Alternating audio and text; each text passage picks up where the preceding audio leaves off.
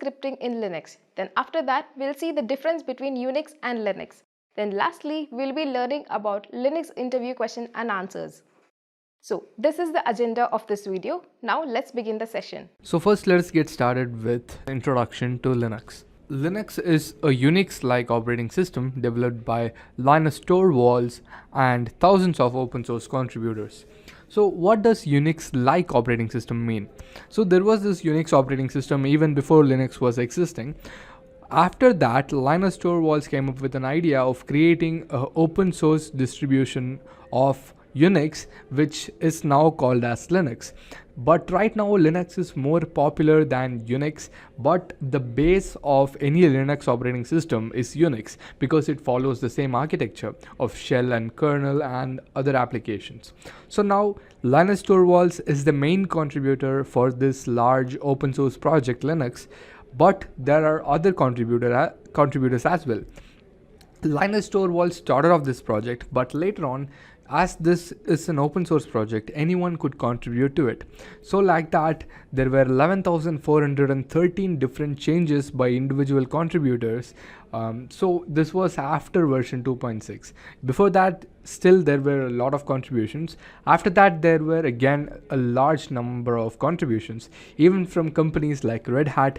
Red Hat is one of the most popular Linux distribution company. So Linux operating system distribution company, they have both community versions and they have paid versions. So Intel is there, Novell is there, IBM is there. There are a lot of companies and they have all made contributions to the kernel. Moving on, so Linux is an operating system. It is reliable and secure than other operating systems. Also, it is completely open source. So it is completely open source. This basically means you can take the basic Linux operating system structure and create your own operating system using that. So it was launched by Linus Torvalds in the year 1991 on 17th September. So it is reliable and secure than others. This comparison we'll do right now because right now I am using an Windows operating system to show you this particular presentation. So the most common usage of any operating system is obviously Windows because it comes inbuilt in a lot of laptops, a lot of PCs, and a lot of CPUs because Windows is the most popular, the most easier operating system, and also it has a name for it for personal computers because you can play a lot of games in that. Linux is not that much compatible with games. But coming to the IT sector, coming to the development part, Linux is preferred than Windows. So one more reason for learning Linux is everywhere. So any operating system you take will have some kind of a Linux system within that. So even in Windows, you have command prompt. In Mac OS, again, you have terminal. Even in other Linux GUIs currently like CentOS, Red Hat GUI, then there is Ubuntu GUI. In all of those graphical user interfaces, still you have terminal emulators. So normally a Linux system might be a command line interface, but right now you have GUI based Linux operating systems as well. But currently you might have a phone in your hand, you might be watching this video in your phone, or your phone might be on your table, but every one of your family member right now will have a smartphone, maybe not. But right now any smartphone which is running Android on it has Linux running on it because the Android operating system is built using Linux principles. It's built on Linux. The Android operating system is basically Linux, and you can see 85% of all smartphones are based on Linux. That means there are iPhones, there are Windows operating system phones, there are other operating systems which are again a subset of Android which comes under Linux, and this is one of the reasons. Second reason is your car uses Linux, especially self-driving cars. Not just self-driving cars. There are cars with inbuilt interfaces which have multiple operations. You can basically click on a button and the window wiper will start. So these structures, these algorithms or these microcontroller systems are again running in Linux. Even self-driving cars need Linux to run on them. So why? Because Linux is faster, it's secure, it's reliable than other operating systems. And one more, again, refrigerators also have Linux running in them. So okay, so coming to why Linux is so popular, and I would have told you cars use Linux, your smartphones are on Linux, even your refrigerators use Linux. There are so many other possibilities, your microwave ovens, and there are so many devices which might be using Linux. So now let us look at the supercomputers. So you might be thinking, okay, so they are on Linux, but why not Windows? Why shouldn't I keep Windows and use the Windows operating system to do all that? So here comes the fact. So you can see here, before 2003 or 2004, Unix was dominating the supercomputer market, and even there was some BSD, there was some Mac operating systems, there was some Windows operating systems running on supercomputers. But right now in 2020, the top 500 supercomputers existing in the world are running on Linux operating system. You can see the entire market is right now captured by Linux. So why all supercomputers need Linux is because Linux is lightweight, Linux is fast, Linux is secure, Linux is reliable.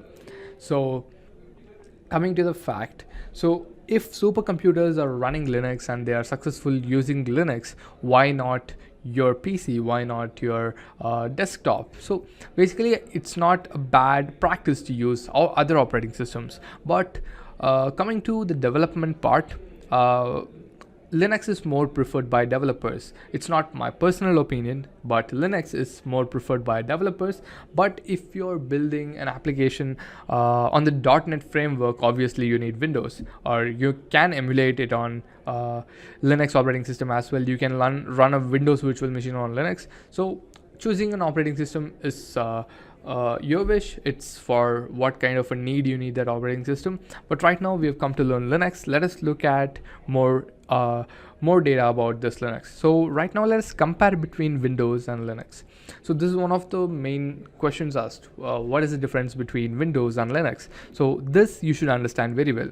First, Windows Server, you need to purchase the license. Windows is not free, Windows is not open source. If you're running Windows, so if I'm running Windows currently, my Windows should be licensed. My Windows is licensed.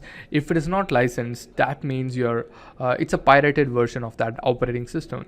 Next, Linux is free. It is open source operating system. There are paid operating systems as well in Linux, but so CentOS is free, Ubuntu is free, so you can download them and install them for free.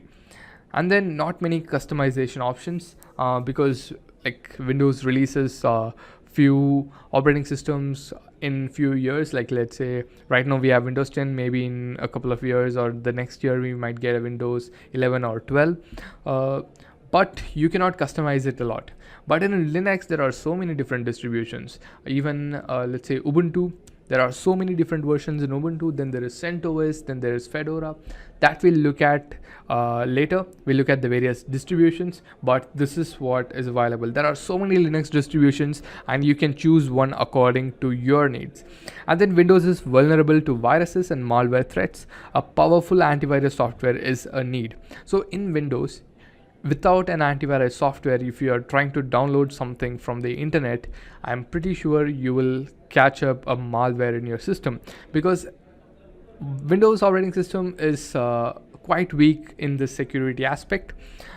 It still has Windows Defender, but still Windows Defender is not equal to a full-time dedicated antivirus software which basically watches all the time for malwares it detects and tries to delete it. So that's why Windows is a no-no for downloading things without antivirus. But in basically in Linux, it's more secure than Windows, and the kernel is built as such viruses cannot be easily broken. So for an hacker to create a code which will break the Linux system, it takes a lot of practice. The code should be very efficient so that it breaks the Linux system. So these are the differences between Windows and Linux. And before Windows was MS-DOS, which was again a command line interface, and then there is Linux, again it was a command line interface. But then later on operating systems got evolved, Windows got its GUI. Now right now Linux also has its GUI. There are various types of GUIs. So now let us look at the different Linux distributions you can go for. Coming here, now you can see Debian, you can see Fedora, you can see Ubuntu, you can see CentOS, you can see Red Hat, and you can see SUSE. So there are still a lot of Linux distributions, but I'm just putting up some popular distributions, Debian, Fedora, Ubuntu, and all. So CentOS is the operating system which we are going to use throughout this Linux course. So we'll not be using any other operating systems. We'll be using CentOS. CentOS is basically the community version of the Red Hat Enterprise Linux, and CentOS has all the features of any other Linux distribution. There is also Kali Linux. There is so many varieties. There is so many distributions in Linux. So you will have to go ahead and check for what exact purpose is this particular distribution better for, and choose your Linux distribution accordingly. But most probably, except the package managers, the commands, the basic Linux commands, the basic Unix commands are going to be the same in every single Linux distribution, so that it's pretty easy to move from one distribution to another. So basically, if I'm currently working on CentOS, I can easily adapt to Ubuntu. So it's like that. So this is the introduction to Linux, basics of shell. Now let's get into it. So first, we'll be looking at the Linux architecture. So Linux architecture, in the sense, it is not an architecture which is built using hardware. So the hardware part is what you mean by the laptop's hardware or the CPU. So that is the middle part over here, hardware. So hardwares just cannot contact with the users directly. So let's say if you just have a motherboard laying on your table, you cannot communicate with it. A motherboard or a microprocessor or anything, a complete setup is there, and you cannot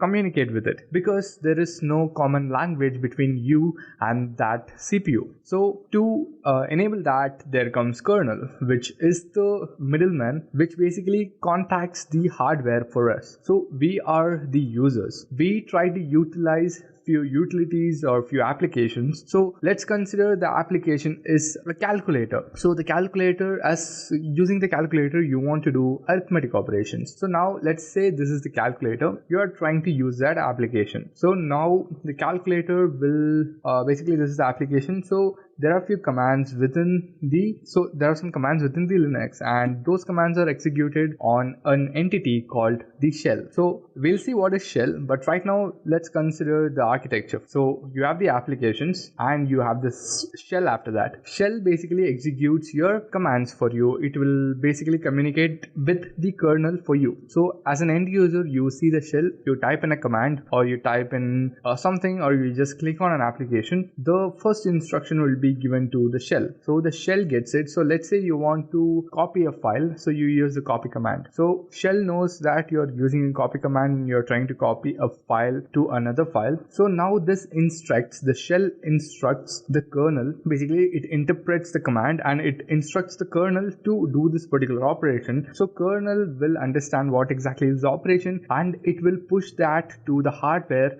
which in a language which the hardware can understand. So an assembly level language or something like that, or a microcontroller language. So it sends it to the hardware. So the hardware will do the operations for you, send it back to the shell, where you can view that. So as a user, you just know you've typed in the command, but you do not know what happens inside and what comes back. So you type in a copy command and you get the results in a fraction of a second, and you don't see what exactly happens behind. So you only see the monitor where you type in the command. You are typing the command on the shell, which is an interpreter for the kernel. So the kernel gets the command and knows what to do, and it does those operations with the help of hardware, and then sends it back to the kernel, and which is visible on your shell, which you can see and understand that the operation has successfully happened, or if there is an error, you can see the error too. So this is the Linux architecture. So moving on, we'll first have to understand what is shell. So a shell interprets the commands you have entered using a keyboard and sends it to the operating system to perform them. So as we've discussed the Linux architecture, you have the shell and then you have the kernel. So both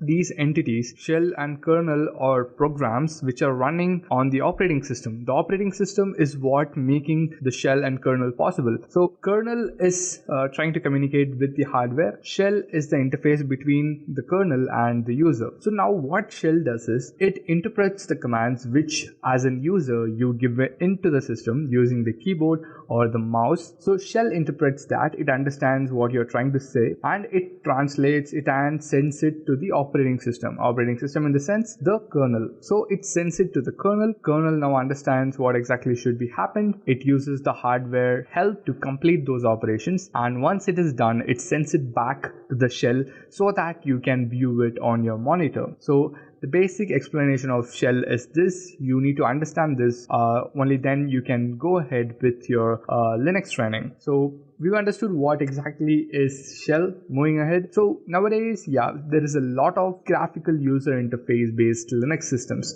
So even CentOS is a graphical user interface based system. There is also a CentOS server which is a command line interface, but there is also a graphical user interface. So like CentOS, there is Ubuntu, there is Red Hat, there is Debian, and there is Kali Linux. There is a lot of Linux distributions which have GUIs. So in a graphical operating system, how can you basically communicate with the kernel with the use of a shell? So to emulate the purpose of a server, to emulate the purpose of the command line interface, all the GUI based Linux distributions have a terminal within them. A terminal is basically an emulator or a duplicate of a command line interface. So if you click on this terminal, I think most of you would have seen this at least once. If you open the terminal in your GUI based Linux system, you will see a terminal like this. So there you will have your username at localhost or any name, any of your system's name can be given here, and then you have this dollar symbol, and here you will have to enter your commands. So you can see I have entered the command called pwd, which means present working directory. This shows the present working directory, and currently the directory is /home/Intellipaat, so it's in the directory Intellipaat. So that's what it's showing over here. So this is the emulated version of a command line interface. So you can see here a terminal which we see in a GUI server emulates a command line interface Linux server. Terminal emulators are more commonly used now due to GUI operating systems like Mac or Windows or Ubuntu. So even in Windows we have a command prompt, even in Mac we have a terminal, even in Ubuntu or Cent we have a terminal which emulates or duplicates the purpose of a command line interface server. So now coming to top shells, we saw what is a shell and how does a emulator of a shell looks like in a GUI based system. Now we'll be looking at the top shells in Linux. So there is not just one Linux. As I told you, Linux is an open source system. So obviously there are a lot of contributors who creates different types of shells. So the most common, so basically a default shell you can say is bash. BASH, that is bash. The elaboration of bash is born again shell, is a default shell in a lot of Linux distributions. So born again shell is the default one even in CentOS and even in your Ubuntu. In a lot of different Linux distributions, bash is the default one. You can further install other shells also, it is your wish. And then there is zsh, which is basically Z shell, and it is similar to bash or an extended version of it. So basically, as I told you, they take the Linux operating system and create another Linux operating system which has better features. So like that, they took bash and made it better, or added few features like sharing your command history across multiple terminals. So let's say there are 4 different users using the same Linux operating system in different usernames. So you can share your command history to another user. So this is one of the features. There are so many useful features in Z shell. This is one of the useful features in Z shell. So that's what I wanted to share with you. So going ahead, there is fish, friendly and interactive shell. So it is again an extended version of the common shell, which is bash. So it has great features like auto completion of commands. So fish is an amazing shell. So fish has this ability to auto complete your command. So let's say you're typing in grep and your command is going on. So you do not want to type all of that. So if there is a command grep, if you just type gr and hit tab, you will get it auto completed. So it is like a IntelliSense. So it is like an IDE with IntelliSense. So you can use fish for that. And then TCSH, 10x C shell, is an extended version of C shell. So there is another shell, basically CSH or the C shell, Basically, the C shell is written mostly on the C programming language. That is why it is called as C shell. And TCSH is again an extended version of the C shell. They've taken C shell and added more capabilities to it. So the plus of TCSH is a scripting language because it will be similar for the users who already have experience in C programming. So that's the benefit of TCSH.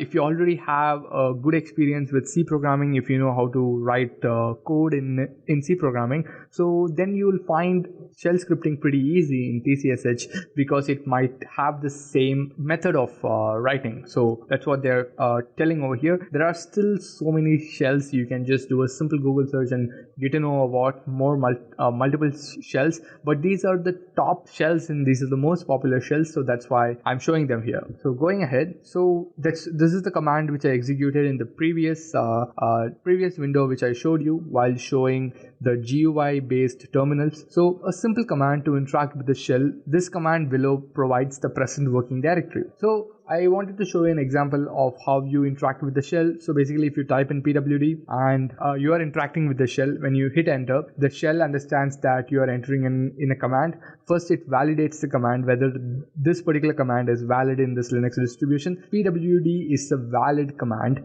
Then it further pushes it into kernel. Kernel gets it in and basically executes the command with the help of the hardware provided, and then it gives back the result to the shell, and shell displays it to you so that you can view it. So this is one of the examples which I wanted to show you. The kernel.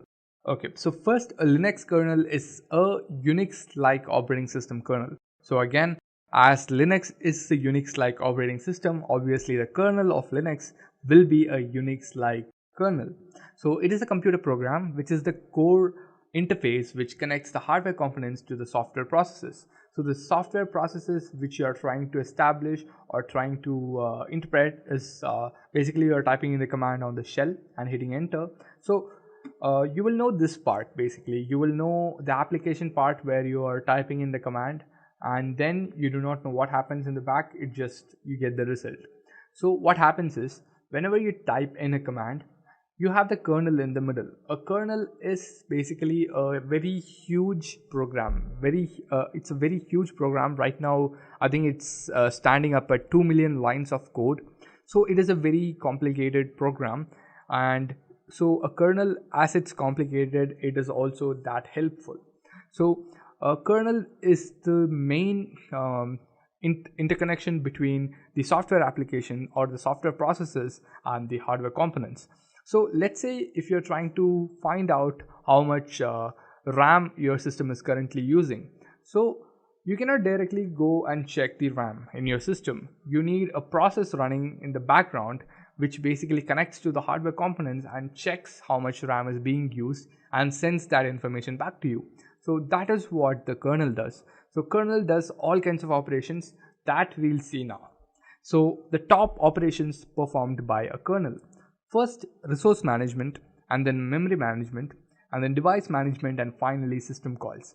Okay, now let us get a brief about each of those operations. First, resource management. So kernel decides which process gets a resource for an operation. So let's say you are running multiple processes parallelly. Say in that multiple processes, two processes need the same resource for an operation. So right now the kernel will decide which operation should use that resource first, or which should use it second, because it should not end up in a deadlock situation. So to avoid that, kernel performs an operation which basically chooses which exactly needs the resource right now, or it may delay the process of execution. So it might give it to a process which takes lesser time first, and then it gives it to a process which takes a longer time.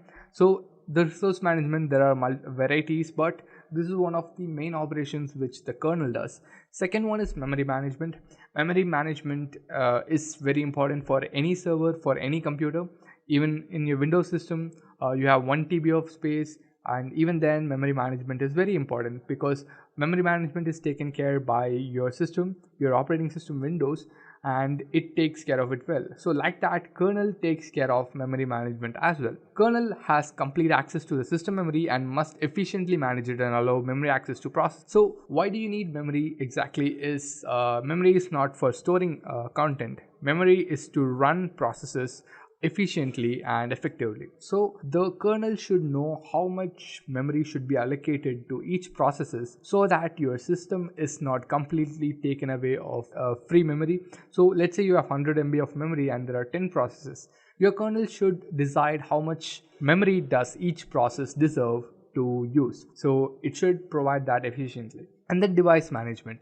So device management, it's pretty common in every single operating system. So basically, if you're using a Windows system, if you just enter a pen drive, you'll be seeing that in your My Computer or this PC software. So like that, device management is also taken care by kernel. So if we connect devices as a printer or a pen drive, so the kernel will detect it and the system will establish connections with the peripherals. So if I connect in a pen drive, so this particular system, my operating system, should detect whether I've connected a pen drive or not. If it does not detect, then there is no use of a USB port in your computer. So the kernel will detect it, and there is a separate directory in kernel which is known as /dev dev. So that particular directory is specially maintained for device management. So any device entering into this particular Linux operating system or any Linux operating system will have a separate directory for them in the so if I enter a pen drive, that pen drive will have a separate directory within that /dev directory. So Linux kernel also takes care of device management. And finally, system calls. System calls, this is one of the important concepts, and this is an interface between a process and the operating system.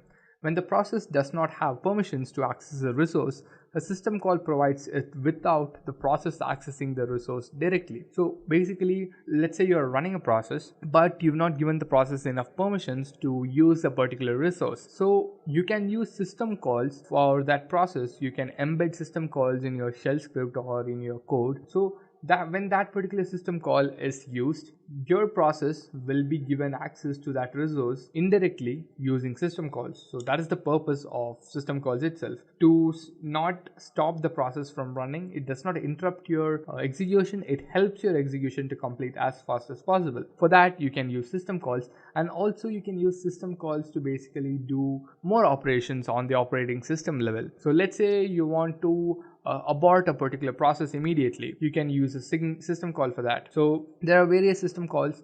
These are the 4 important operations performed by a kernel. So we'll be saying this later in this course. So you will have to just assume that kernel is you don't need to assume actually, you'll have to understand that kernel is the main component of any Linux distribution, and kernel manages all of the top operations of a Linux distribution. So before we get started to the Linux installation, we will first know how to set up the virtual machine, and then once the virtual machine is set up, we'll follow the steps to download the media and then see how to boot the media and then start the installation visit. So first of all, let's see how we can install the virtual machine. You might be using Windows as the operating system. I am using Mac, but the steps are the same no matter. So first of all, let's download the virtual machine. Let's go on to a browser and then see how it works, like how we can install the virtual machine software first. So we are using the virtual machine called Oracle VirtualBox. This is open source virtual machine, and so you can directly go to the downloads section. So from there we have various virtual box versions: OS X, Linux, Solaris. So if you're using Windows, you can click on this and download the virtual box, and there would be a binary file where the installer. If you double click on it, the installation will be done for your system. Just take in the default options, don't make any changes, and that would be installed for you, and you will get a icon on your start menu or on your desktop. Okay. Just a quick info, guys. Test your knowledge of Linux by answering this question. Which of the following is core of Linux operating system?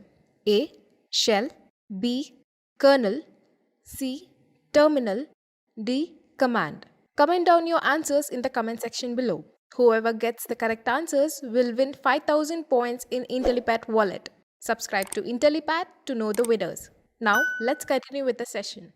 So this is the option. Once you go to the virtualbox.org, and then you need to download this. So then you are done, and install the whatever installer you have downloaded, and download the correct version based on the operating system you are using. So what does this mean? You no matter whether you use Windows or Mac or Linux or Solaris, you can install a virtual machine, and inside it you will install the Linux, which we are going to do today. So this is one path. And if you have a spare bare metal system, a spare desktop where you want to try try to install Linux, then you will not need to do these steps. This is only for those who want to try it in a virtual machine. Okay, so first of all, we have downloaded this, and I have installed it also. So once the installation is done, I get this icon, the VirtualBox icon on my system. You might get it on your desktop. So this is the Oracle VirtualBox Manager. These are the various virtual machines I have created to try out various labs. So that doesn't matter. We will create a new one so that you can see from the beginning. Okay.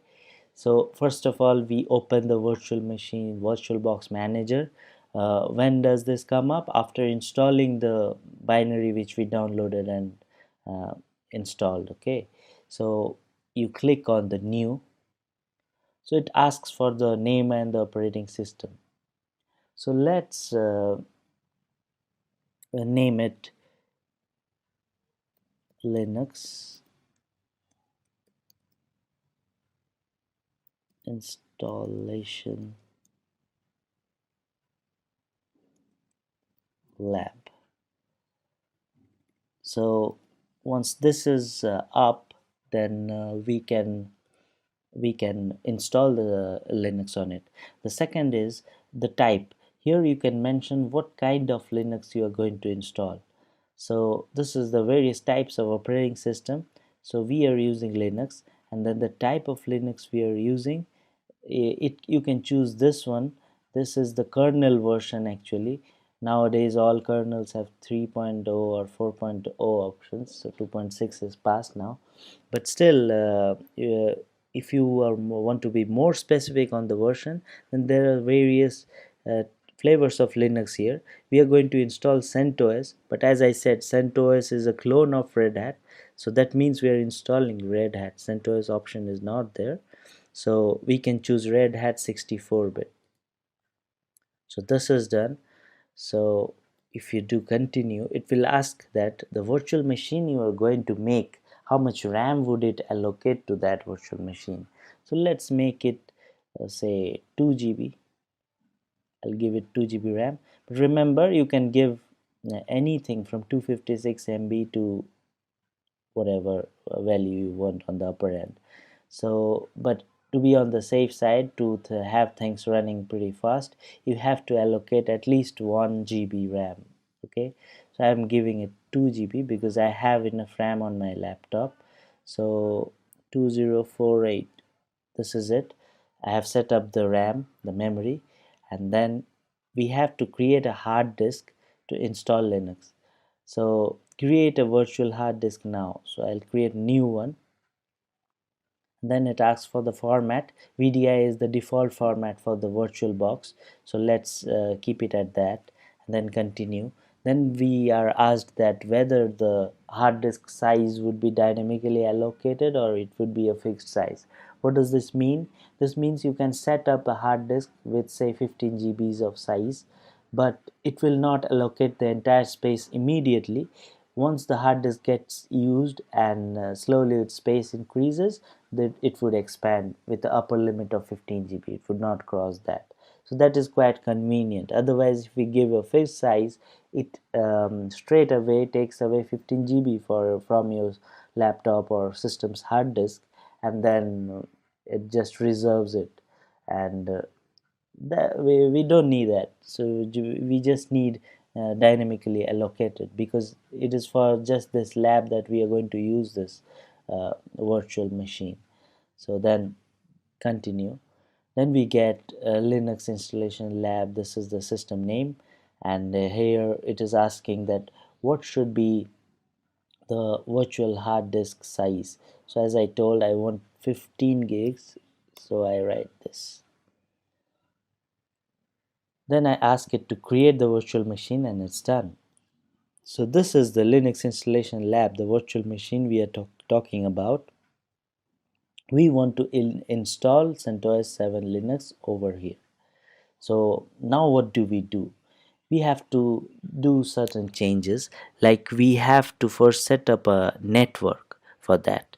So in the network section, there are various options, but you will get to know all the details of these options when you do the video on the virtual machines. We have a separate section for that, but for now you just remember that you can choose NAT as well, host only, or you can use bridged suits most for me, because I uh, use a broadband router. So the Wi-Fi router is directly connected via bridged adapter. You can also use that, no matter. Bridged helps you to connect to the outer internet as well as your own LAN. So you can choose this option, and then okay, that saves the option that it's a bridged adapter. Okay, so how is this panel similar to a bare metal? Like in bare metal, we manually have a network adapter, we have a storage adapter, hard disk, but here you can just click on the storage and see that this is the hard disk, 15 GB size. You can add more hard disks here. Okay, so these kind of options, we will do that in a session dedicated to the virtual machine. Okay, so now let's first of all see where we can enter the CentOS installation CD. Okay, so like in a bare metal system, when you want to install something, you have to take the installation CD or DVD for that operating system and insert it into the CD tray or DVD tray, and then boot the system from the CD by setting it in the BIOS. Similarly, in this virtual machine, we have to enter the ISO file and map it to the CD-ROM, okay, CD-ROM drive or DVD-ROM drive. So in order to do that, first of all, we need the installation media. Like we have said here, first thing we have to do before installing Linux is downloading the media. And if we are using the bare metal, you have to write the media to a DVD. And if we are using a virtual machine, you just have to map the ISO file to the DVD-ROM interface in the virtual box, and then we have to boot it. So let's do the first step now. For that we have to again go back to the internet, and then from here we can go and get the installation media. So what we want to install, we want CentOS 7 download. So here it comes up, CentOS download CentOS page. So once we open this, we see there are three options available: DVD ISO, everything ISO, and minimal ISO. So the DVD ISO is pretty much which has most of the things we need. It has the command line installation option, it has the graphical installation option, it allows you to install server based operating system. So in the same CD you have multiple options, like which kind of version of CentOS you want to use. If you want to install a server, you have the option to choose it during the installation process. If you want to install a desktop with GUI, so that also you can do, and you can even install a command line or a minimal install. In everything ISO, it's around 7.5 gigs in size. This one is around 4.5 gigs, and minimal is very small, it's around 700 MB or even lesser. So inside this you get everything that is applicable to a particular CentOS Linux version. Like you have what is the difference between these two? This has a pretty much a set of packages which are normally required. so it's kind of a standard package, and everything ISO has everything in it. If you want to create a repository with all the RPMs for CentOS 7 Linux, so you will get all the RPM packages in this ISO. So not needed for us right now. We want to do a simple installation in the command line as well as the GUI mode, and we want to know how it works, and then we can move on to everything. Even you can download and try this. Installation process is the same, okay? And if you do minimal, then you don't get to see all the aspects of the installation, but minimal is important if you are running a server and you don't want to run unnecessary services on that server. So in that case you use the minimal ISO. So that just installs a graphical mode, and you have to then do post installation and install whatever you want to add to it. So it does just runs a base operating system with the minimum commands that are required, that the system cannot do without. So and it just provides a command line interface. So it is a minimalist operating system, takes a very low consumption of resources, and but that is for experts, those who know what they are doing and what they are installing. So first of all, we begin with downloading this DVD ISO, because that would allow us to install everything and see all the options that are available. So that would be very good learning curve for us. So you need to download this. I have already downloaded this ISO to save time and kept it in one of the locations in my hard disk. So I'll show you how to browse that and get it. So here it's empty, our CD a DVD controller. So this is similar to the tray which we use in bare metal. Now we have to map the optical disk file, the ISO. Okay, so here I have downloaded and kept the ISO. If you download it, you can also choose the virtual disk file, and you can browse it wherever you have kept it. You can browse, and then you can install it. So I have already browsed and kept it available in this list.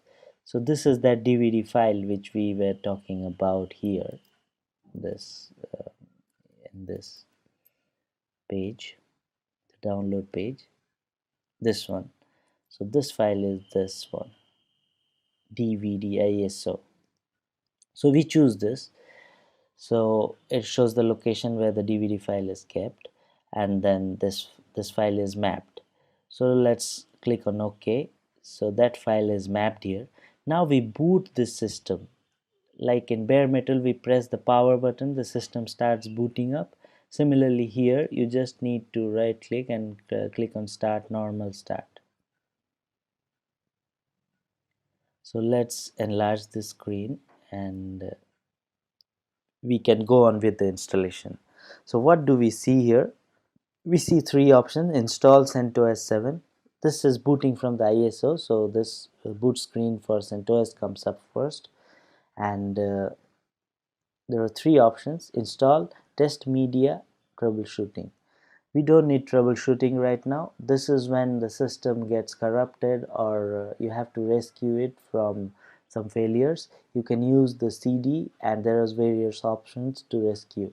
We can do this part on a future lab once you're done with understanding what Linux is and how you need to troubleshoot. Then we'll come to this part. Then we have this one to test the media. If your CD drive or DVD is corrupted, or you feel there is some problem with the drive, you can test it, and it will give you a report on whether some files are missing or corrupted, so that you can get a fresh one. So this is it. And then this one is the installation. Since we are using the ISO file, we don't need to do this right now. We have downloaded it correctly, and so we go straight away to the installation part. And you just okay, let me tell you important thing. While navigating around this list, I am using the arrow keys to go up and down. So you give the upper arrow key and go to the install CentOS 7, and then press enter. So that takes you to the installation screen. So while the installation screen is being loaded, let me tell you what happens behind it. What happens is it unpacks the various packages from the DVD and loads it into a temporary location on the system's memory, and then from there the installer starts running. This installer for Linux is written in a language called Python. Just a quick info, guys. Intellipaat provides Linux online training mentored by industry experts. The course link is given in the description below. Now, let's continue with the session. And it has the graphical user interface as well as a CLI. Normally we use the GUI, and this is what we can see. It is the installer has kicked off, and it's first starting us that what language we want to use for the installation process. So the default is English, and we'll leave it at that. You can use other languages as well. Most languages of the world are given here. Okay, so we have this English selected here, and English keyboard version, the US keyboard which we are using. This is default. So let's continue. So these two options are set, and now it gives us a very important screen. Here we have a lots of options to set up before we can start with the installation. So the first thing was already done, the localization part, date and time. We need to do this. This one was done, the keyboard English US in the last step. This one was done. Okay, language support. For the date and time, if we click on this, it asks you to click on a location where you are located, I mean you're situated. So we are in India, so let's click here. You can choose anywhere in the world you are. You can choose US, New York City, and you can choose anywhere, okay, any state you are in. So uh, let's choose India, and then we can the time comes up automatically. You can even set it right here, and then you can also set the kind of pattern you want to see the time on the system, AM, PM, 24-hour. So whatever kind of day time you are comfortable with, or you can choose that, and then you can choose the date as well. And what I do is I choose the set this network time to on. Normally this helps you in servers. Okay, so once you press on this network time, what happens, it configures itself to a protocol called the NTP, network time protocol. So that protocol, what it does, it it has a server around the world. There are various NTP servers, and this protocol has a database with which it connects to those servers and syncs time.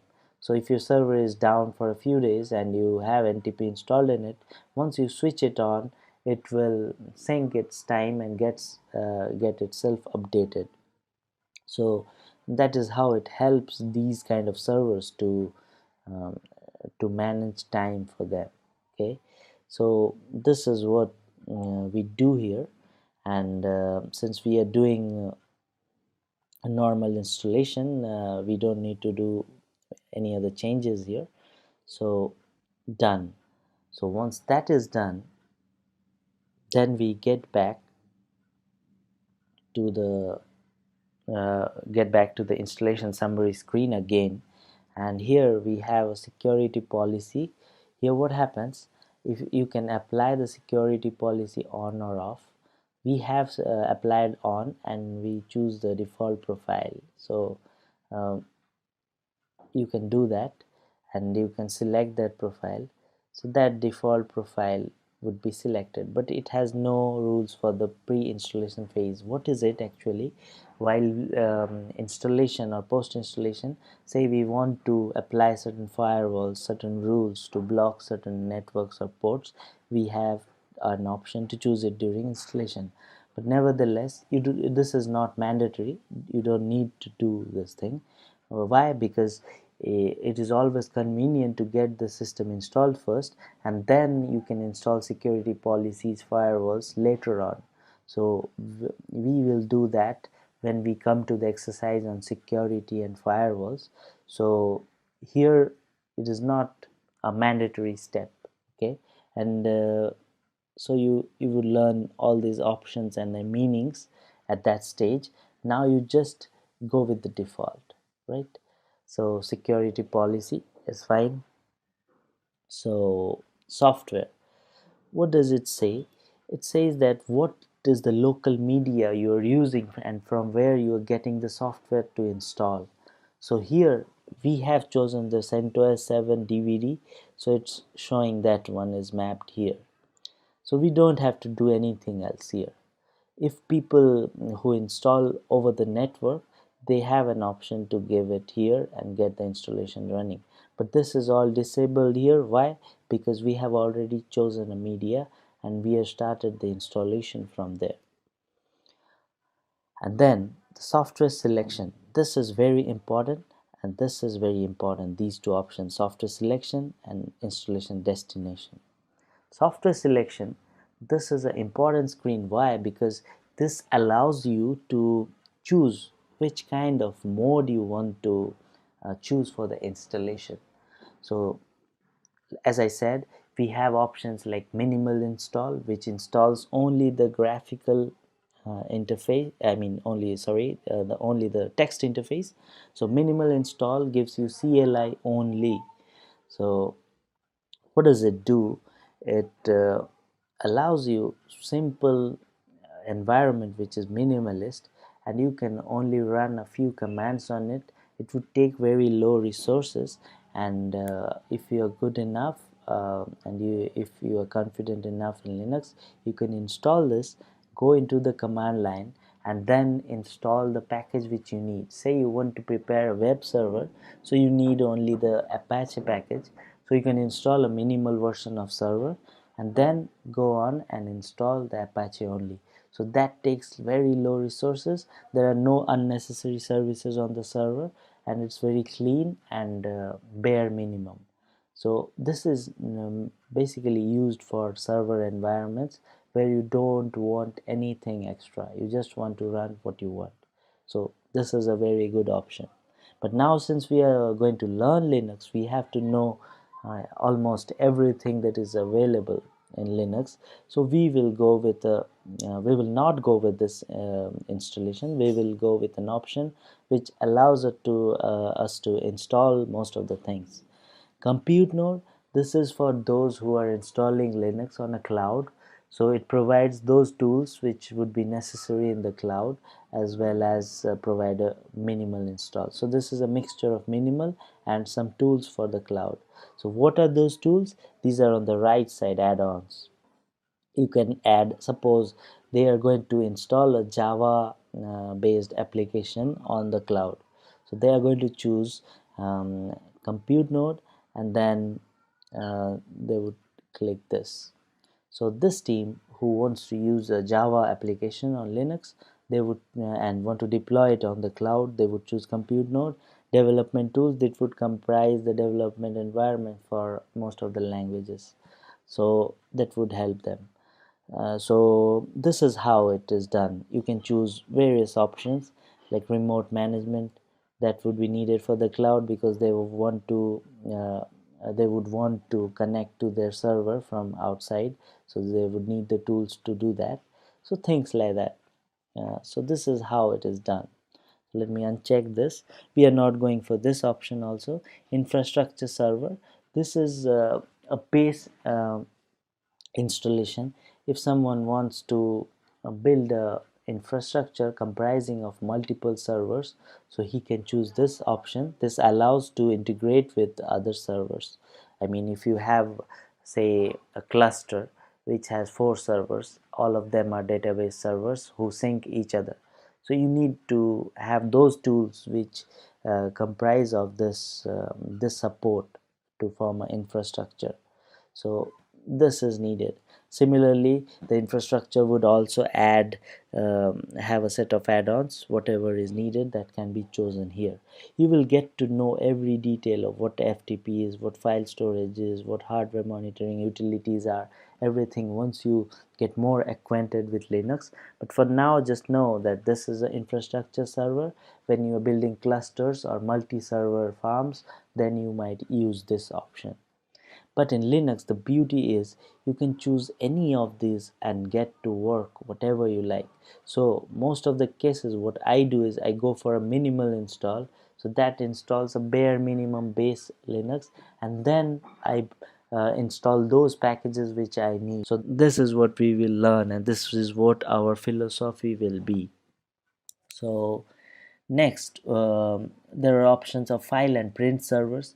If someone is using a server to just install a repository where he keeps his files, and from there he sends it to the printing, sends it for printing to a printer or print server.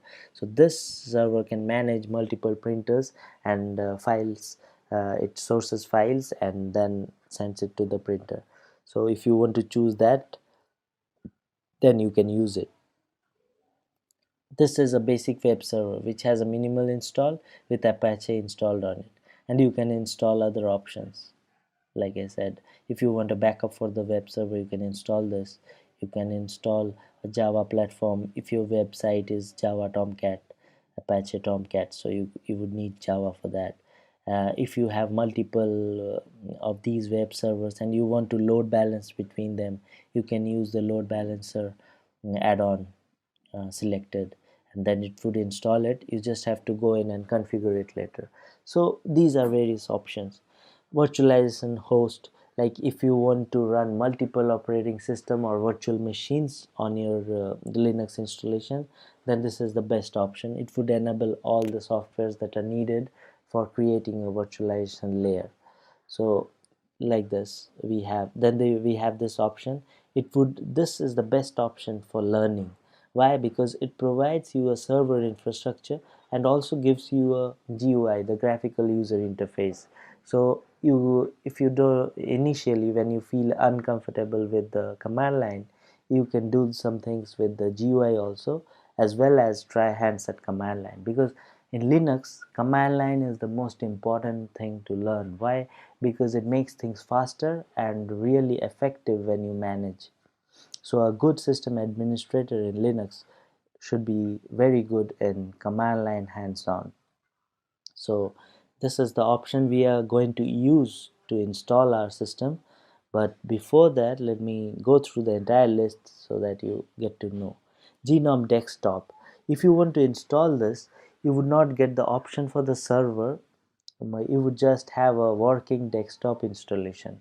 Okay, so this is for users who just want to use a Linux desktop, just like they are using a Windows desktop. Okay, so Genome Desktop. And then KDE, this is also a graphical format, and that desktop is also similar to the previous Genome Desktop option, but the graphics are a bit different and more stylish than this one. This is my observation. And then development and creative workstation, like this is for the designers and developers, like people who code, who do some graphical applications, and this is for them. So next we move on to the installation part by choosing the server with GUI. So, and in this side we would not choose any package because we don't want to install this beforehand. We want to do the installation after getting the base operating system installed, so that you can see each and every installation which we want to do. So let's go with this and click on done. So that is saved. It is checking the dependencies where that would be needed to install the server. Dependencies means those softwares which are needed for enabling the GUI and the server version of Linux. So everything is linked now from this installation source to here. So it would choose those files and install it. And now once it installs, where does it go? We all know when we install Linux or any other operating system, it goes to the hard disk, but we need to tell it where it will keep. Okay, so we choose this, and here we have this. Just a quick info, guys. Test your knowledge of Linux by answering this question. Which command is used to remove the files? A. rm, B. dm, C. erase, D. delete. Comment down your answers in the comment section below. Whoever gets the correct answers will win 5000 points in Intellipaat wallet. Subscribe to Intellipaat to know the winners. Now, let's continue with the session. 15 GB hard disk which we created while creating the virtual machine. So that is it. It's already selected here. That means it will use that hard disk. If we have multiple hard disks, we can click here and check or uncheck the hard disk which we want to use. And even if we want to attach a hard disk while the installation begins, before the installation begins, we can do it and add it here. Okay, and here there are two options. I will configure partitioning or automatically configure partitioning.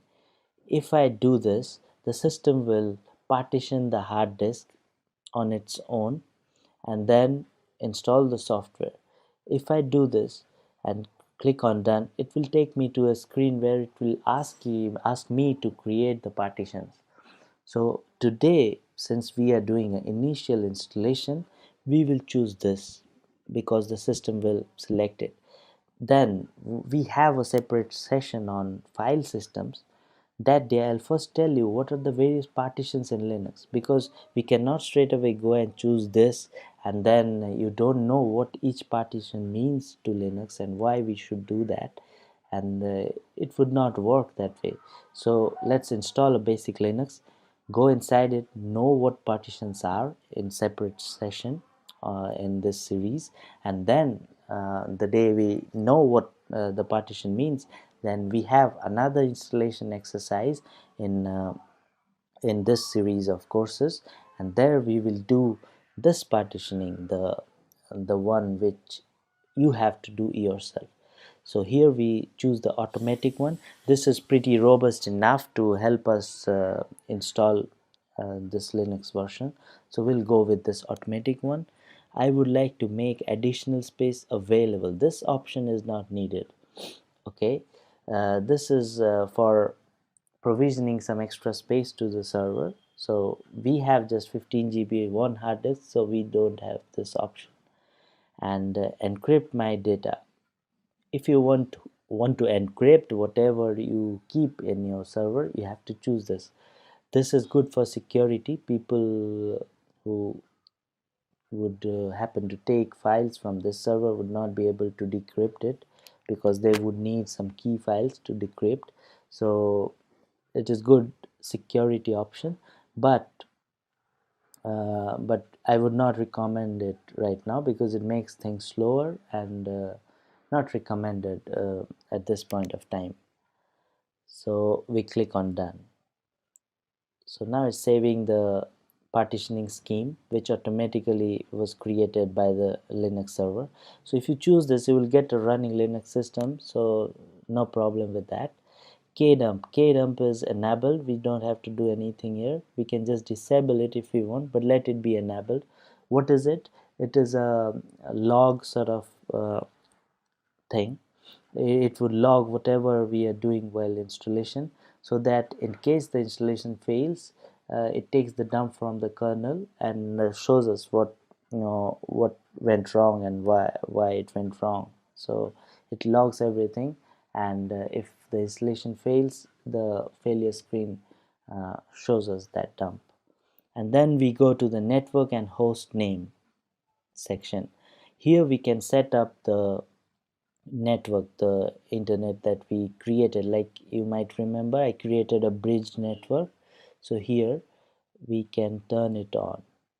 So once we turn it on, we get the Ethernet connected. It's showing connecting, so now it's connected, and it got an IP address as well. Where did this get it from? I have a router here in my lab, so we got a DHCP IP from that router. In case you don't have a broadband router, then you can go to configure, and then you can go to IPv4 settings. You can choose manual and then click on add. Here you can write an IP address 192.168.0.100, say net mask 255.255.255.0 class C, and then we can give a gateway like 168.0.254. This is gateway for my router, so I'm putting it. You have to put it for your router, and in case you don't have a router, you are doing everything offline, you can leave this blank. Okay, because anyways you won't be connected to the internet. If you're doing it online, you want to keep the virtual machine online, then you have to specify your router's IP. So this is it, and you need to save it. Okay, because but I'm canceling this one because I have IP from the DHCP, so I won't need to configure the IP, right? So let me fall back to DHCP, save it. I have my IP back. So this is it in network. If you have more network cards, you can add it here and do stuff. Another important thing is thing you have to do here is setting the host name for the system. Like we have the host name linux install.lab. So our system's name is linux install and domain name is lab. So you can name pretty much anything and then click on done. So that option is saved, the internet is connected, and now we begin installation. So it is preparing the installation, and then it's setting up the environment. Once this is done, it would create the hard disk partitions like we selected automatic partitions, and then it sets up the file system. Like in Windows we have we have the FAT32 or NTFS file system. Similarly in Linux we have the XFS file system or the ext3 or ext4. Here we have the automatic partitioning system uses XFS, so that is set up, and then it starts the package installation process. Okay, and meanwhile we have two more options to set, and these are the last options. After that we don't have to touch the installer, it would just get installed. Okay, so we do these options. Click on the root password. So what is root in Linux? Root is same as the administrator account in Windows. So root is used for administering the system, and we can do pretty much anything in Linux using the root account. So we must be very careful with this account, and we should remember the password we set here. So I'm giving a simple password, red hat. So let me type it twice for confirmation. It shows that the password is weak, but good enough for now because we are just doing a lab exercise. But if you are on a real server, it is mandatory that you do a complex password here, mixing up symbols, numbers, and words. So you set the password here, you click done. So it again asks for a confirmation because you need to confirm it twice. So I click again and it's set. Root password is set. Now it's asking for user creation. No user will be created. So what does it means? If we don't do anything, no user would be created. But if we set a user, user1, and the password same, let's put it red hat, then what happens, it sets the password, same, 2 clicks to save it. So the user1 will be created, root password is set. So both these operations are done from our side. Now we don't have to do anything, we just have to wait until the installation is complete. So it's just now at 356 out of 1236 packages. So you just have to wait until the entire packages are installed, and then it would ask you for a reboot. So what happens now is it will take some time, around half an hour for my system, and if you have a faster system it would take lesser time. So in order to minimize time, what I have done is I have created another server where I have crossed these steps and then come to a position where the packages are installed, so we can continue from there. Okay, so let's go to the virtual machine manager and then see and then start that system which was already installed. This system was already installed and at a stage where the installation is complete, and I have saved it. So I'll go and resume it.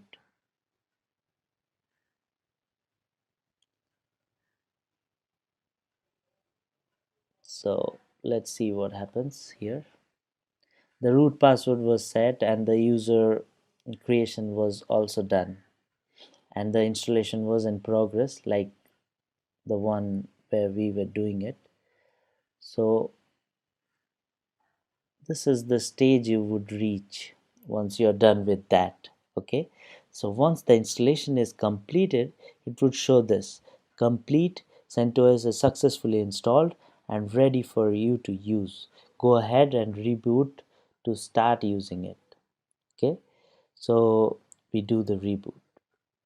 So the system is rebooted, and it will come up in a short while. Meanwhile, let's go through our presentation. A kickoff, then we have set up the language here, and then the keyboard version, and then we did all these steps for setting up the installation destination, and then we chose the hard disk. This part was the manually partitioning, which we didn't do. We did it in the automatic partitioning. We'll do the manual one in another video of this series. And then we chose the date and time, and then we have this option, the setting the root password and the user creation. After that we had that installation going on, and then it was completed and we have the boot up screen, so we had to reboot the system. So next what we need to do is the post installation tasks: navigating the system, knowing the run levels, and running some basic commands. So these are a few things which we are left, so let's carry on and do that. Okay, so the system from here, it's giving us the post installation screen: initial setup of CentOS 7 core. Please make your choice from this one and continue. So what is the choice? The license information, license not accepted. So I want to continue, I want to accept the license. So it's asking me read the license agreement, accept the license agreement. So this option is 2. I want to accept it, so I press 2. Then what it asks: please make your choice, C to continue, R to refresh. So I do C. Then it asks the license has been accepted, and we have to continue. So that is done.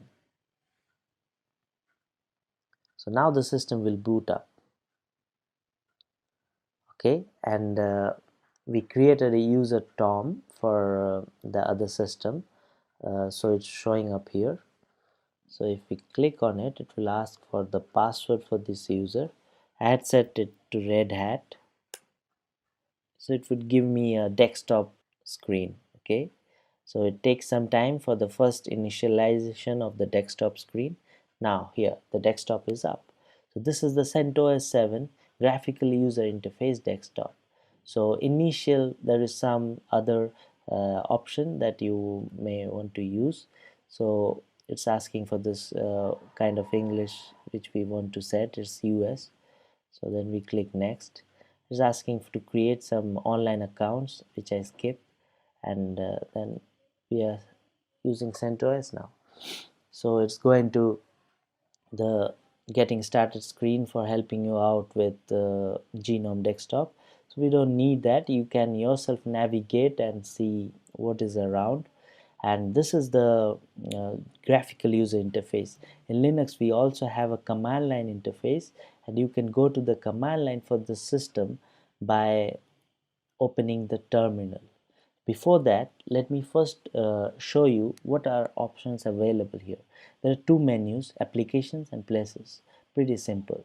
So in places, you can go to various directories. You can go to the home directory, like you have my documents in Windows. It's the home here in Linux. So you can see various files and folders here, and then you have the documents, nothing inside. So these are all folders where you can keep stuff.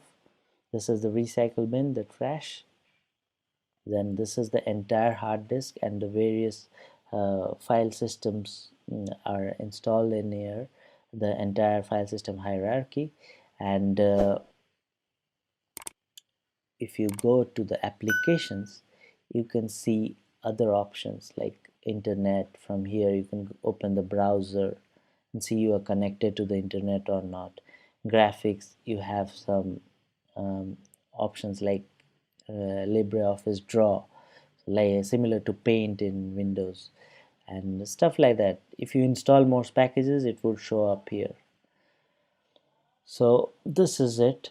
And important option, this one, you go to System Tools and Settings, this option. You can also go through here.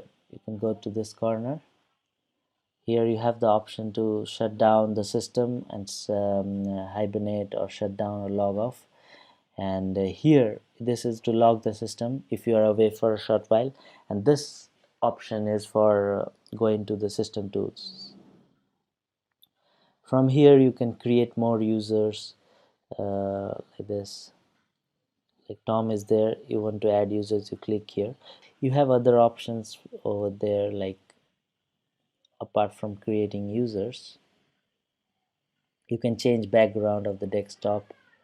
You can add notifications, settings. You can save online accounts, privacy, security options, regional and language settings, anything like you want to change the display, the resolution, everything can be done from this settings option. So this is how we navigate the system, how we install the system. Hope you understood. Some basic Linux commands. So guys, when we talk about the basics in Linux, let's talk about in an operating system or in any operating system for that matter, what basic operations do you do, right? So first kind of thing, or the first thing that you might do is navigation, right? That if you want to go from one folder to another, if you want to go to a particular software, how do you do it? Right, that basically is called navigation. The second operation that you might want to do is how to create folders. So to organize your stuff, there might be operations that you might like. For example, in Windows, you just right click and you click on new folder. So how is that done in Linux, that we are going to discuss. Then how to copy or move files, that we are going to discuss. How to delete files is something that we are going to discuss. And how to install a software on your machine which is running a Linux operating system, that we are going to discuss. Okay, now let's start with navigation. So when we talk about navigation, the command which is there in Linux is called cd. What do you mean by cd? Cd basically means change directory, and then you tell the directory name. Okay, so whenever you want to move to a certain folder in Linux, you will be using the terminal, right? And when you're using the terminal, just type in the command cd, which means change directory, and the directory name or the folder name that you want to go into, right? To put it into most perspective, I think I'll just switch over to Linux. So this is my Linux VM that I'm running right now. So I'll just go inside it, and then I'll show you how you can work. Okay, so this particular Linux operating system has a UI, right? And I'm going to come more onto what a UI is in a second. But what I want to basically make use of is the terminal, right? So let me just open the terminal very quickly. So this is how the terminal of a Linux operating system looks like. Let me make the text a little more bigger so that it's visible to everyone. And now what we are going to do is we are basically going to go ahead and see how we can basically change directories in Linux. Okay, so now let's say I have I'll just put in a command ls. So ls command basically lists all the directories which are there in this particular folder, right? So you have desktop, you have downloads, so all these are folders. Now let's say if I want to go inside downloads folder, how can I go inside it? So the command is cd basically means change directory, and then I will type in the directory name. So I will just type in the initials, like for example in this case it's down, and then I can just hit tab, and what this will do is it will autofill whatever the folder name is, right, which in this case is downloads. So it autofilled it when I press tab, and now I can hit enter, and now you can see I'm inside the downloads folder. If I want to come back, if I want to go out of this folder, what I'll have to do is type in cd space dot dot and hit enter, and with this I can come out of the downloads folder, right? So this is how it works. Now let's move on to the next command, or let's say if I, before moving on to the next one, if I want to move on to the videos folder, let's assume. So what I'll be doing is I will be typing in cd, and then I will be typing in the folder name, which in this case is videos, right? So when I type in videos, now I'll just hit enter, and I have entered the videos folder, right? If I want to come out of this folder, again cd space and then two dots, which will basically tell me that I have to come out of this videos folder. So two dots, hit enter, and now I've come out of the videos folder, right? So this is how you navigate inside the Linux system. Coming back to our slides, so we now understood how navigation can be done. Now let's go ahead and understand how you can create folders in Linux.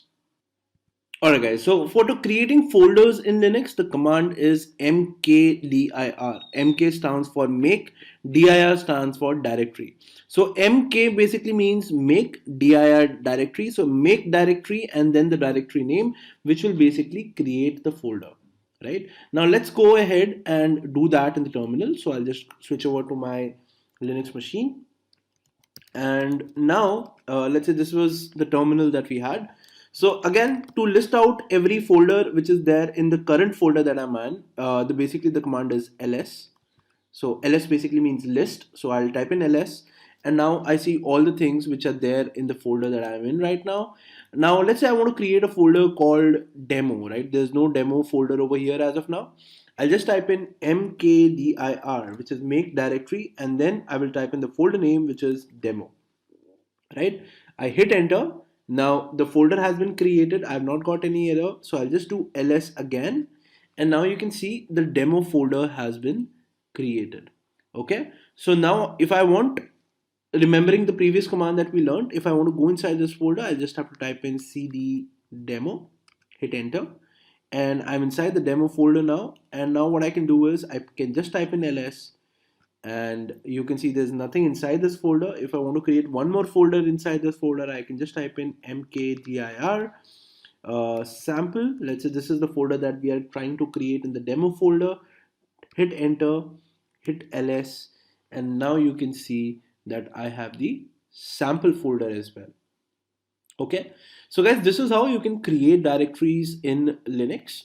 Next, move on to the next command, that is copying or moving. So how we can copy or move files in Linux, let's understand that. Now to copy a file in Linux, the command is cp, which basically means copy. To move a file in Linux, or to cut paste a file in Linux as you do in Windows, the command is mv and the file name, and then after that you have to enter the destination. Okay, so let's say I basically go ahead over here in my terminal and I create a sample file over here. Now to create a sample file, the command is called touch, right? So just type in touch and let's create a file called 1.txt.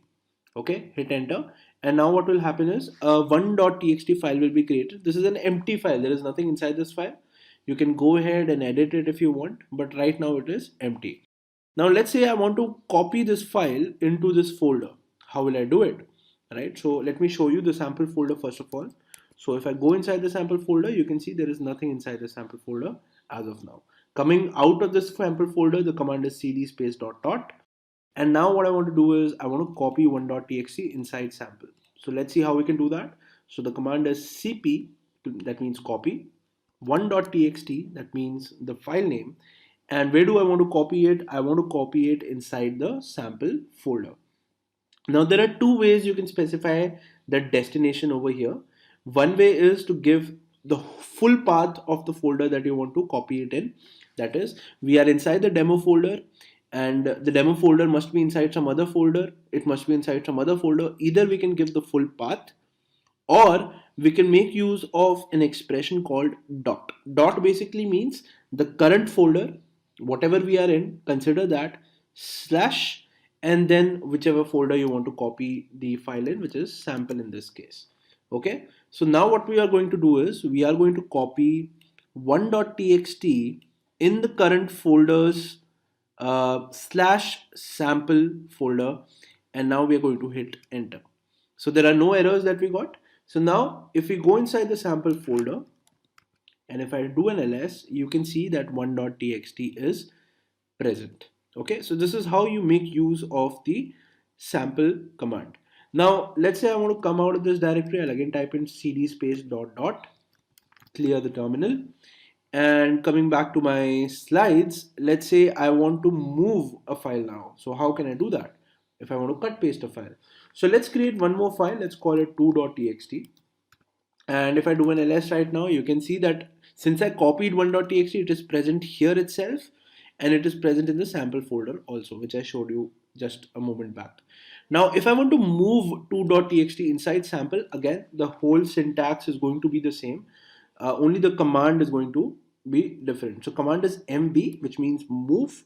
I want to move 2.txt and I want to move it in the current folder, the sample folder that I have. I want to move it inside that. Right, hit enter, and now 2.txt has moved inside the sample folder. So if I do an ls over here, you can see that 2.txt is no longer present, and if I go inside the sample folder, you can see that 2.txt has been moved over here. Great. Coming back to my slides, now you understand how to copy or move files. The next important operation for you to understand is how to delete files. Right, so if I want to delete files, the command is rm, which basically means remove. Right, so if I want to remove a file, coming back over here, let's say I want to remove 2.txt, I'll just type in rm 2.txt, hit enter, and now 2.txt, if I do an ls, has been deleted. Similarly, if I want to delete 1.txt, I'll just type in rm space 1.txt, and the file is again deleted. So there is no file in file in this sample folder now. Now if I want to go ahead and I want to delete a folder, now how can we do that? Right, for example, let me come back to the initial folder that we were in. I want to delete everything which is there inside demo, and I want to delete the directory itself. So if I type in rm demo, you will see I will get an error. So rm/demo, and if I hit enter, it says cannot remove demo, it is a directory. Right, so how can we delete a directory? So there is a simple flag that you have to enter over here. So rm/demo, same command, just before demo enter -r space. So when you enter -r, it basically means remove recursively in the demo folder.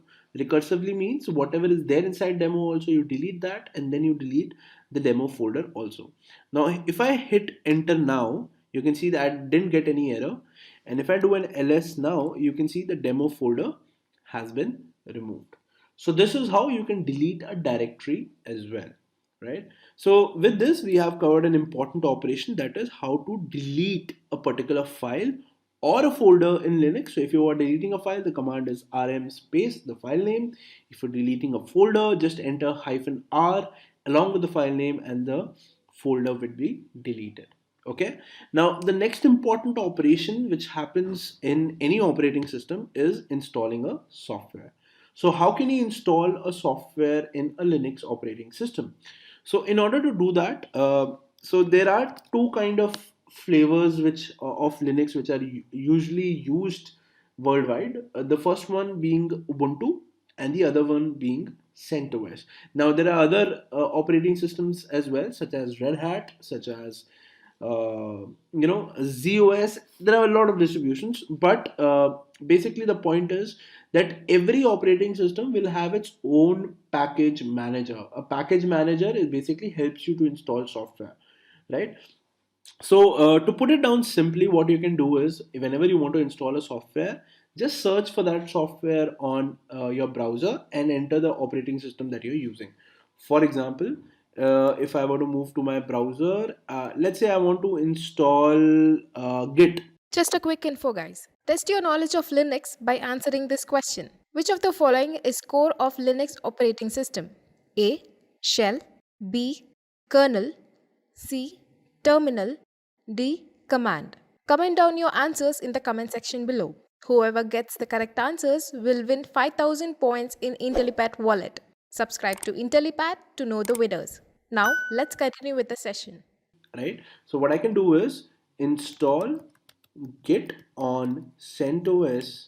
This is the operating system that we're using right now.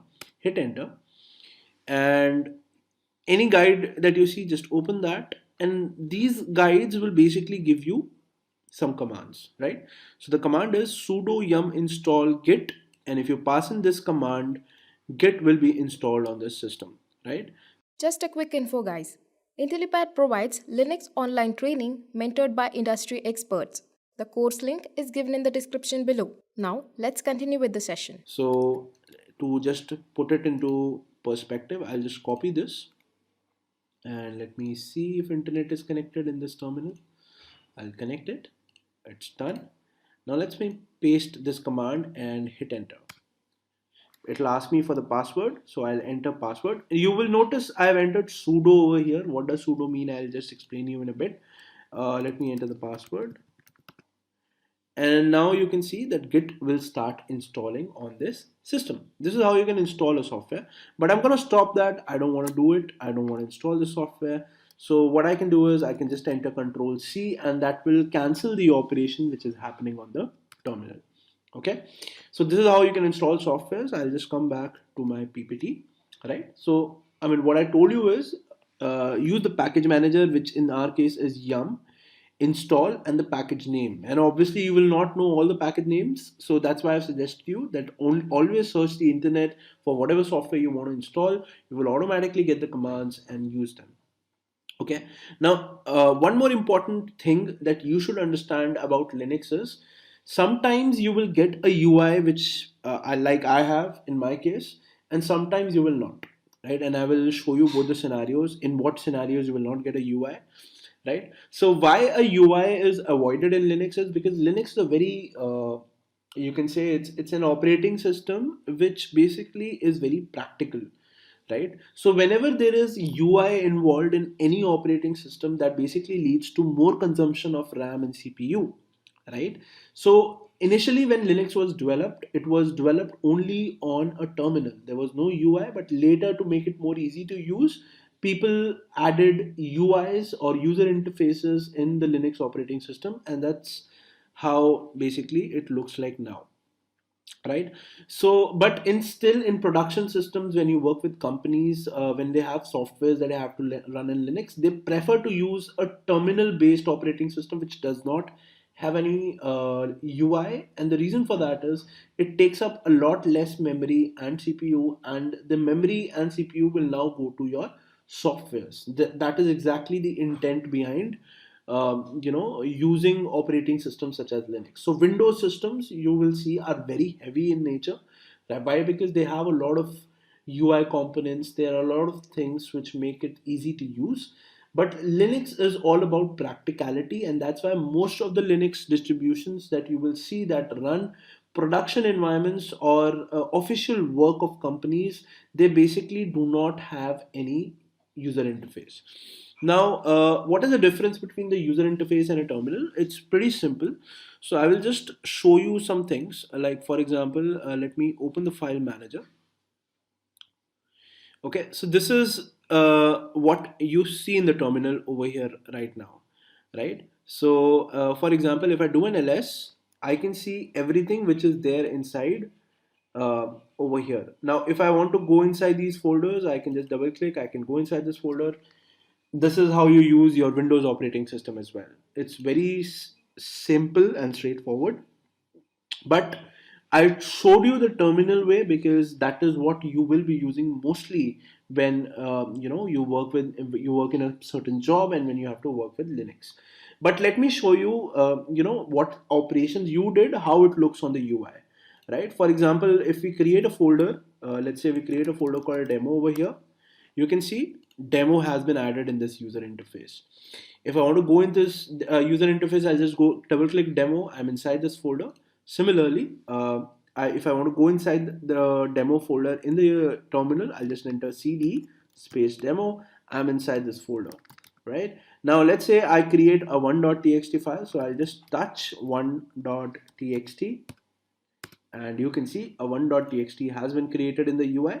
Now if you double click this, you will see that there is no content inside it, right? And that is what I told you also, that what touch does. If I want to delete this on the UI, you can just right click, you can click on uh, so if delete is not there, we can just enter the delete command as well. So if I enter rm 1.txt, hit enter, you can see the 1.txt file got deleted, right? And in the UI itself, you also get options to delete it. I was not able to find it in the right click, but if you tinkle around in the UI, you will find the delete option as well for this particular operation. So this is the difference between the UI and the terminal. So whatever operations I told you up till now, all that would have been done using the user interface as well. But why did I not show you that using the user interface? Is because most of the Linux operating systems that you are going to use in your job, they are not going to involve a user interface. But just to give you more clarity of whatever we did on the terminal, does it show on the UI? Yes, it does. Okay. Now let me show you how a Linux operating system basically will look like when you start to work for a a company, or when you basically start it in your job, right? So basically the way it works is, I will just show you. This is a Linux server which is running on the cloud. Now if you have to connect to this, you will basically have to make use of a command which is called the SSH command. So how to log into a remote Linux operating system, or how to log into a remote Linux machine which is probably running on the cloud or somewhere on the internet, let's discuss that now. So the command is SSH, right? So you use a command called SSH to connect to a machine which is there on a remote system, right? Now how to connect to it, let me open the terminal on my machine and then I will show you how you can connect to it, right? So this is the terminal on my machine, guys, and now let me just see if I can make it a little bigger for you guys. Yes, so this font I have made it a little bigger. So in order to connect to this machine, what I need is, I will need the IP address of this machine first. So I will take the IP address of the machine.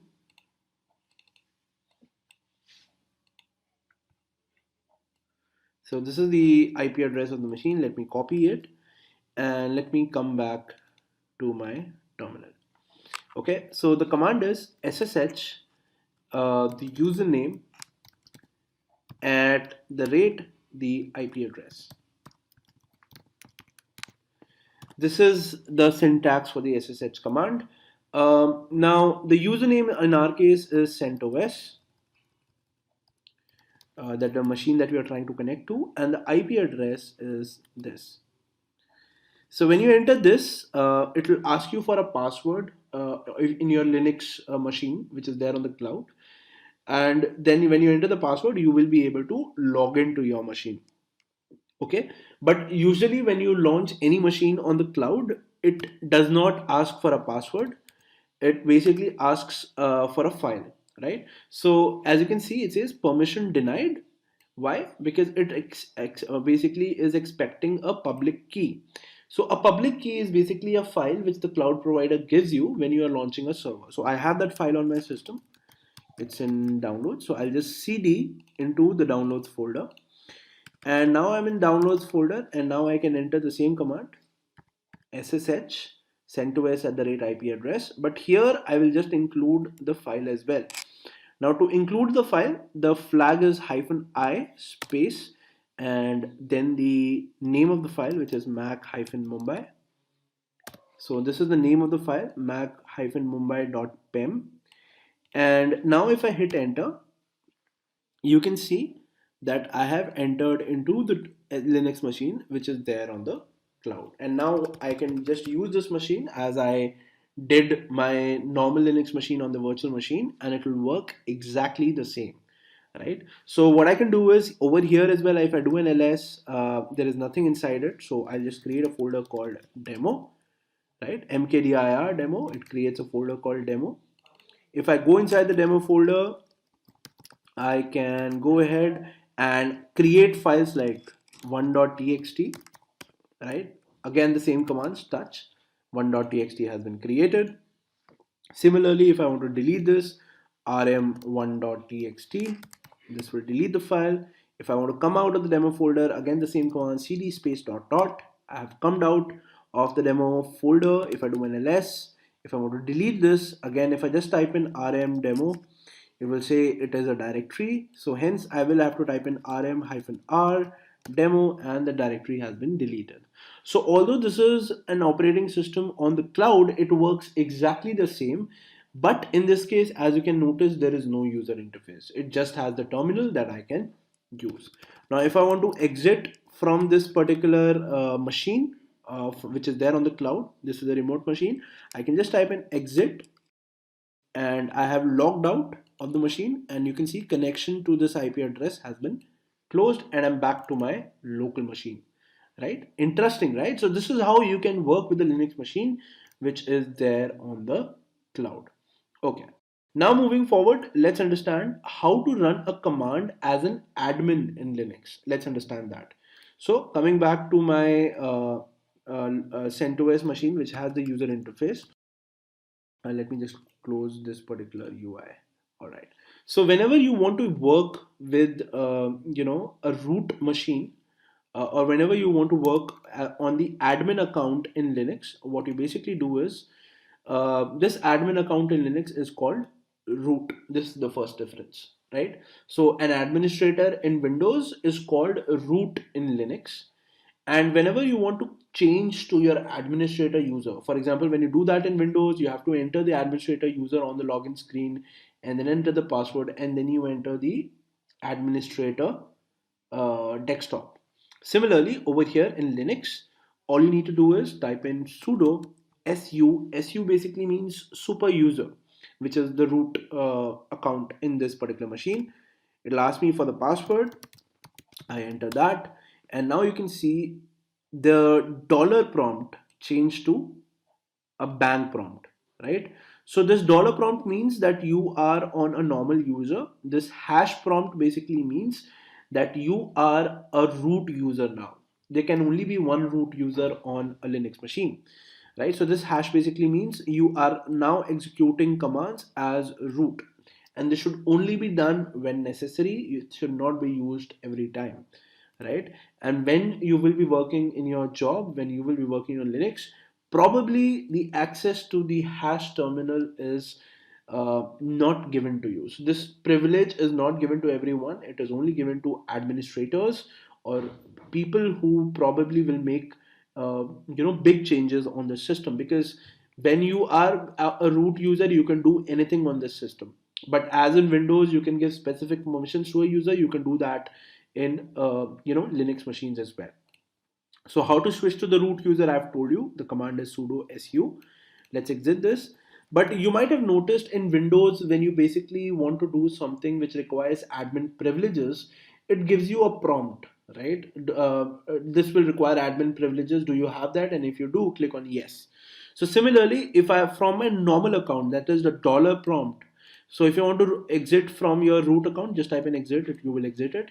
If from your normal dollar account, if you want to execute a command which should have admin privileges, uh, just in front of that command use sudo, right? So when you use sudo in front of that command, it basically runs that command with admin privileges, right? So this is again something which might be useful to you. So if something is giving you a permission error, just try running it with sudo, and then that permission error will disappear, right? And that basically happens because sometimes normal users do not have admin privileges, and when they don't, they are not able to run that particular command, and for that you basically will have to use sudo. Okay. Moving forward, now let's understand some good to know commands in Linux, right? So I've told you all the basic commands which are there in Linux, but what are some good to know commands which probably will help you when you are working in Linux? Let's go ahead and understand that. All right. So guys, these are a set of commands that I'm going to show you guys now very quickly, and these do the following things which are mentioned in the task column. So first of all, if you want to know which directory you are in, the command is pwd. P means present, W means working, D means directory. So to understand the present working directory in Linux that you are in right now, the command is pwd. So coming back, so let's say I'm in the demo folder and now I want to know the exact path to the demo folder. I will just enter pwd and you can see this is the exact path that I'm in the folder right now, right? /home /CentOS/demo. So that's what the pwd command does. If you want to understand the current username, what is the username that you are basically logged in with, the command is who am I. If you enter that, my username is CentOS, right? Similarly, if I want to know the date and the current time in Linux, the command is date. I just enter that. You can see this is the date and this is the time, and this is the zone on which the time is basically working on, which is Eastern Standard Time, and the year is 2020. Next, if I want to know the history of commands that I've run, if I want to know all the commands that have been executed on this terminal, just type in history, and this will give me all the commands that I have run till date. Okay, so all these commands are there. Just let me clear it up. And now let's say you want to understand, you want to copy a file. This I've already told you, the command is cp. It is used to copy a file. If you want to delete a file, the command is rm. If you want to clear the commands on the terminal, the command is clear, and you must have noticed I've used it quite often. If you want to go through the manual for a certain command, right?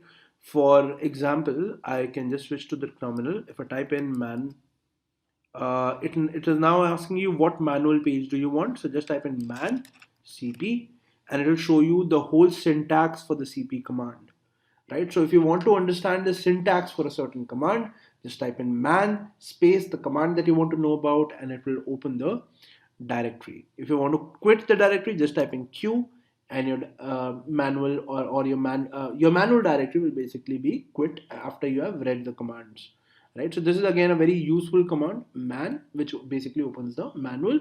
So in front of the man command, you will have to mention the command that you want to know about. Moving forward, if you want to know exit the terminal, just type in exit. It will exit the terminal. For example, in this case, if I type in exit, the terminal have been closed, right? If you want to open it again, it will open like this. If you are doing this on a remote machine, if you type in exit, the connection to that machine will basically close. Okay, so let me make it a little bigger for you guys. Coming back, the next set of commands that you should know is who. So if you type in who, it will show all the logged in users on the particular machine, right? So if I type in who, you can see that CentOS is logged in. Then this is basically the machine is turned on. So this is the machine user, TTY, right? If I basically type in sudo su, and then if I type in who am I, or just if I type in who, it will show CentOS is logged in, TTY is logged in, but you will notice it does not show root. So if you are wanting to know whether root has logged in or not, you will not get to know about it. You can only see the other users which have logged in on this system. Okay. exiting the root user by typing in exit and just clearing the screen now with the command clear. So we now saw the who command. If you want a shorter version of the who command, the command is w, but this will also show you all the processes which are running on the system, right? So if I go to the terminal, if I type in w, hit enter, it has showed the CentOS user is running on the machine TTY2, and it is basically running these particular processes. Okay, so how much CPU it is taking, what time did the person log in, all these things are visible over here. Great. Coming back, if you want to create a directory, the command is mkdir. If you want to show the content of a particular text file, right, any file which has some text inside it or content inside it, the command to see that text would be cat. Okay, so for example, if I go ahead and I okay, let me first open the file manager, right? So let's say I want to go ahead and I want to see the content of hello.txt. So how can I see that? So I'll type in cat hello.txt, and you can see it says hello world, right? If I double click on hello.txt, it'll open a notepad and it says hello world itself. If I change the content over here, hello world 123, save it, close this as well, and if I again do a cat on hello.txt, you can see it says hello world 123. Now might have a question in your mind that what happens if I don't have a user interface? In that case, I will not get the notepad, right? So terminal has its own notepad. It's basically called vi. So you can do vi hello.txt and it will open its own notepad. Now, in order to work with this notepad, there are a little commands that you have to know. For example, if I enter any text right now, it will not enter anything. I can just move with the arrows. If I want to insert anything over here, I have to type in I and just notice this part of the screen, right? If I enter I, it now is in insert mode, right? So now I can go ahead and I can enter any text. Let's say hello world 123 to Intellipaat. Okay, I entered this. Now to come out of the insert mode, just notice this part of the screen again. I have to type in escape. I'm out of this mode, and now when I want to quit, I will have to type in colon. Colon basically means that I'm entering some command on the notepad of the terminal right now, and I want to write whatever I basically put in this notepad. And for writing it, I will have to type in W, and then I want to quit the terminal, for which the command is Q.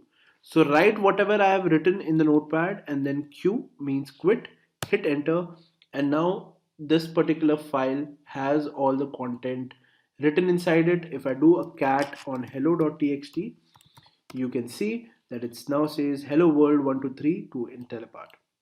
So that's how you can view the content of a particular. Then if I want to move a certain file, the command is mv. And if I want to give a name for a command and execute using it, the command is alias. If I want to print some text on the terminal, the command is echo.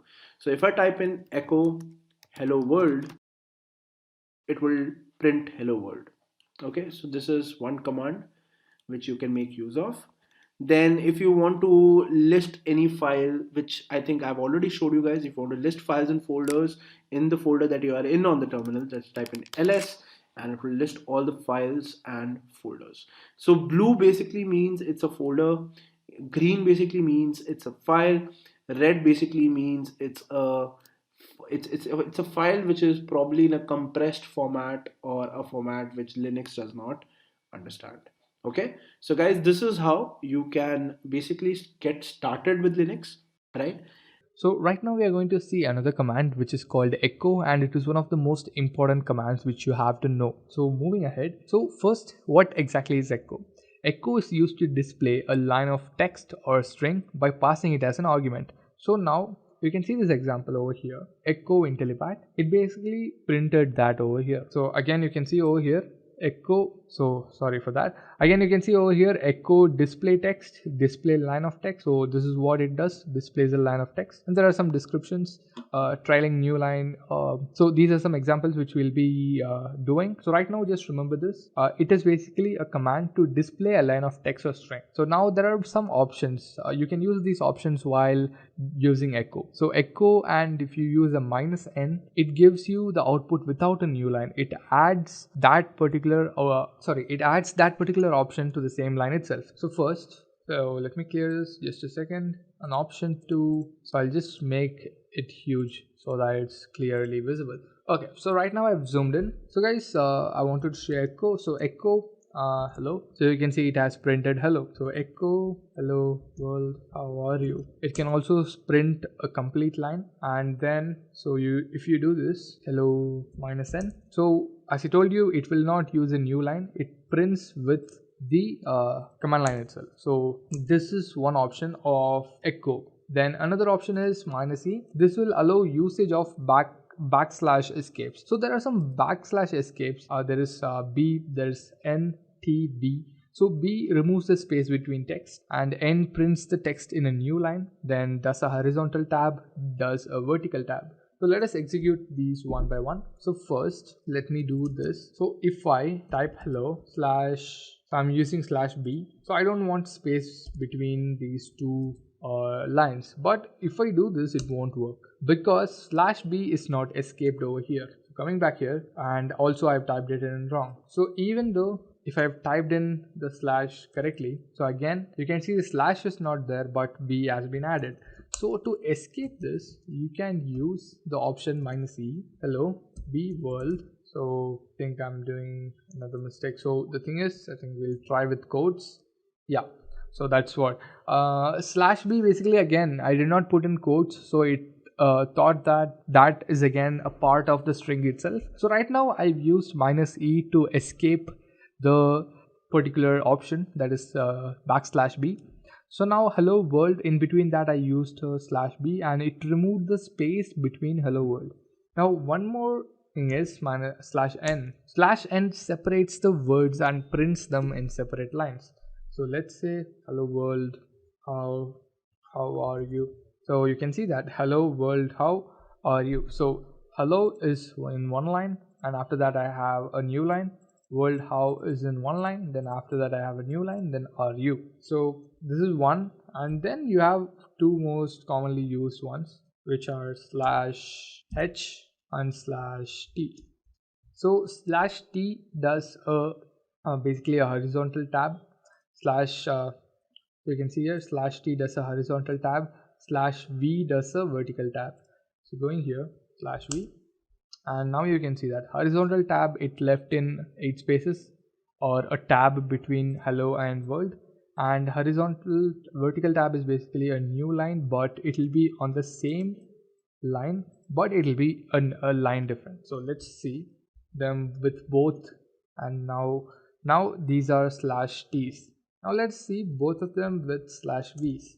And now you can see the difference. So here when we did hello world are you, here we used a /t, and here we used a /v. But right now I'm using, in both the places I'm using /v. Basically they'll be in the same position as the same line, but they will be a line apart. So this is how you use these options. So now I've also added some examples over here, the same kind of examples, how are you, and /v, /t, /b, all these examples. And one more thing I wanted to show is you can do this with echo. So now x I'm putting in a variable, and I'm just giving it some random number. So now if I do a $x, you can print the variable. So this is one of the most useful things about echo. Again, going back, and you can do one more thing, like if you do an ls, you see all the subdirectories of that particular directory. You can also do that with echo tar, so you can see them, but they will not be displayed in a colorful manner. Ls actually differentiates between directories and files, but echo cannot do that. It just prints what are the contents of that particular directory. Going back, What are the examples? Yeah, there is one more example for expression. So let's say I have already entered the value for x. Let me enter a value for y. Yeah, so now echo dollar. This is the format. So now x and plus, so let me try this. If it works, then it's fine. Yeah, so it's 79. So it has added 23 and 56. So the problem is, if you do this dollar x plus dollar y, it will not print it. It just prints the content of x separately and y separately. But to do an arithmetic operation, you will have to put dollar in the front and two parentheses, and in between you will have to write in the arithmetic operation.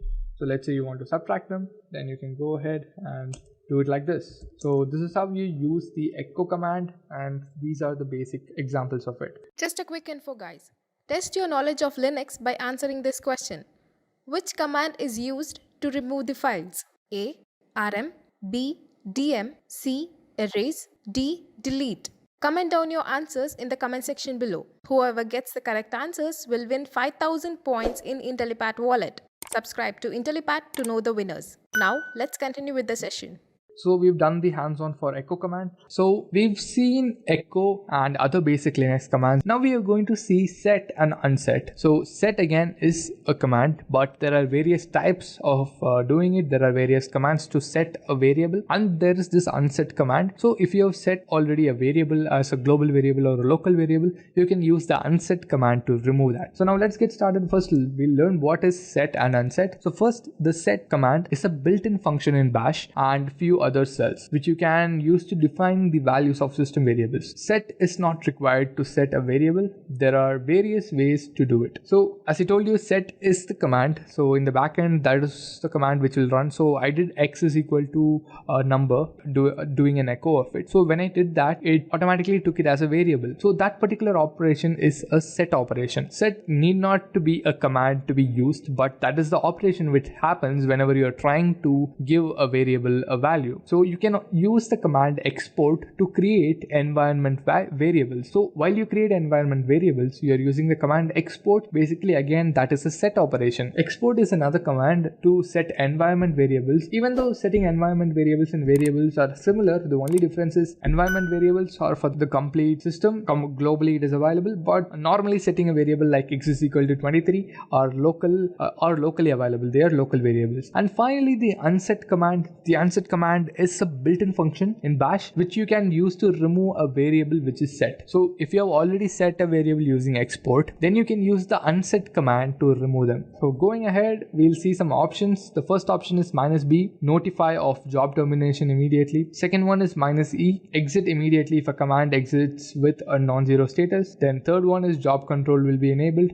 And fourth option is pretty good. So all export, these are basically other options. You can see these options over here. You can use the set command to turn off or on particular functions. So all export in the sense, if you have not enabled this, then you cannot use the export command. If you have enabled this, then you can use the export command. So we'll see some examples first. So you can see hello 1, echo hello. This is what we did in the last session. So this is done. This is for local variable, and this again the same thing. This is a global variable, and yeah, echo $hello 1, echo $x, unset hello, echo $hello $x. It's only printing the value of x, not hello, because we removed that variable. And then again here, hello 1, export hello. We have made hello into a global variable. So echo hello is showing. Again, we are entering another bash, and under the bash we are trying to do that, but again we are getting the value. But in this particular example, you can see we entered another shell, but under that shell you cannot see the value of hello because it's a local variable. When you use export, it becomes a global variable. So now this is one way of making a variable global, and there is another way which is export x is equal to 2. Instead of providing hello equal to 1 then export hello, you just put export hello equal to 1. So that will be more than enough. And then you can see this set plus o. This is where set command comes in. So you can basically stop or start particular operations in your system. So if you have installed, so there is a particular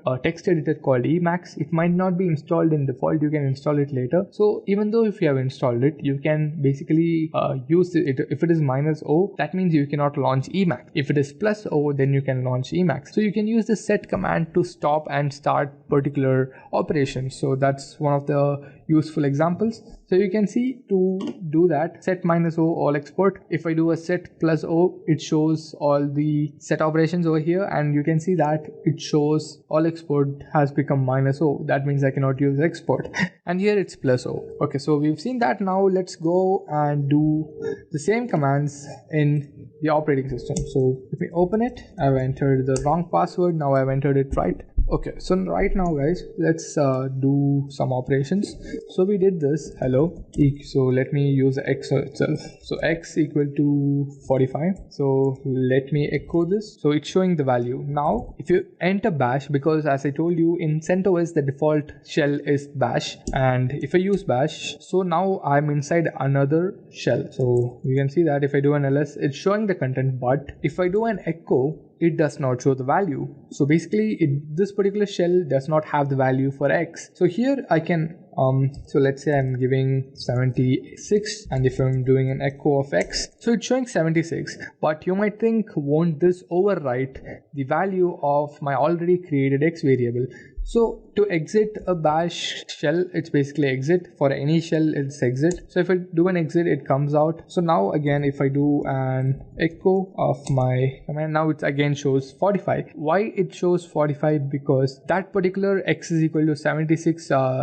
I've set the variable x as 76 in the bash which I launched recently, but the variable x which was already available, which I already set, had the value as 45. So I did not make my x variable global when I first created it. Again, I did not make it global when I again created it inside another shell, so that each shells have their own values for x right now because they are local. So now how to make it global? So it's pretty simple. I already have a variable called x. So what I'm going to do is I'm going to use this command export x. Right now, sorry, I don't know why I did ls, but export x, right now it made my x variable as global. So right now I'll do a $x over here. So you can see that my $x is 45 here. Now let me do bash and try it over here, and again it shows 45. Because I made my x variable global, it overread. So basically I made my x variable global. This made this particular variable's value the same in every single shell. So you can launch another shell over here, but still the value of x will remain the same because it is now a global variable with the same value throughout the entire system. Now I'm clearing it, sorry, I'm exiting it. So this is how you use export. One more way of using export is like this: export y equal to 67. So now this would have already become a global variable. So other examples I wanted to show are I've shown these 3 examples, and then I wanted to show set command. So I'll clear this. Now set, just I'll enter set, then you can see every single function, you can see every single variable which is set over here. So you can see columns 127, you can see every single value set over here. Mail, you can see the mails directory, you can see the old PW. This was the last time I used PW, and the last time when I used PW, this was it. So now let's try this once again. Let's do a new PWD, and now let me type in the set command. Now let's go up and check the old PWD. So now the value of old PWD should have been changed to the newly entered value which you just entered.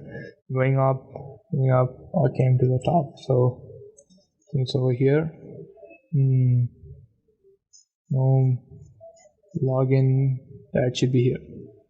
We saw columns, final list, and then there is GNOME home variable. Login name is Intellipaat home, and I'm not able to find the old. It's over here again. It's the previous one. I'm not able to find the variable. Okay, so that's fine. So set, another option of set is one more thing I want to show is, so you can see this. So this was one of the important commands you should know.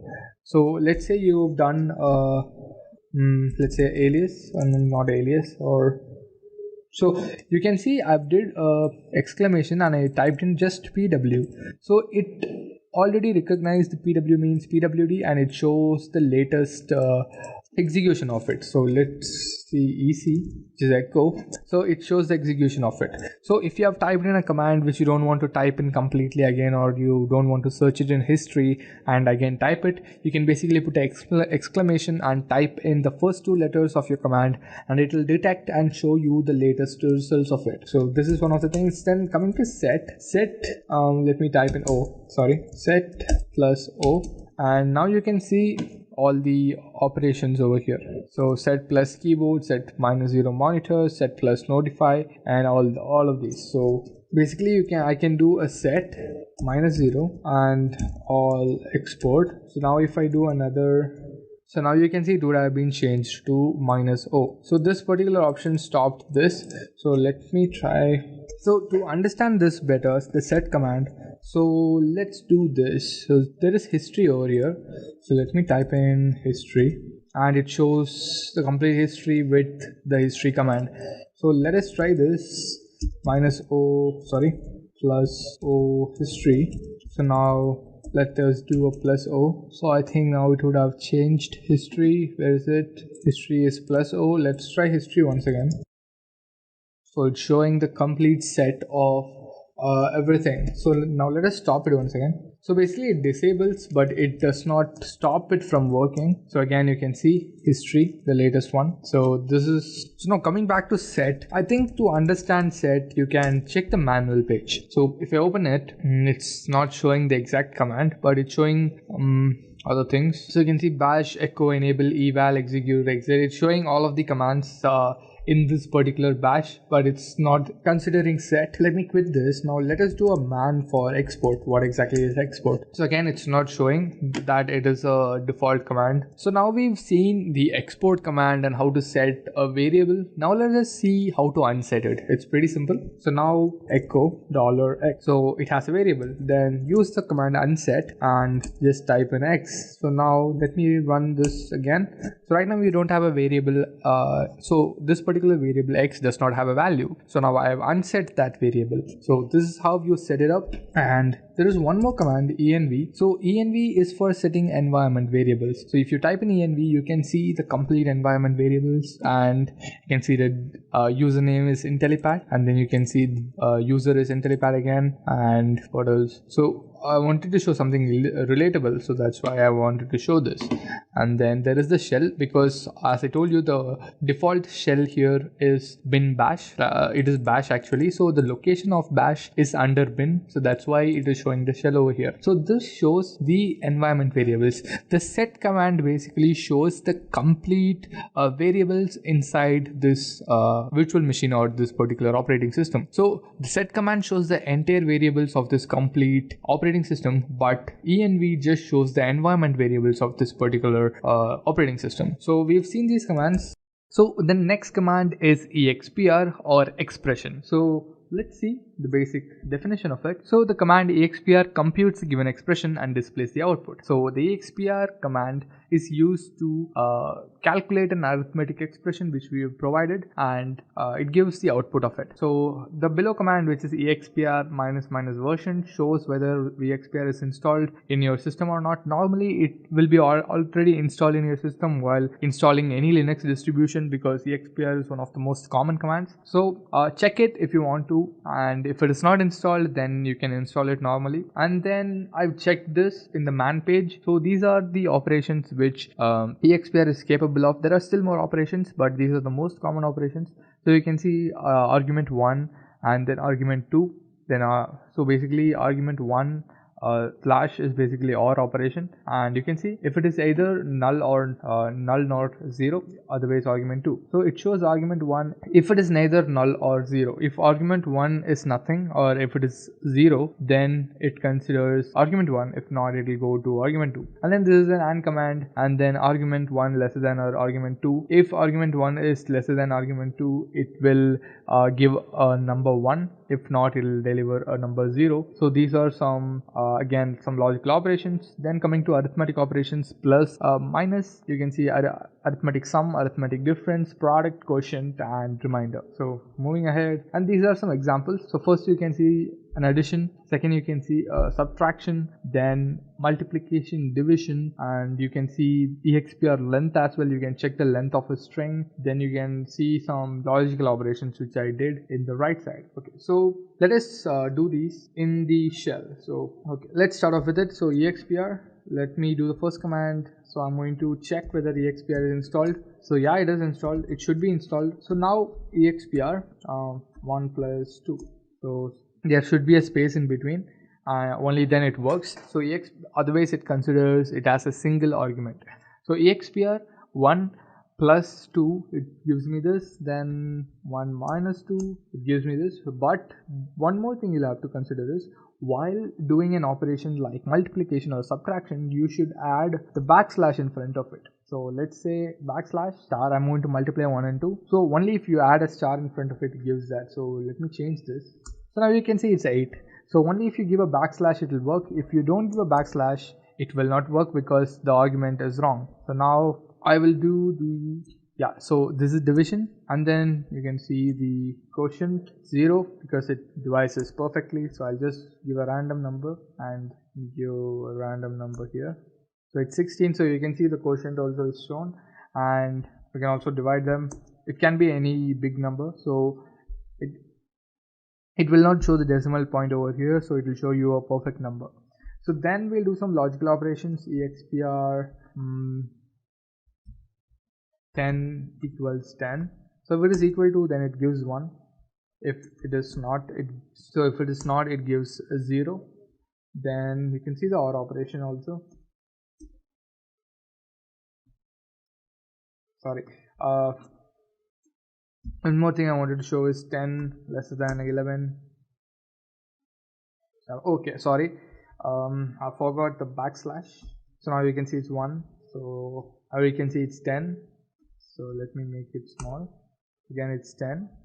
So now if I make it 0, now you can see it's 23. This is what this operation does. And then there is greater than, and then there is there's greater than, then there is greater than or equal to. And so you can see this is how you can use expr. There is one more thing about expr is that there are some certain, so let me check the man page. There are some certain operations which you can do using expr. So this is where I got the list of what are the operations it does. You can also run some regular expressions in that after giving variable names. So here you can see the length and string, so you can calculate the length of a particular string. Just a quick info, guys. Intellipaat provides Linux online training mentored by industry experts. The course link is given in the description below. Now let's continue with the session. So now let me give a string is equal to hello. So now at expr length a. Sorry, it shows the length of a. Now I'll do a dollar in front of it. Now it shows the length as 5. So when I gave a, it just calculated the length of a. When I gave $a, it calculated the length of the string which the variable a has. So this is these are the basic commands which you have to remember while working with Linux. So now header file of shell script using shebang. So the name of the header part of a shell script is called shebang, which is the hash and exclamation marks together. So this is one of the most important things you will have to know before starting off with Linux, because in Linux you do shell scripting. So for shell scripting, this is one of the important things you'll have to understand. So first, hashtag and exclamation together. So this represents which interpreter a script should be interpreted with. So using this shebang header, you can mention what is the interpreter. So normally in this particular operating system, which is CentOS 8, so here bash is the shell. So you can just type in hash exclamation /bin/bash and then start typing your shell script, so that when you run the shell script, the shell will automatically understand this should be run in bash. Or if you put hash exclamation /bash/csh, if you type in a different shell, if the shell is installed in your particular machine, then it will use that shell to execute your shell script.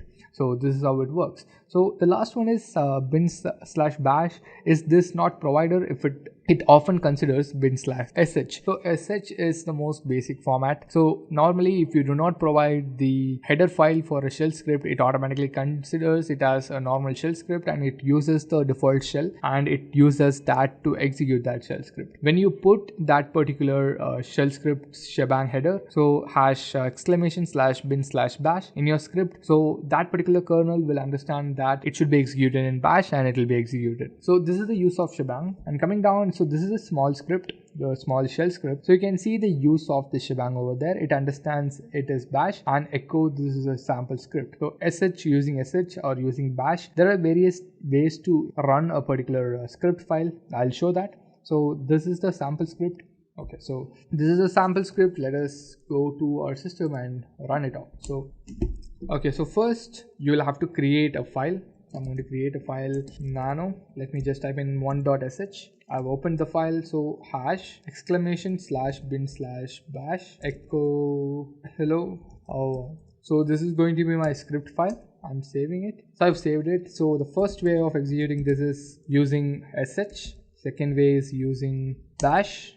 Third way is pretty simple, /. So for this, you will have to be the root user. Again, it's showing some error. Command not found.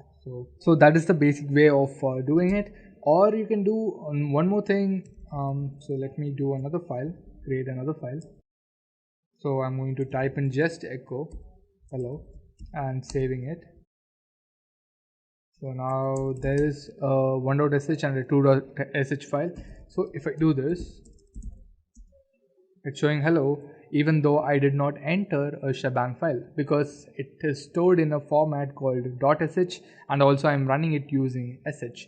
So basically it assumes it as a shell file and it uses the shell to interpret it. So you don't need to always mention the shebang header file, but when there is a need, when it is a huge shell script, then I suggest you to insert it so that your particular shell script is considered as a shell script, because you might copy the shell script and use it in some other shell, and at that time without the shell header it will not know that it is a shell file. So that's why you'll have to use that. So we'll look at various text editors. Vim. First we'll look at Vim. Vim is one of the most commonly used text editors and one of the most popular text editors. So Vim is actually lightweight and there are a lot of benefits. We'll look at that later. So Vim is one of the most popular text editors, then Emacs, and then GNU Nano. So I quite often use Nano. I don't use Vim that much. I like Nano better than Vim, and there is Gedit. So even Gedit is a quite popular text editor, which is basically a GUI text editor. Vim, Nano, or the command line text editors where you can type in the terminal itself. So now looking at these, we'll look at the most popular text editors. Vim and Emacs are the most popular text editors used. So this is basically based on personal opinion. You might prefer a particular text editor for its usability. So I use Nano because it's pretty easy to create, save and close the files, and it's pretty easy to type in files also. So in Vim, again, you'll have to look at the functionality, you'll have to work with it. If you're fine with it, then you can go ahead with Vim. If not, you can try Emacs as well. So these are the two most popular text editors. Now this is how Vim will look. So Vim basically is a command line tool, as I told you, and you can see that it just opens a window where it is the command line itself, and it shows some things. So first, to start off typing, you will have to enter I, which is insert, then you can start typing. And then coming to Emacs, you'll have to install Emacs, and when you open Emacs, it will be opened as an application. So Emacs is not a command line tool, it is an application. So again, these two are the most popular, but still people use Nano, Gedit, and still there are a lot of text editors. People use all of these text editors if it is comfortable for them. So next, we'll look at some things about Vim. So Vim stands for an improvised version of the VI text editor. So basically Vim is VI improved, that's it. So VI improved is Vim. It's the improvised version of the VI text editor, which was commonly available in a lot of, not even in a lot of, in every Linux distribution which is available. So right now, why is Vim popular? So first, it's lightweight. It's easy to open. It's easy to work with it. and it does not take a lot of space. Second, it's very easy to open and edit a file, as I told you. Third, if you boot a Linux system, Vim is most possibly installed. That's what I was telling you. Because Vim is one of the most common text editors, so that in most of the Linux distributions, so even we've installed CentOS, I'm pretty sure in CentOS Vim will already be installed. So in most of the Linux distributions, Vim will already be installed in it, so that you don't need to go ahead and install it once again and start using it. So that's why Vim is popular. So moving ahead, these are the Vim modes. First is the command mode. In the command mode, you will not be able to type, but you'll be able to enter commands. So you can see we can enter commands for copy, paste, delete, or replace. And then in the insert mode, once you press I in the command mode, your command mode will be shifted to insert mode. Then you can start typing in, and then once it's done, you can just press the escape key, which will come out of the insert mode. And then command line mode. This is also a command mode. So again, this is command mode, but every command you provide should start with a colon. So to quit, it's colon Q. To save and quit, it's colon WQ. So this is what happens. And fourth is visual mode. Visually select text and run commands on selected sections. To shift from command to visual type, you will have to press V. So once you press V, you can visually select and edit things like that. So these are the four different Vim modes. So you'll have to remember this. So now let's create a file. So just first let us look at the PPT, then go ahead to our Linux machine and start working with it. So I've created a file and pressed I and entered some text as hello world, and then pressed escape, and you can see in the bottom corner colon WQ and hit enter. So the file would have got saved. So these are some options inside the Vim command mode. I is for inserting, capital O is insert text on the previous line, small o is insert text on the next line, A is append text after the cursor, capital A is append text at the end of the line. So these are some options. There are still many options. You can see here creating and saving a file. So first let us go to the Linux machine. So this is my machine. So I've opened it. Next I'll have to open the terminal, and so I'll make this bigger. Yes. So right now if I type in Vim, so you can see Vim is already installed in my system. Vim VI improved. So that's what it's showing. Vim is already installed. So now I'll get back. So colon Q, I got back. So Emacs, I think Emacs will not be installed. Yeah, Emacs is not installed. And then Nano. So Nano is installed. And I mostly prefer Nano because it's pretty easy for me. Because mostly I'm not going to edit anything. I'll be typing in and then I'll save it and close it off. So Nano, it's pretty simple. It's just 3 different controls you'll have to remember to navigate. Vim has a lot of commands, a lot of different modes. You'll have to remember all that to work with it. So first we'll create a file with Vim. So to create a file with Vim, first enter Vim and then enter the file name.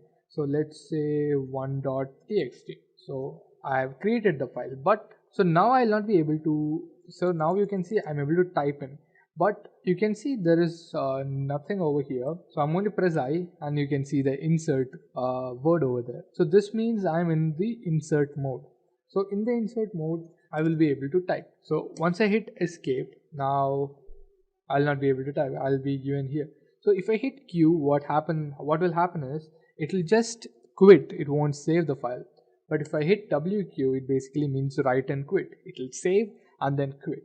So done. So now if you open the file once again, now you can see it is created and saved. Now let's hit V. Now it's visual mode.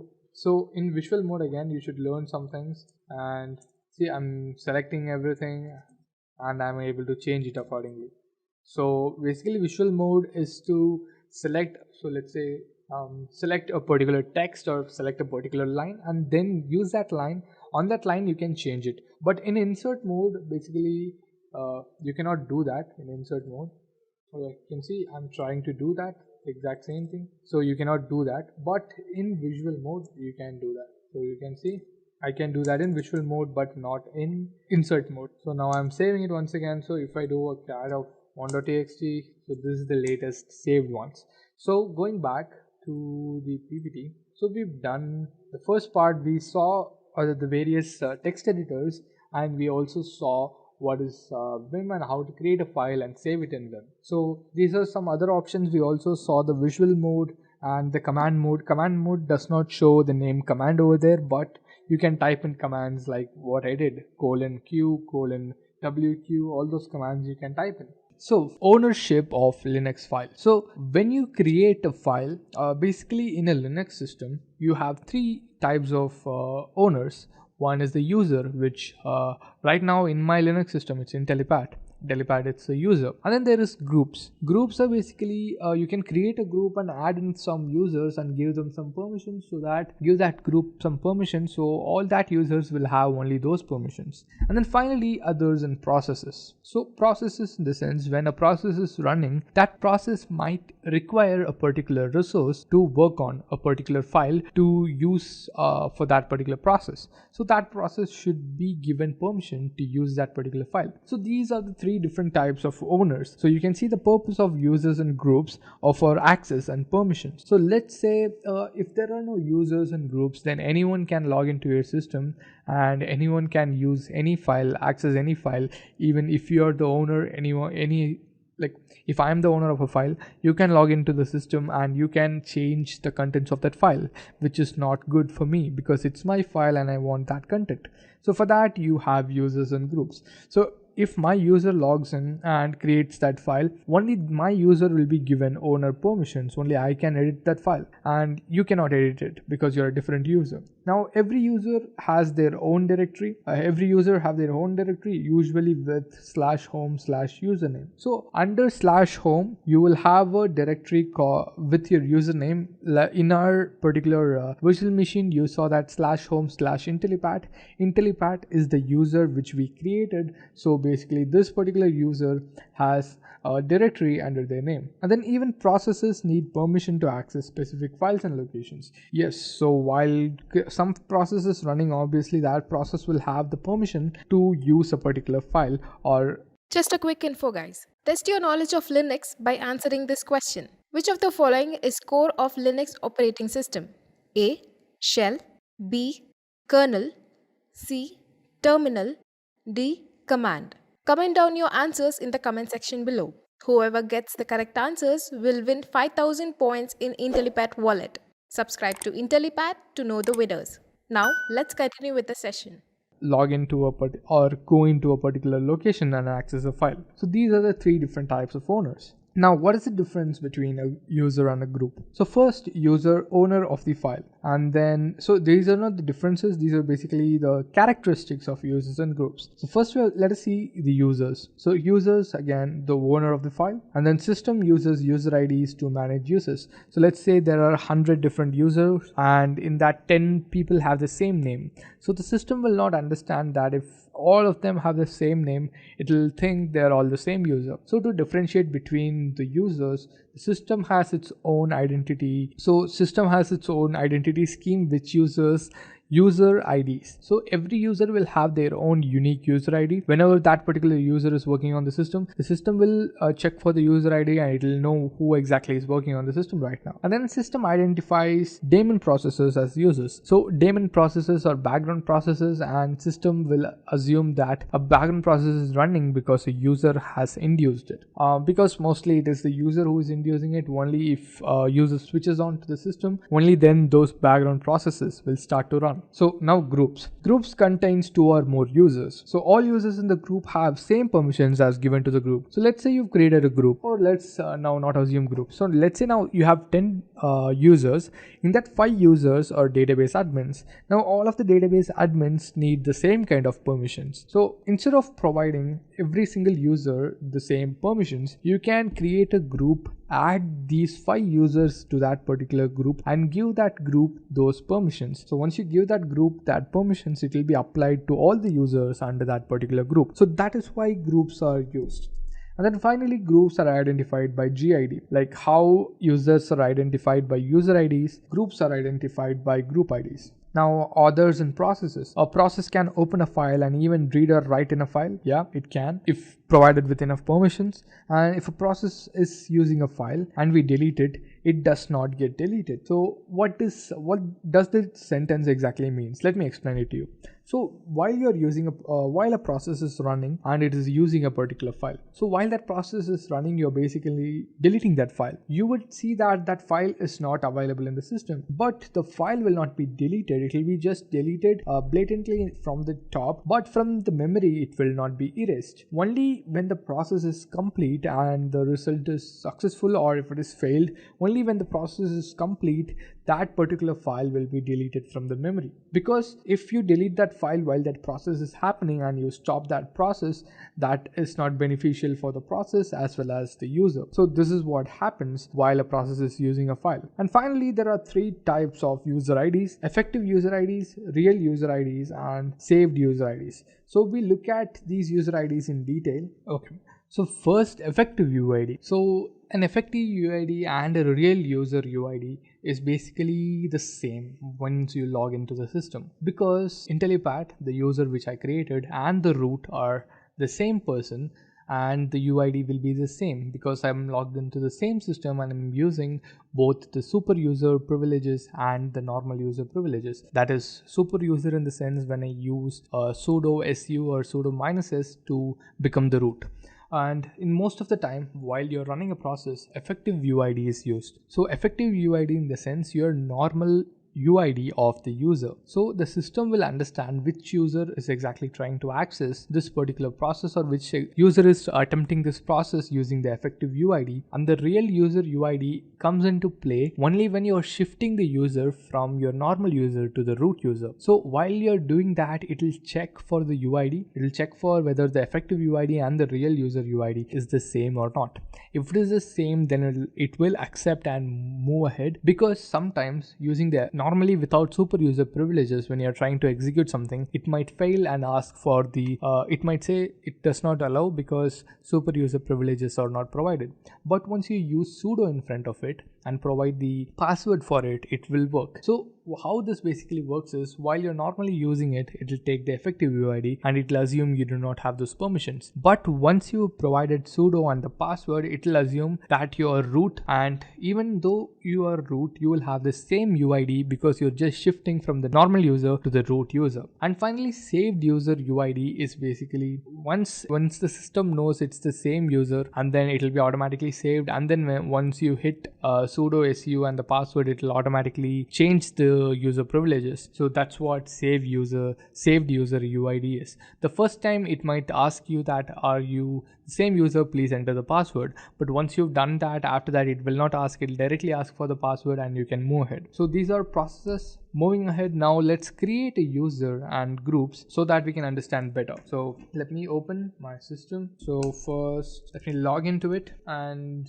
okay, so right now internet is not connected. I don't know why I need internet, but still I'll connect it. Okay, so first you can see this, and so this is the user which I'm logged in right now, and you can see this W, it's the same thing. And clear this. Okay, so right now I'm logged in as Intellipaat. So there is currently only one user, because going back under home there is only one particular user, which is Intellipaat, because we've not created any other user. So now what we are going to do is we are going to create another user to accompany Intellipaat. So let's create Intellipaat number 2, Intellipaat 2, and to create that user, it's pretty simple. It's sudo user add username. So let's go back to the terminal, sudo user add and username Intellipaat 2, and enter the administrator password. Now it is done. So now if you go back to home, now you can see there are two different folders, Intellipaat and Intellipaat 2, because you have created a new user. So we've created another user right now, and that's fine. Now let me enter into Intellipaat 2. So permission denied. So let me do a sudo, and I'm still not able to enter into it. I think we'll have to log in before trying to enter it. Okay, that's fine. So right now our second step was to create a group. So again, it's the same process to create a group. Sudo group add and group name. I'm going to name it as group 1. So I've created a group. So you can already see there is a group called Intellipaat and there is a group called Wheel, and we have created a group right now. So one more thing. So right now let's try to do something. Let's try with file permissions. We have created a user and a group. This is how we create. So I just wanted to show that first. Now let's try one thing. Now going back, so first let's try to cat slash etc slash shadow. So permission has been denied. So going to our PPT, you can see here it won't work. But right now with a sudo cat etc slash shadow. So now you can see it has displayed all the contents under it. So why I wanted to show is this is where permissions come in. So you might be thinking how it happens with sudo, because I've done this a lot. Sometimes I do it normally, permission will be denied, but then I'll use sudo and enter the password, then it will work. You might be wondering why it is, but basically it is just permissions. Normally a user will not have permissions to view the contents of an etc shadow folder, but a super user or a root user will have the privileges to see that. So that's what happened over there. So now one more thing is how to get super user privileges. It's pretty simple. Hit sudo and su, or so you can see now it's not asking for the password. So exit, or you can do sudo -s. So both are the same. Sudo su and sudo -s are the same. So now we are logged in as the root user. So now let us try. So now you can see I'm able to enter the folder Intellipaat 2. But as the user Intellipaat, I did not have permissions to enter Intellipaat 2 because it is a different user, and that user has not provided me permissions to access his folder. Okay, now I'm the root user.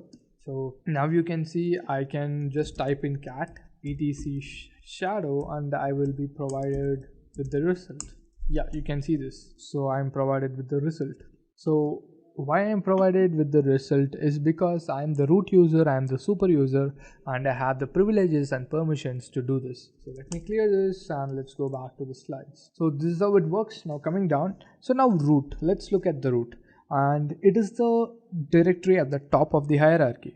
So we have a file system hierarchy in Linux, and root is the top of the hierarchy because root is the first directory. Under root there are everything else. In a Linux system, root is the main directory. Under root there are so many directories which are for so many different operations, but root is the main directory which is at the top of the hierarchy. So it then has a root-like structure and under it containing multiple directories and files. So it is the ground level. Root is the ground level, and under root there are so many different branches going under which forms different file structures. So that is how it got the name root, and this is the symbol of root. A backslash is the symbol of root. Coming down, so guys, this is how the file structure will be. So you can see this is a top folder root, and under root you will see all of these major folders. You can see all these major folders over here. So bin, etc, sbin, usr, var, dev, home, lib, mnt, opt, proc, and root. So we'll discuss them in detail. Right now we are understanding file permissions, and right now we are looking at the file structure, the file hierarchy of a Linux distribution system. So here we have root at the top, and under root we have other subdirectories. Now let us look at these directories one by one. First, /bin, which is essential user command binaries. So you can see every single command. So you can see cat, copy, date, echo, grep, hostname, kill, less, ls, make directory, mount, move, nano. All of these commands are under bin. Every single command is under bin. That is why we use /bin and /bash. Even bash is under bin. So you can see bash. So we use bash to run shell scripts, and bin is one of the most important directories which is required so that you can run commands. So without these commands, basically you cannot do anything else in the Linux system. And then etc, configuration files for the system. You have cron tab, you have the host names, you have the networks, you have the passwords here. Even the passwords are stored here. Even the time zones are available here. The services running are available here. You can see every single configuration files in under the etc folder. And then going to sbin, essential system binaries. Again, this is for the user binaries, user command binaries. This is sbin is for system binaries. So you can see fdisk, fsck, getty, halt, ifconfig, reboot, make swap, make file system. So these are all system based commands. So make file system is for let's say when you mount a particular file storage, but that storage does not have a file system in it, it does not support the Linux file system, then you can use the mkfs command to install a Linux file system within that storage. And then you can use reboot to reboot the system, and halt to halt every processes, if config to view the system's configurations and IP addresses and MAC addresses. So that is what sbin is. And then USR, basically it's user. Read-only user applications support data and binaries. So under USR, under user, you can see a bin, most user commands. Under that you see include, standard include files for C code, and library, obj, bin, lib files for coding packages. These are basically for the user. These are meant for the user.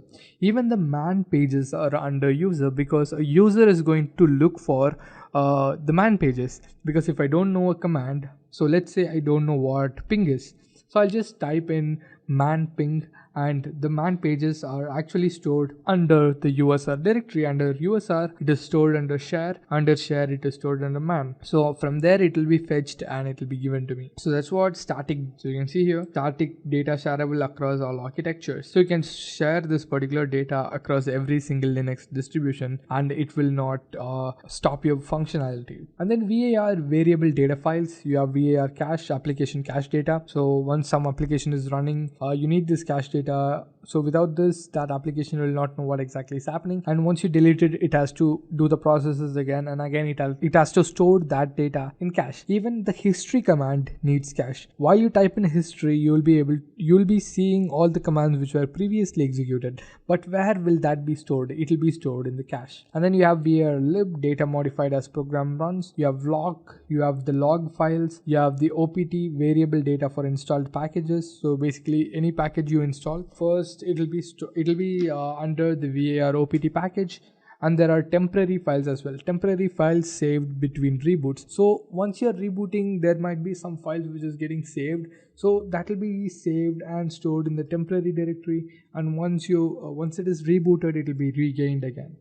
And then there are some other important directories. /dev is basically for a device file. So if I put in a pen drive, I can find that pen drive under the /dev folder. And then there is /home. So /home is basically user home directories. So that's what I was showing you, the home directory which has all the user names under it. And then lib is libraries. So we installed kernel headers and kernel development, kernel devils in the start while installing the additional the VisualBox additionals. So those additional files require these kernel modules, because kernel modules are the files which are required so that we can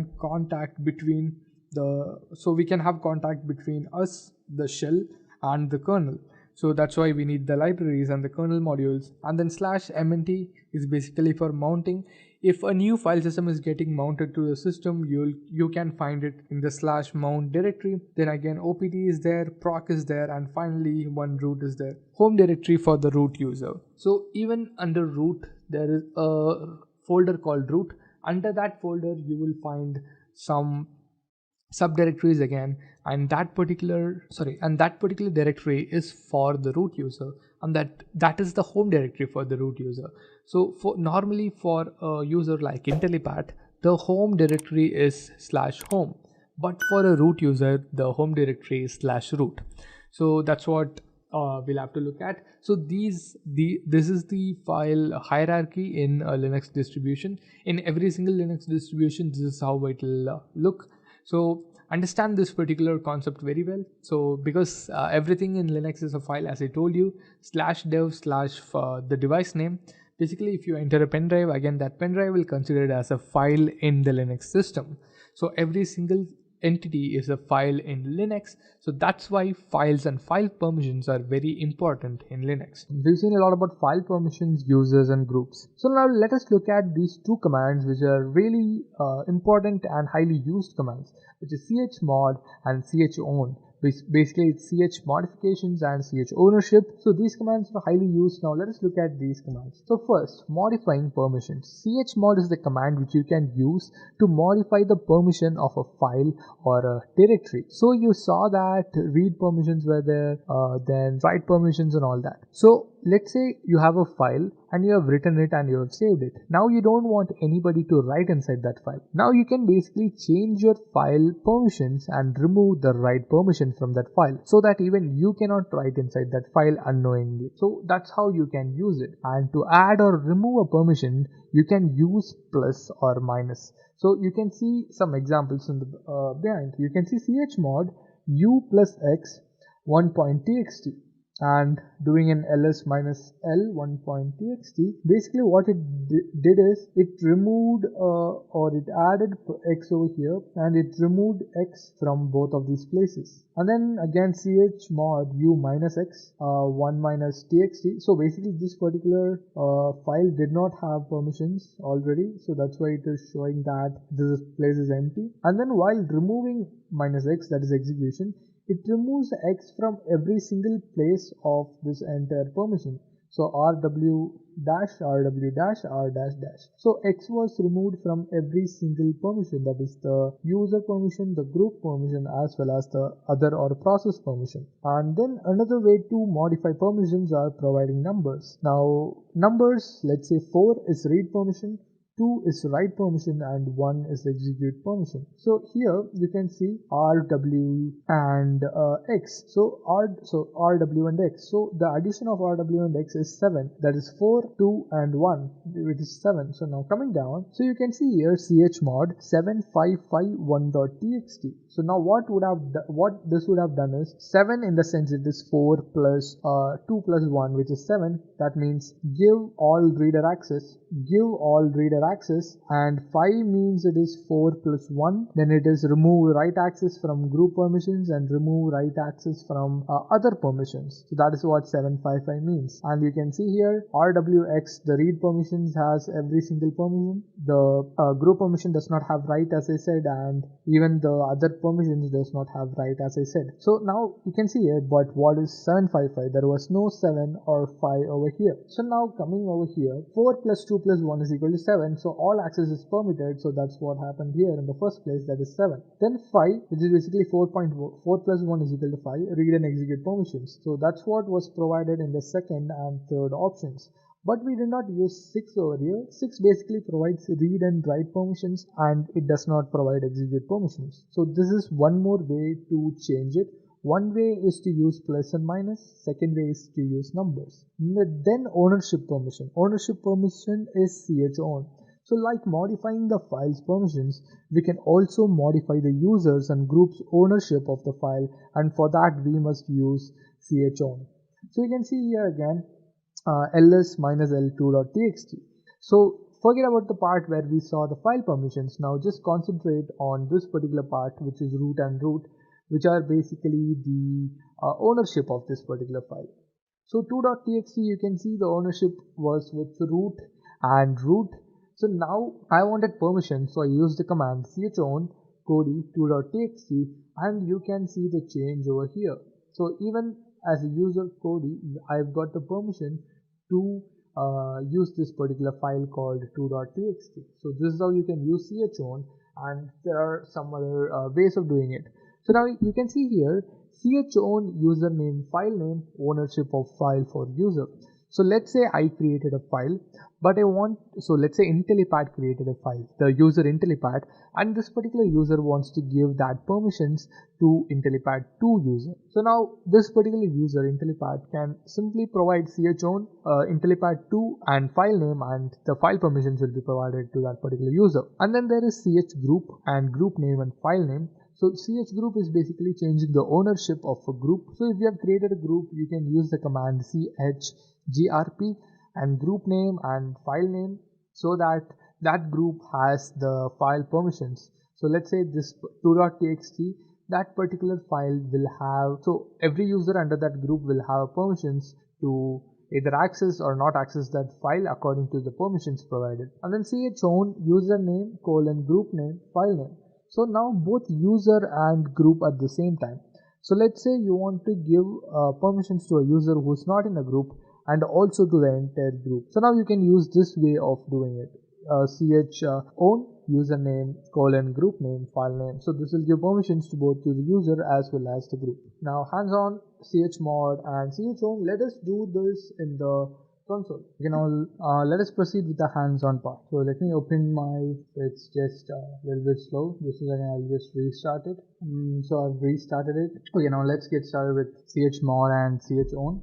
I'll open the terminal, then we'll execute few examples of how you can use chmod and how you can use chown. Now let me first open the, so here we'll do this, we'll do the chmod part first. So I'll create a file, then after creating a file, we'll change some permissions and check whether it changes or not. And then we'll change the, and after that we'll use numbers to do that. And after that we'll use chmod to change the permission of a user as well as the permission of the group. So that we'll do. Now going back here, now opening the terminal. So first let me make this bigger again. So I made it bigger. Okay, so now let's start off with it. So first let me create a file touch.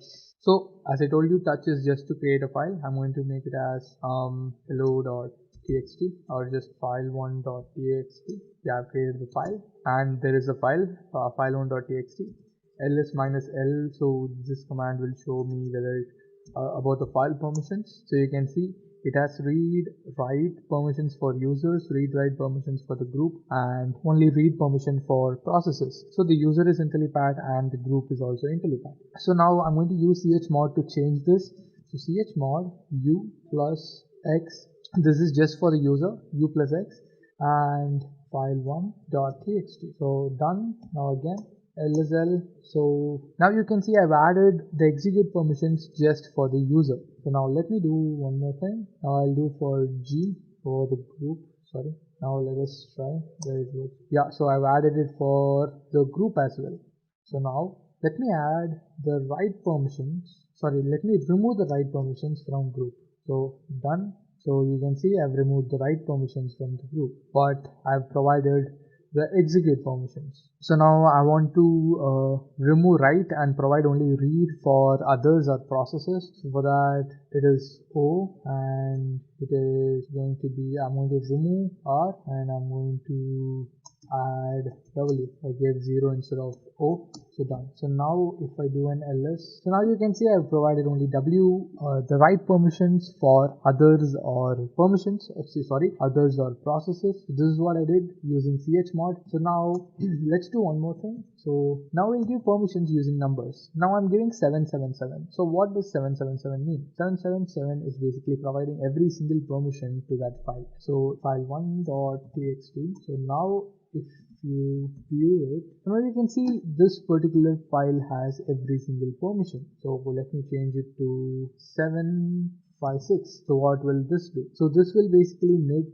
this, it will remove the write permissions from group, and this 6 will basically remove the execute permission from others. So let me enter and again do an lsl. So you can see it took off the write permissions and it took off the execute permissions. Now let us do one more thing. So I will remove the write permission from the user. So let's say our user is Intellipaat. So I'm going to remove the write permission from this file, which basically is 3. Only write, if I remove the write permission, it is basically 5, read and execute. So I'll give 5, 5, 6 is going to be the same. So now, yeah, so only read and execute is there.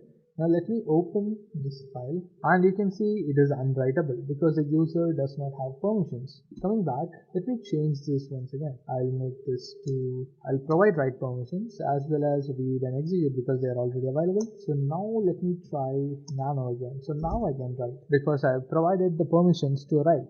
So this is how you can use chmod. So let me just close this. Okay, now we've done chmod. Let's do chown. So while I'm doing this, lsl file1.txt, you can see Intellipaat and Intellipaat over here. So this is the user and this is the group. So you get it, I guess. So now let us change the group which can access this file. So the chown and the group name. So first, I don't know the groups, so I'm going to grab, I'm just going to do a cat group. So it's Intellipaat 2, Intellipaat 3, Intellipaat. There are no other groups. So what I'm going to do, I'm going to create a group, sudo group add dev. I've created a group. So now let's try this once again. But this time I'm not going to cat. I'm going to grub dev. So a group is available. So we've created a group. Now we'll have to add users to this group. So I'm going to add Intellipaat.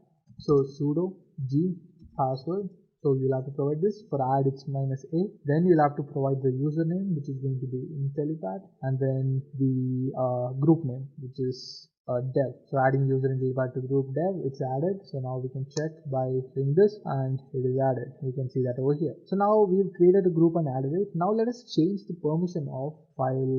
Yeah. So now let us change the permission of file1.txt.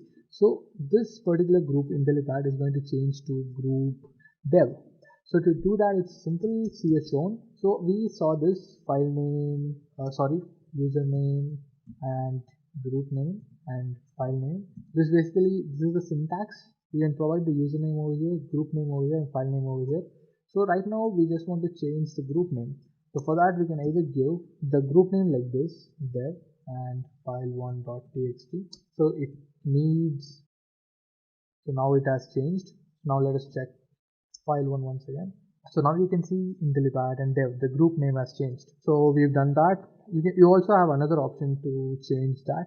So you can use this command chgroup and group name. So now checking once again. So now you can see the group has been changed back to Intellipaat. So the same way you can also change the file owner. So chown and Intellipaat2. So now let's check. Now you can see the user has been changed to Intellipaat 2 because we changed the file ownership. So now let's do this nano file1.txt and do an ls. So you can see I created a wrong file. I have to open file1.txt. So you can see it is unwritable for me because I've changed the permissions to Intellipaat 2. That is another user. So right now I don't have permissions, but so let me change it once again. Sudo chown Intellipaat and file name. So now if I open file1.txt, I should be able to write. Yeah, because I'm the user who has permissions over this file right now, so I should be able to write. So done. So chown and chmod, these are the operations you can do with chown and chmod. It's very helpful, and I think you can use this. So let me go back to the slides. Just a quick info, guys. Test your knowledge of Linux by answering this question. Which command is used to remove the files? A. rm, B. dm, C. erase, D. delete. Comment down your answers in the comment section below. Whoever gets the correct answers will win 5000 points in Intellipaat wallet. Subscribe to Intellipaat to know the winners. Now let's continue with the session. Display contents of a file. We have various ways of doing that. We'll be looking at some ways of it. Few different commands to do that. Okay, so these are the 4 commands which I wanted to show. First head, first 10 lines, and then tail, last 10 lines. grep searches for a pattern. I think we've used grep multiple times already. Then cat, again we've also used cat, but we have not used head and tail. So we'll do head and tail. Okay, so let me go to, okay, so now let's see if I have any files. Yeah, I have demo.txt. First I'll do head demo.txt. So you can see it's showing the first 5 lines, but head basically shows the first 10 lines. So what I'm going to do is I'm going to open demo.txt and I'm going to enter multiple lines so that it will be easy for us to debug. So there are so many lines, so I'm just going to make these bigger lines. Okay, so it's fine, I've done it. Okay, so now let's do head once again, and you see now it shows only the top 10 lines, the first 10 lines, and the tail command will show the last 10 lines. So you can see that as well. Tail command shows the last 10 commands. Now grep asd demo.txt. So you can see grep is finding a pattern called asd, and it is showing all those lines which has that particular pattern. So let's just type in, so it again found a pattern, so that's why you use grep. And then finally we have cat basically provides the entire file, so you can see that over here. And few more things you can do with the tail and header. I think in tail you can use the end command to show, so you can see it shows only the last 4 lines, and in head Again, you can do that, and it shows the first 5 lines. So basically you can use these commands to display the contents of a file as well as track them. So using grep, you can see every single instance of a particular name inside a particular file, which is very helpful for recognizing patterns. So that's what we did right now. So for example, I'll open demo.txt once again.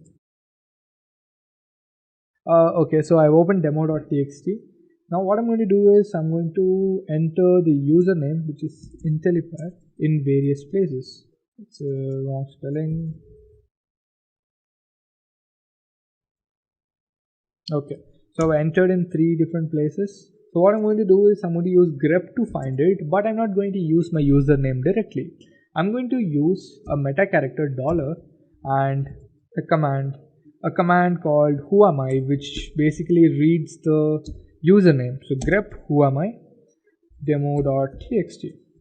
So now you can see it is reading my username, and then it is using my username to find a pattern inside demo.txt. Here we are using both the displaying contents. For finding a pattern, we are using grep, as well as we are using the whoami command, and also we are using a meta character to basically read the whoami command. So if you just type in whoami, it searches for whoami. If you put the dollar command in, the dollar meta character in front of it, basically it means that the value of whoami, which is Intellipaat. So that's what it does. So this is how you use tail, head, grep, and finally cat. You can do all these operations using all these commands. There are still a lot of commands, but these are the most basic commands. Let me get back to the slides. So we've done this. Next is copying a file, moving a file, renaming a file, and deleting a file. Just a quick info, guys. Intellipaat provides Linux online training mentored by industry experts. The course link is given in the description below. Now, let's continue with the session. Let's start off with copying. So I've already showed you copying and move, but still we'll look at them again. First, copying files. The command is cp, then source, then destination, or cp source to directory. So these are different ways of copying, and cp source 1, source 2, source n. So you can give a number of files and copy them to another directory. So now let's execute these copy commands. Let me open it. Okay, so first let me create few files. What can I name them? demo1.txt, demo, or I'll just give demo1, demo2, demo3. So I think I've created 3 files. Yeah, I've created. Now I will do a nano of demo1. I'll put hello, and I've saved it. Next, demo2. I've typed in something, and demo3, same thing. I'm typing some other sentence, and I've saved them. So all of these files are saved right now. So first, let us do a copy within the directory. That is copy demo1 to demo4. So now do an ls. Now you can see there is a demo4 file also. Before it was not existing. Now there is a demo4 file, and if I do a cat of demo4, you can see the text same as demo1. So next, copy demo2 inside desktop.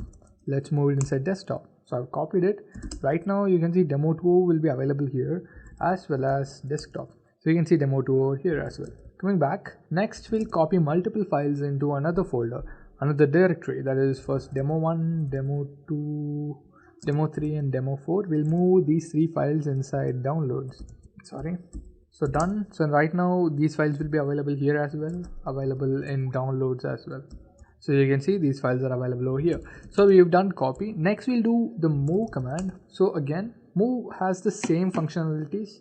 So you can see that over here it has the same functionalities. It's a different command but the same syntax. So now let us move a file within the same directory, that is demo1. I'm going to move demo1 to demo5. So now there will not be a file named demo1 anywhere here. There will be only a file named demo5, because I moved the contents of demo1 as well as the file itself to another file named as demo5. Next, I'll move demo5 into another, I'll move it to desktop. So now you can see demo5 is not available here, but if I open desktop, I should find the file over here because desktop is over here.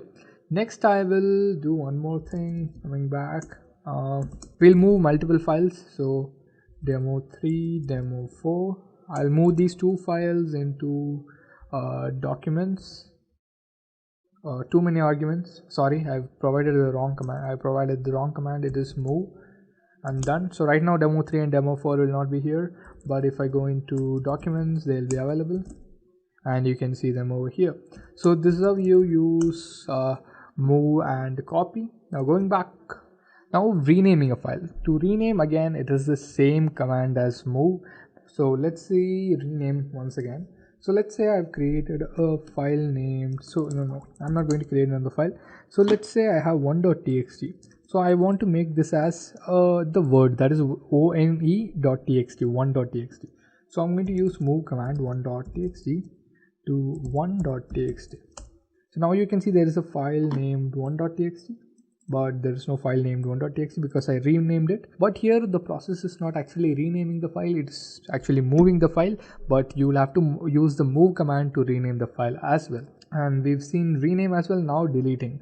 So now to delete, it's pretty simple. First rm is the command remove and file name, then remove and I, then remove and star.txt. So what this does is it will delete all the .txt files. Then remove source1, source2. You can also remove by providing different file names. Now we'll try all this. So first here you can see remove demo2. I'll remove demo2. Demo2 is removed. Then I'll go inside documents, and here there are different types of files. So I will remove them by typing in demo3, demo4 and 2.txt. And now I've removed these as well. Now here let me go inside desktop, and there are two files over here. So I think I can delete them using this rm star. I cannot do that. I think I can do this, remove power and demo.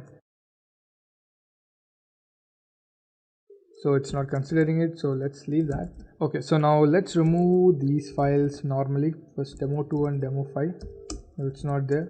So now what I wanted to do is, so let's see, there is demo.txt as well as file1.txt as well as 1.txt. So I want to remove all the text files in a single go. For that, what I can do is remove star.txt, and so this will basically remove all the .txt in file. So I've removed all those files. So we have seen how to delete files as well. And now common commands, make directory, we've done this, remove directory, and then find searches a file or a directory. So let's use find one.sh. So it is showing that it is existing. So if I search for one.txt, it will not exist. So let's say find, so first let me open this. I think nothing will be here. So there is demo1. Let me search for demo1, but it will not find because it's not available here. But find demo1. I think if I provide documents, if I provide downloads again,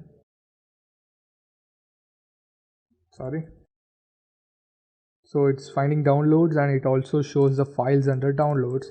So this is one command which is really useful. It will show the directory as well as the sub files and subdirectories of that directory. And then there is pwd, which we've done already. Then file shows the type of the file. So going ahead, so file downloads, so it shows it's a directory.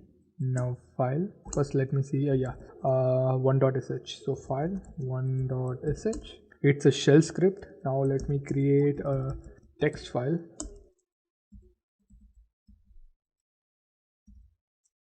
and file one.txt. So it's an empty file because I've not entered anything, and so that's what it means. So here you can see it's born again shell script, and this is a directory, this is an empty file. So that's how you use file. Unix process controls commands or Linux process control commands. So moving ahead, you can see here a command issued in Linux starts a new process which invokes a 5-digit unique ID called process ID or PID. Using the process ID, the process can be tracked. So let's say if you type in a command, that particular command will invoke a process. So if a process is invoked, obviously that process should have a process ID. So once it invokes that ID, using that ID you can track that particular process. It is basically reverse checking it. So let's say I am trying to find out a pattern in a particular document, or I'm trying to do an ls, or I'm trying to find the present working directory provided here, pwd. So when I type in pwd and hit enter, obviously it will start a process by using that process's unique id. So once that happens, once it is called, that particular process can be tracked using the process ID. So that's what they are meaning to say here. So now initializing a process, tracking a process, stopping, and other processes. So we'll look at these steps. First, initializing a process. A process can be initialized in two ways: foreground and background. So foreground, every process runs in foreground by default when it is started. So when I type in pwd, it will show you the output in the terminal. So it is a foreground process. Runs in the background, allowing other processes to run in parallel. So basically, let's say in another terminal there is another command running, and in this terminal you can use an and in the back, which will basically push your command to the background. So now it will be a background command. So let's do this. Let me open the terminal and I will zoom it in. So ls pwd, and no such file or directory. So pwd basically is a foreground process, and pw and will become a background process. So you can see here 11215 is the process ID for this particular process. So first it invoked the process ID. So it checked whether any process is running in already running or not. If it is already running, then it will run parallelly.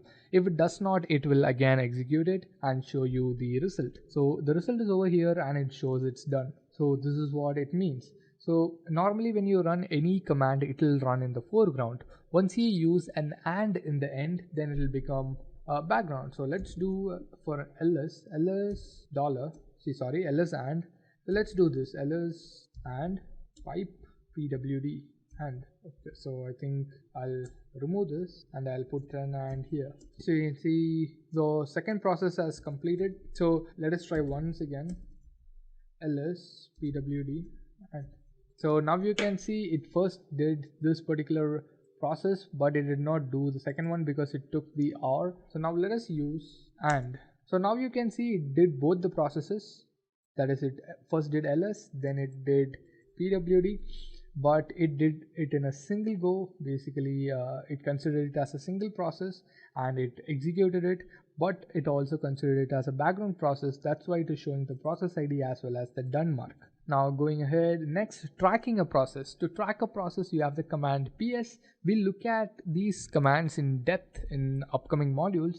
We are looking these right now, like we'll be looking at these a little bit, but in the few upcoming modules we'll be looking at these commands in depth, ps, and there are still more commands. We'll be looking at them in depth later. So right now let's just go ahead with the presentation. So next, all running processes can be tracked using the following commands: ps. So now let us try this command, ps. So you can see two processes are running, one is bash, one is ps. Now if I do a ps aux, it will show every single process which is running. So you can see that over here, the root process, who is running the process ID, and this is basically this is basically an uninteractive document. It shows all the processes which have ran, the process ID, and it shows every single thing. Even it shows ps aux as a process. So it just shows all the processes which have run, which is running every single thing. So that's what aux means. So even ps shows the current running processes, and let's say pwd and I'll do a ps. So right now it won't show because it has to run in synchronization, only then it will show. Now going back, so this is why you use ps, or it will show all the running processes. So for example, I can show this. So let's connect to the internet. Okay, so let me zoom this in. Now I'll ping google.com. I'll teach about the ping command in the later modules. Now just so you can see ping is running. So now let me do ps. Okay, I think it does not know it's running here. So let me open another tab and do ps. So it's still not showing it. So ps ping. So I can do this. So let me close this right now. Let ping run. I'll close this. So let me open another terminal. I'll again make it bigger. So now let me do a ps aux. So now you can see another process was running. I'll make this bigger. You can see every single process which ran in this particular system, and you can also see their process IDs. You can see that over here. But the current processes which are only running, only that PS will show, nothing else, because it's not an interactive command. It is basically a document. So let's leave that. Next, moving on. Next, another command is there. So you can see a running process can be tracked using the following commands. So you can see UID, PID, PPID, time, terminal, time CMD. Basically, this is the command. So UID is basically the user ID or the ID of the user running the process. And then second is PID, the process ID. So you can see the process ID as well. PPID is the parent process ID. If this particular process has a parent, let's say you are running Firefox, then opening 10 different tabs, so it might have a process ID and then sub IDs. And then C is CPU utilization of that particular process. So here in this case there is no CPU utilization. And then S time is start time of the process, when did this particular process start. And then TTY is the terminal associated. We are using only one terminal, that's why it's showing PTS/0. It's the 0th terminal. And then time is CPU time taken by the process, so how long it took. Basically we didn't those processes did not run and it did not take much time, so that's why it is showing 0000000. And finally CMD is the command of the process. Now this is what I was showing you. PS aux lists out all the running processes for all users. It not just shows for this particular user, it shows the running processes for every single users right now. That's what I showed you, PS aux. And then PS minus U username will show all the running processes for one user. So this is an interesting command, so we'll try this. So PS aux states minus U, so I don't need aux. PS minus U and Intellipaat. Okay, so right now it's showing every single process running under Intellipaat. You can see that. So print to mouse, VBox client, bash, GNOME terminal. So this is the terminal. That's what it's showing. Let me run Firefox and let's try this once again. And now you can see Firefox has also been added. So basically it is showing, so if I do PS, it only shows these two. If I see for the user, it is showing Firefox, PS, bash and GNOME terminal, because all of these are running currently. So I'll just close this. I don't require it. Now if I do this again, it should not show Firefox because I stopped it. So it was showing web content as well. So right now, as I've closed it, so did I close it? The question here. No, I did not. That's why it is still showing close tabs. And so let's run it once again. So now you can see there is no Firefox because we've closed the process. So this is one way to track the process under a particular user. You can check that. And then the next one is stopping a process. So let us do this. So let's again run Firefox, and so you can see the process ID over here. Let me run it once again because it will show a single process ID. So I can use that process ID to kill the process and it will automatically close this particular console. So now you can see Firefox. This is the process ID. I have copied it. Going back, so let us understand the syntax. First, if a process is running in the foreground, that means let's say you are running ping. So if you are running ping, if you hit Control C, which is a keyboard interrupt, it will automatically stop the process. For example, let me do a ping Intellipaat.com. So now if I do a Control C, so you can see it automatically terminated it. So now this is one way of stopping a process. The second way is to use the command kill. So kill term signal. So this is where you enter the signal and this is where you enter the PID. So signal is what tells what exactly this particular kill command should do. In order to stop a background process, use the following command. So coming down, take a look at the list of terminate signals. So let me give kill -L. So this shows every single signals available in your Linux distribution. So you can check it over here: sig hub, sig int, sig buzz, and then there should be a sig abort, sig kill is there, sig alarm is there, sig stop is there. So all of these are different signals. We'll be learning about signals as well in the further modules. And then there is a cat and command. So example, stop the cat command running in background by, so we'll do this example. We'll run the cat command in the background. So once we have run the cat command in the background, then we'll kill this process using its process ID. So that's what we are going to do. And so let's go ahead and do this. So I'll close this. I will open another window. I will run the cat command. It automatically stopped. I'll just copy this. So now kill, and I think we should use the number 9, -9. So -9 is basically terminate the process abruptly. It will kill the process abruptly. And -9, so it was already stopped, so it killed the process. So you can see right now there are two processes. So one is let this run. We'll close that as well. Let me do this ping intellipaat.com. So let this run. Let us do a PS. Right now it's not showing, but we have the IP. So I'll just copy this. Still running. So let's -9 and the ID. I think this is the ID. Let me check once again. I've pasted it. So I think it would have killed the process. So yeah, the process stopped. So basically it killed it. So now let us do the same thing with Mozilla.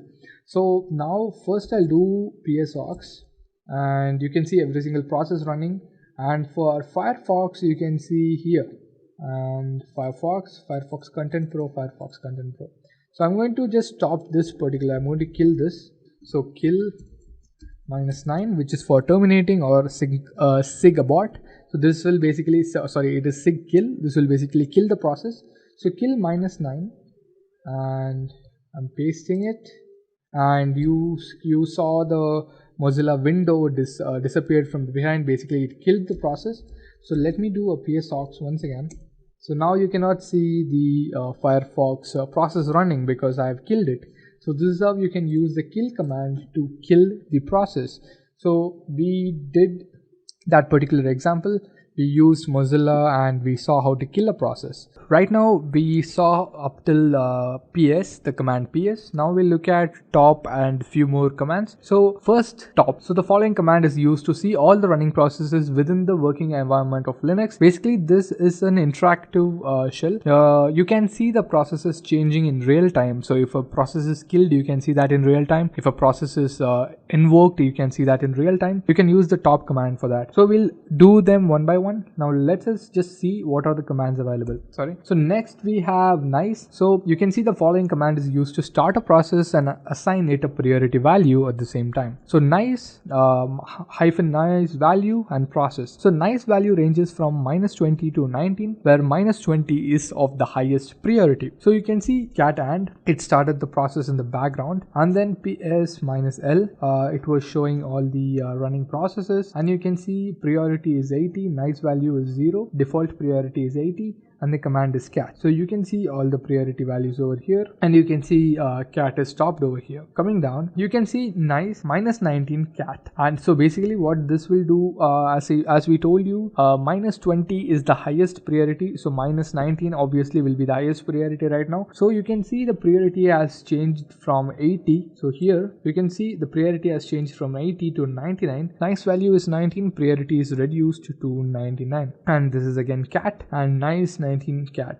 it stopped again. So, and again one more is nice -19 command. So nice -19 cat, and so again it started the cat, it started running cat. Nice value is -19 and priority is increased to 61. So that you can see over here. So this is what -19 does. So if you just provide -19 or -any value, it does not consider it as it does not consider it as a -20 value. It basically considered it as a positive value. We'll have to provide 2 hyphens, only then it will consider it as a minus value, which means it increases the priority of that. So this is 99 and this is 61 basically, which means this has increased the priority. So now one more command is renice. You can see the following command is used to change the priority of a process. So while that particular process is running, you can change the priority of that particular process. So renice, again the same -nice value, then process ID. So let's say a process is started with a nice value of -10. Nice -10 cat and. So nice -10 cat and. So that's what they're doing here. Nice -10 cat and. So this is the process. Priority is at 70. Ni is -10. Coming down now, using renice, -3 and the process ID, basically they changed the value automatically. So you can see it got changed. Old priority was -10, new priority is -3, so 77 -3, and that's what they are telling here. So but what do you mean by priority? Why do you need priority? So let's say if a process is having the highest priority, CPU will provide the maximum time for that process to complete. But if you provided that particular process the lowest priority of 19, then that process will not be given the same priority as a process which has -20 or some value nearby that. So that is why you need priority. So now, and then one more command is df. This command basically lists the block devices available and their disk space. So you can see these are the file systems. So now let us start off with the first command and look at all these commands, and let us finish off with this particular module. So let me open my done. I've opened it. So let's start off with the first command, which is top. So as you can see, top command is running and you can see the values are being changed. Top, gnome shell, gnome terminal. So let me open another window and let me run ping intellipaat.com. So I'm pinging right now. So there should be a new process created called ping. So I think it just went and it went back. Right now it's showing the top processes over here. So where is that? So let me stop this and run once again. I think you would see the changes going on here. Okay, let's stop this. Now let me become the super user and run a command in the background. So let me run cat and. So cat is running in the background. So right now it should show a cat command if it has enough CPU memory. So you can see here PID priority is 20 -51, then NI, these processes have the highest priority because they are -20, and then what else? You can see the time which these processes are running, and you can see the memory which this particular processes are taking. The shell is taking 11.5% of the memory and 19.4% of the CPU at this particular time. Top command is taking 1.7%. The gnome terminal is taking 1.7% of memory and 1% of right now it's taking 3% of the CPU. So you can see this is an interactive way of looking at it, and you can see the number of tasks running. 230 total tasks, 2 are running, 3 are running, 225 are sleeping, 2 are stopped, and the memory 2837, free memory is 637, used is 1073, and available memory is 1080. So you can see the real-time changes in the CPU memory available and not available. So let me now stop this. Kill -912821. So I've stopped it. So the cat command should stop, and the available memory you saw it had a slight increase because one particular background process stopped, and that gave the memory a little space. So this is how top works. Now let me close this. And so we saw top. Next we'll have to see nice. So going back here, so nice and the value. So first let us run cat in the background. Just a quick info, guys. Test your knowledge of Linux by answering this question. Which of the following is core of Linux operating system? A. Shell. B. Kernel. C. Terminal. D. Command. Comment down your answers in the comment section below. Whoever gets the correct answers will win 5000 points in Intellipaat wallet. Subscribe to Intellipaat to know the winners. Now let's continue with the session. And then let us do the same process over here. So I'm just going to open this terminal. I'm already logged in as the root, and I'm already the root. So I'm going to run a process -19 cat and. So now I'm going to do a ps -l, and now you can see the cat process running, which is -19, 19 and 19. So first let me kill few processes. No, sorry, I should not kill it. Now I'm going to do the same thing, but I'm going to use minus minus 19 cat and ps minus l. So now you can see there is a fourth cat process which is running with a different PID, but the parent process ID is the same, because I told you all similar processes will have the same parent process ID but will have a different process ID. So first let us kill them.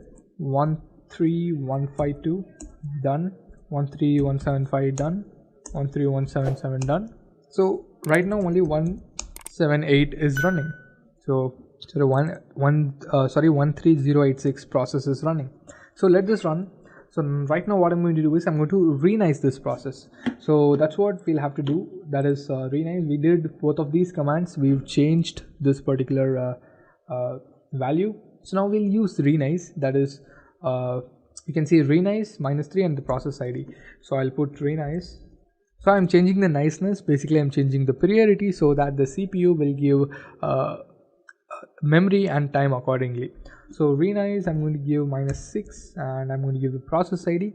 Process ID is 13110, sorry, it's 086. So enter. So now it's showing old priority is 19 and new priority is -6. If you do a PSL again, you can see now the process ID has changed and the priority has increased to 74.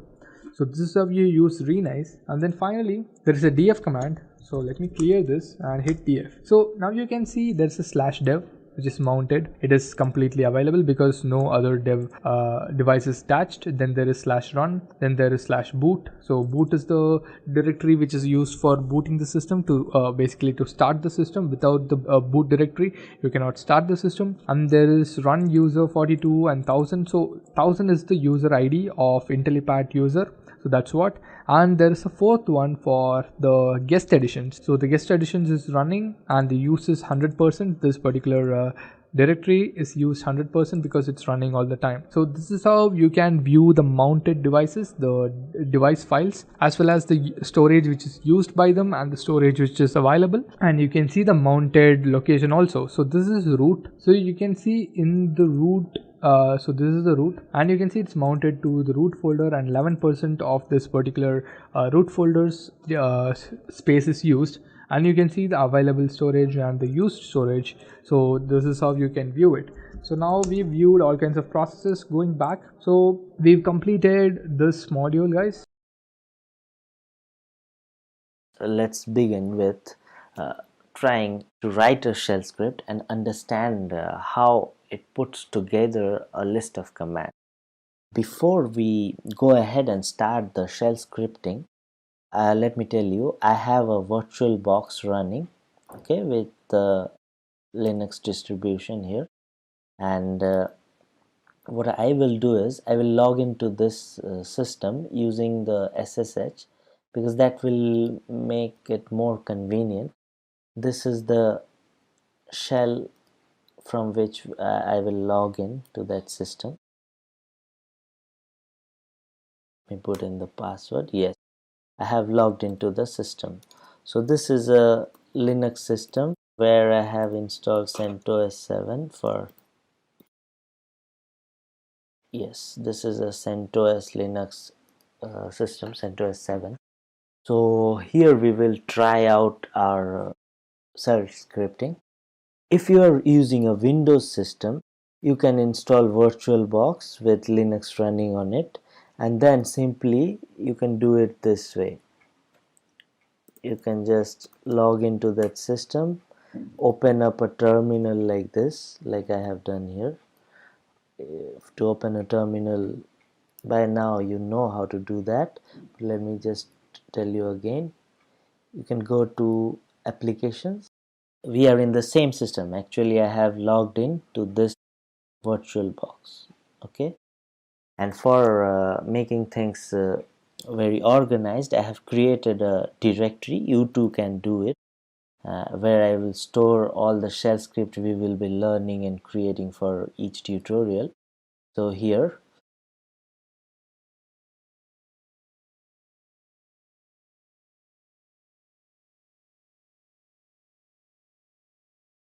But I insist that you should try writing all these shell scripts from scratch by hand.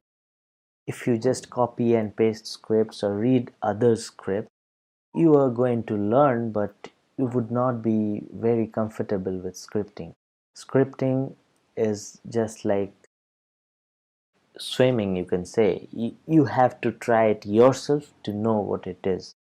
One can only guide you, but only yourself you can teach it, because this is programming, so you have to try it in order to see the fun in it and understand. So here we have a subdirectory, fundamentals. Inside it, I have a series of shell scripts for this tutorial, and I'll first explain how to write a shell script from scratch. Like, say we write a shell script, hello world, just the first shell scripts. So let me first tell you, before writing a shell script, you should be very familiar with the VI editor or the Vim. Okay, so because in Linux you get that editor out of the box and you can create your files using that editor. So we use that editor, and if you're not acquainted with the Vim, you should just learn the few basics of the editor. So I just write the editor's name and the file name which we are going to create. Now see, the extension for shell scripts, you can in fact go without an extension, because in Linux the file name doesn't make a matter. It will work as if even if I don't give the extension. But still, for recognizing the file, normally we use extensions for shell scripts like sh or the name of the shell, bash or ksh or csh, whatever it is. So here we will write a bash script, so let's name it vim hello world.bash. So now it will open a blank file. And now, before starting this, let me just give you a few basics on using the VI editor if you don't know it yet. VI, we just VI or Vim, in case of that, we just open up the editor. But here, normally when you open the editor, you cannot type anything. If you type anything, it won't work. So first thing you have to do is you get into the insert mode by pressing I. You can see here in the bottom of the screen you get the insert option. Now if I type anything, any random stuff, we will be able to view it, because now the system is in insert mode. If I press enter, it will go to the next line, and then we can type more stuff, okay, and more and more. So this is how it works. And once you are done with that, you have to press escape. You can see the insert mode goes away, and then here you should go do a shift colon, this symbol colon comes here, and if you do W, it will write the file, same as control S, which we do in files in Windows. So that will save the file. So here we do W colon W to save the file, and if you want to save and exit, you write WQ, so that writes and then quits. So this is how we save a file in Vim. You should get acquainted with that. If you are not very comfortable, you can write this file anywhere. Say you have Windows, you can use a very good editor called Notepad++. You can download that. Notepad++. This is a very good editor for writing shell scripts. You can write your scripts there and then copy that into your Linux system and then execute it. But it is very good to do it using Vim, because Vim is the ultimate Linux IDE, so you can use it to write your shell scripts and run it there. So it is difficult to learn it in the beginning, but you have to get acquainted if you're in the world of Linux. So here we first we write a shell script, so we name it and open it using Vim. So let's clear the stuff which we had tried out right now. So for deleting lines here in VI, you just do DD, so it will really delete each of those lines. So I did dd 3 times, so 3 lines are gone. Okay, so let's move on. So now we have a blank file which we have entered. Now let's get into the insert mode by pressing I. Now here we begin the shell script. The first line identifies which shell we are going to use to interpret the script. So here I write /bin bash because we are going to use the bash shell. This line should be there in every shell script because it explains which shell is going to interpret it. Even if you don't put it, it would run in the default shell, but it is a very good practice to announce the shell which is going to be used as the interpreter. And now you might be wondering, what are these symbols? This is the path of the shell, so that is fine because bash shell is inside /bin directory, but this has a significance. Now let's get back to the slide to know more. This is called the shebang. Okay, why this? Because it is called shebang because the hash symbol is called a hash, and this symbol is called a bang. Okay, so this is called a shebang. It is actually the pointer which tells that bash shell is going to use to interpret the script. Here in this example we have just sh, so the sh shell is going to be used as the interpreter. So anyways, we have this bash shell written here. And one more important thing, next you should begin by writing a few comments and as for what is the purpose of the script and stuff like that. So for commenting you put a hash sign, but not with this exclamation. Okay, so if you put a hash sign in the beginning of any line, then what happens, that line is not executed. It is just a comment to let people know what the purpose of the script is. Okay, so here we write that this is my first script to say hello. So that is the purpose of the script. Here you can put other information like author of the script, the company name if you're working for some company, or whatever you want. So author is here, you can write your name and stuff like that. So that part is done.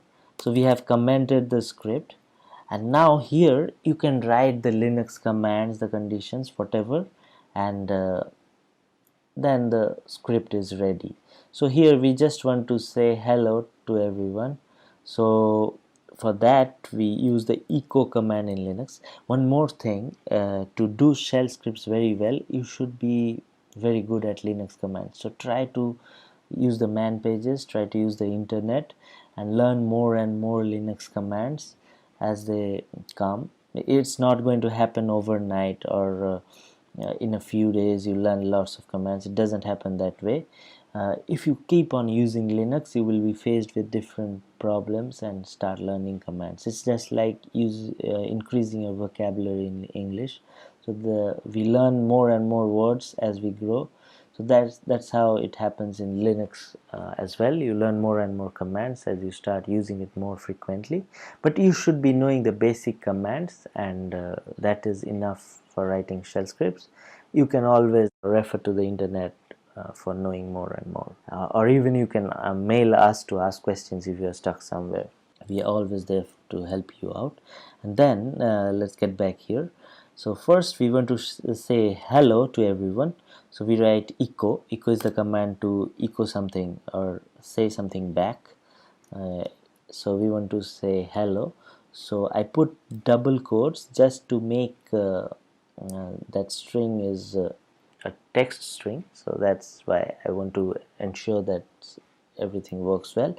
Even if you don't put these quotes in this case, it would work, but let's put that as a good practice. Hello world. If you want to write more you can do that. Again you write echo say in second line I want to put some dots like this, that I can do. Say I want to do a third line where I want to write, this is my first script. So that also can be done. So you can just like this. Just a quick info, guys. Intellipaat provides Linux online training mentored by industry experts. The course link is given in the description below. Now, let's continue with the session. Lines after lines you can type, and then you can save the file and execute it. Okay, so then let that be, and in the last line you can write exit, so that exits the shell. I mean, once you are completed, the shell will conclude, but that is not necessary here. Why? Because see, here we are running these three commands. So once these commands are executed, the shell will by itself exit out. So exit is not required. Later on you will learn the cases where you need to exit forcefully from a script. So here this is our first script. So let's save it. For saving, as I said, WQ, write and quit. Another option is there, you can write :X. Before that, what did I do? I pressed escape and then shift : and then WQ. So the file is saved.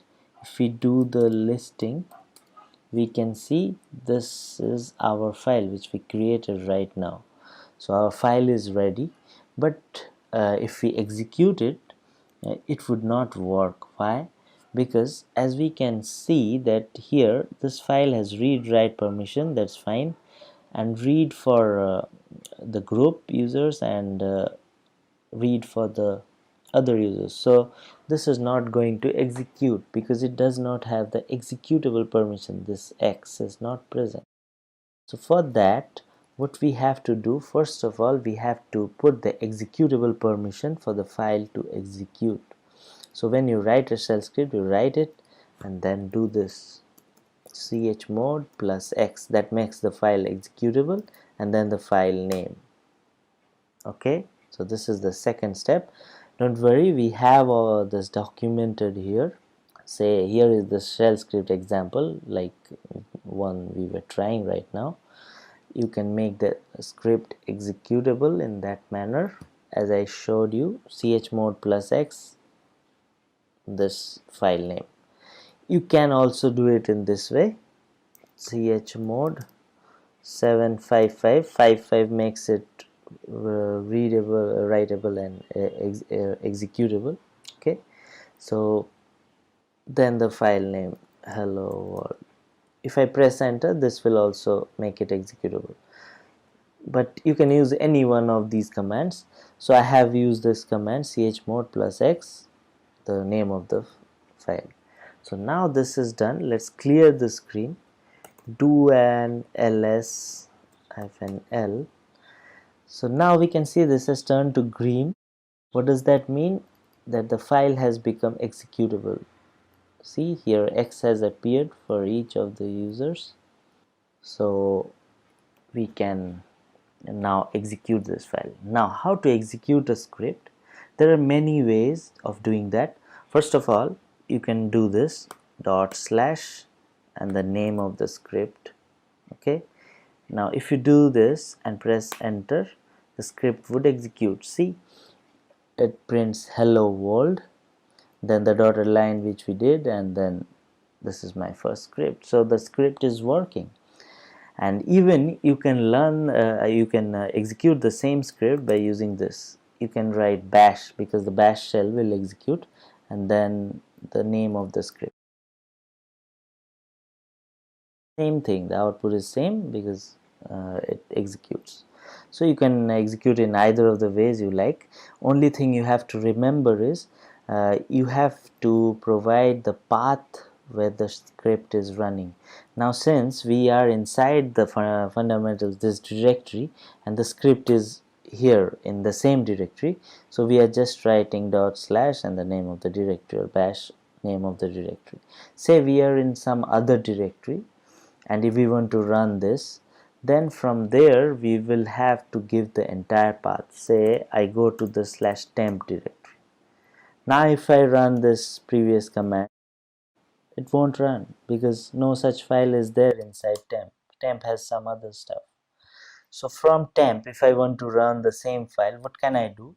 I can write bash, but I'll have to give the full path. So here /root, and then I'll have to provide the path where I have crept. I have crept it in shell scripting and inside fundamentals, and then I have to provide the name of the file. So bash, and then the entire path leading to the script where we have kept it. So now if we press enter, we can execute it, and it doesn't anymore show the that the file does not exist. So this is how a script executes. You have to give a full path if you are not in the same location, and if you are inside the directory with the script, then you can directly run it.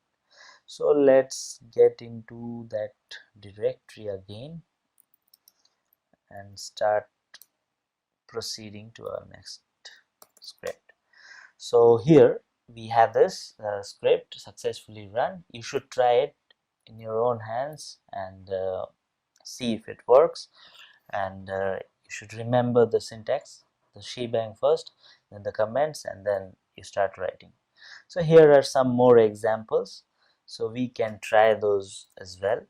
I have already written these to make things faster, but you should understand and try writing each one of them yourself so that you get a hang of things. So the first script here, let's go through it. Again we have the shebang, then the comments, and you do all this stuff here, comments. Then what the script does is, we want to see the present working directory, means where we are currently, and we want to see what is inside this directory. We want to run these two commands. So in order to do that, we have written this script, pretty simple. So we have written pwd, that will show the directory where we are, and ls will list the files inside the directory. So here, if we execute the script, this will start working. So let's make it executable. Okay, so here we see that all the scripts I have written are not executable. So let's make them executable all at once without having to run it again and again. So chmod plus x. So if I do star, anything inside the directory will become executable. Star is the wildcard character, asterisk. So anything here will be executable. So now if I do the long listing, I can see all have become green and got the executable permissions. So that is very good. Now we can execute this file. So let's see what happens if I execute that file. So I give the file name dot slash to execute it. Here see, we got the output. The first line tells the directory is this, here is where we are, and then the second line tells the different files which are present in this directory. So that is very good. Similarly, let's move on to some other examples which we have created. So this is the second example, playing the script to you first. So again we open the script using vi. Let's use vim. You should make it a practice to use vim because it is improved editor, and it will show you the script in different colors so that you understand this is a command blue color, this is a command brown color, and stuff like that. But if you open in vi, let me just show you, you would not get any differentiation. So it's a bit difficult when you have long scripts. See, everything is in black, or if you're using a black screen, it would be in white. So vim will differentiate everything and lets you tell the errors. It also has many other advanced features and easy for writing shell scripts.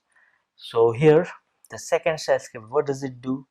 Let's see. The first line, it echoes a dash dash dash dash one line, so that's understood. Then what does it do? It runs the date command, so that will print the date. Fine. And again the line, and then pwd means it will print the present working directory, and then it does a ls-l of the /boot directory. That means the script, what it does is it prints the current date, it prints the current directory, and then it lists the /boot directory. Good enough. Let's run it and see how it goes. Wow. So here we can see it printed the dash, and then it printed the date and the time and the year, and then the current directory, and then what is inside the /boot directory.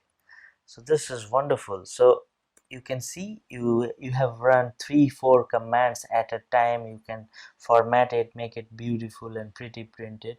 So this is how and magically the shell script works. Okay, so you can write all these kind of shell scripts and do stuff automatically. So here number 3, this shell script is very important. Before moving to that, this we have already covered. Executing a script, you have to do a chmod once and the script becomes executable. You can do ls and check ls-l and check whether the executable permission has appeared or not, and then you can run the script. So next, one important aspect of shell scripting is assigning variables. Okay, variables, what variables are, first we have to understand, and then we can understand more complexities of variables. So first of all, variables are values which are stored as strings and which can or may change for each execution of the program. Say I want to print the name of the user who is writing this shell script. So my name is different than yours name, most probably. So if I want to print my name, I cannot just write echo and my name, because if you run that script, it would not echo your name. Say someone asks you, write a script to echo the name. Okay, so you write a script and then inside it you write echo and then you put your name. Say your name is Tom. You write echo Tom. So that is fine. But say another person, John, is trying to run that script. If he runs, it will print your name is Tom. So that is wrong. Okay, so that's why we use variables. In case of variables, what happens is you can assign a certain operator which will take input from the user or somehow manage to change things when they change. Okay, let's try it out so that. Just a quick info, guys. Test your knowledge of Linux by answering this question. Which command is used to remove the files? A. rm, B. dm, C. erase, D. delete. Comment down your answers in the comment section below. Whoever gets the correct answers will win 5000 points in Intellipaat wallet. Subscribe to Intellipaat to know the winners. Now, let's continue with the session. You can understand better. Here you can see this is a simple script. I have done away with the commenting to make it more simple. So here we have this bash shells, shebang mentioned here. Now str, this is a variable. Say we have a variable str and inside it we have stored the value hello world. Okay, and then we echo $str. When you want to echo a variable, you have to put a dollar in front of it. Now what will happen if I execute the script 3? Here it shows this command is not found. That means there is some problem. Here let's remove this. So here if we now want to execute the script, what it will do, we are trying to print the variable. So what is stored inside the variable? The string hello world. So it should print hello world. So let's save this file, come out of it, and then run that script 3.bash. So once it is executed, what does it show? Hello world. So this is how the variables are stored. Say you want to print something else. Say you want to print the name of the country we are staying in. So that can be done.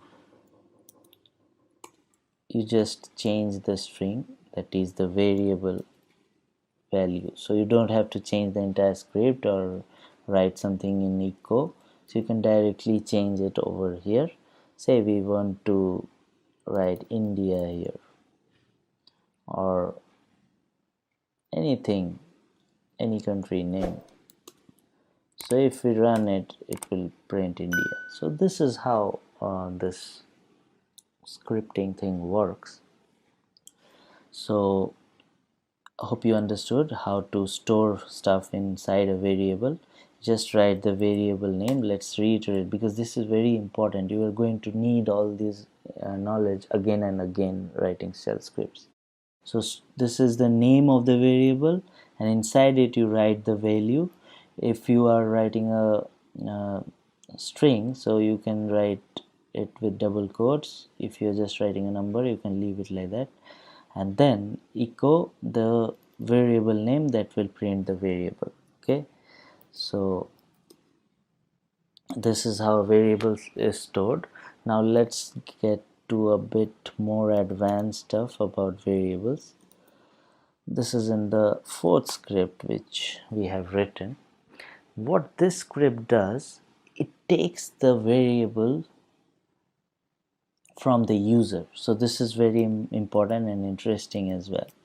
So here, if we do this, we want to take the input from the user.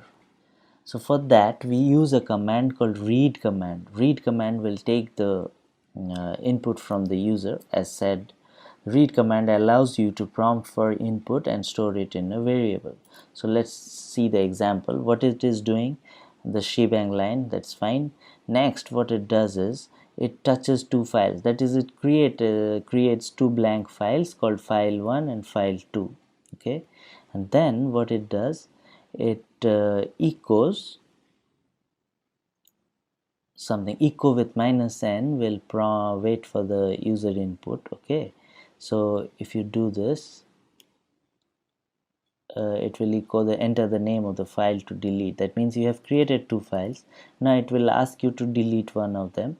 So say you say file 2 needs to be deleted, then it reads the this name which you mention, with the which the user mentions, as a variable called file. Okay, and then later on you pass the command rm and the file name, and then it asks you if you want to delete, and then if you press yes, it gets deleted. So that is how this script works. Take some time to read it. The most important line is this: read file. So why this file? You can name it into any variable. Since we are deleting a file, that's why this variable name is file. The command is important. Read what it does. It reads the input from the user in the previous line. If you run this script, you will understand better. Let's clear this screen and let's execute this file /. See, it is asking us to enter the name of the file to delete. Like, it created two files, file 1 and file 2. Say we want to delete file 1. Then it asks that if you want to remove the regular file, file 1. I say yes. That was your decision. Okay. So now if we do a list, we see that only file 2 is present, file 1 is not there. So that means our script has worked, and it has taken input from us. It was asking us a question, enter the name of the file, we named the file, and it took that input. So that is what I am trying to explain there. The read command will take the input from the user. Here we have passed the input when the script was running, that was read by the script, and then it used that as a variable to remove it. Here it has written rm-i and the $file, the variable which is being read here. So that is a variable because it can change. Sometimes if we run the same command, same script, and if I put file 2, then it will remove file 2 and leave behind file 1. You do the listing and see file 1 is there now and file 2 is deleted because our variable was file 2. So this is how we can put inputs to the user and then get take inputs from the user, in fact, and then execute them inside our scripts. So read command is very important. Now assigning variables, command substitution, this is also very important. What command substitution does, let's read another script, this 5. This is about command substitution. You can also store the output of certain commands into a variable. Okay, say list means ls and date means the date command. So we can also do that. That will help us to print things in a proper way. Say we want to write today's date is, and we want to print today's date. So how do we do that in a shell script? So first of all, we mention that date variable, this variable date is equal to the date command. If you write a command, it is very important to put backticks. See, these are not single quotes. There is a difference between the single quote and the backtick. The backtick is the key just below the escape button in your keyboard. So that is a backtick, and single quote is on the right hand side near the enter or the return key. So you use the backtick, and within it you write the command which you want to store as a variable. So once it is stored as a variable, it makes us easy to print it. So we write today's date is and then $date. So what is $date? It is actually running the date command and storing the value. So it will print the date. And similarly, if you want to list the files, it's $list. So $list is this. So this is how we can store commands inside variables. So that is also called command substitution. If I execute that script, what do we see? Today's date is this and this, and the list of files are this. So why this is used? It is used to make shell script outputs pretty. You cannot just print the date. If I just write date, it will print the date, but if I want to make it look like this, today's date is this, then these are the files inside this directory, to make the reporting, the shell script output very understandable. So we use storing commands inside variables and then print them. So these are all bits and pieces. You might be thinking, why am I learning this stuff? Because these are bits and pieces which are the fundamentals of shell scripting, and when you try more complex scripting, these will be the tools which will come in handy to make the script hold proper. So this is the command substitution for storing variables inside the storing command outputs inside the variables. So that was done. Last thing about variables is how to do mathematical operations using shell script. This is also very important, and you need to know how it works. So for that as well, I have a few examples. The sixth script, maths.bash. So here in maths, what happens if you want to evaluate something in Linux? You can use the let command. Okay, we can see here all the examples are printed. Let statement can be used to do mathematical functions.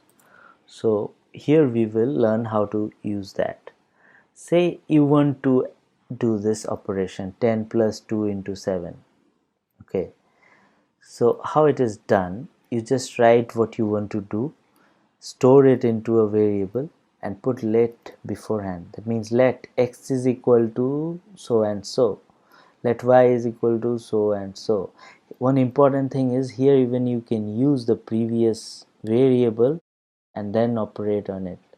So that is very cool, because you don't know the value of x yet, you just know the components and you just put it there.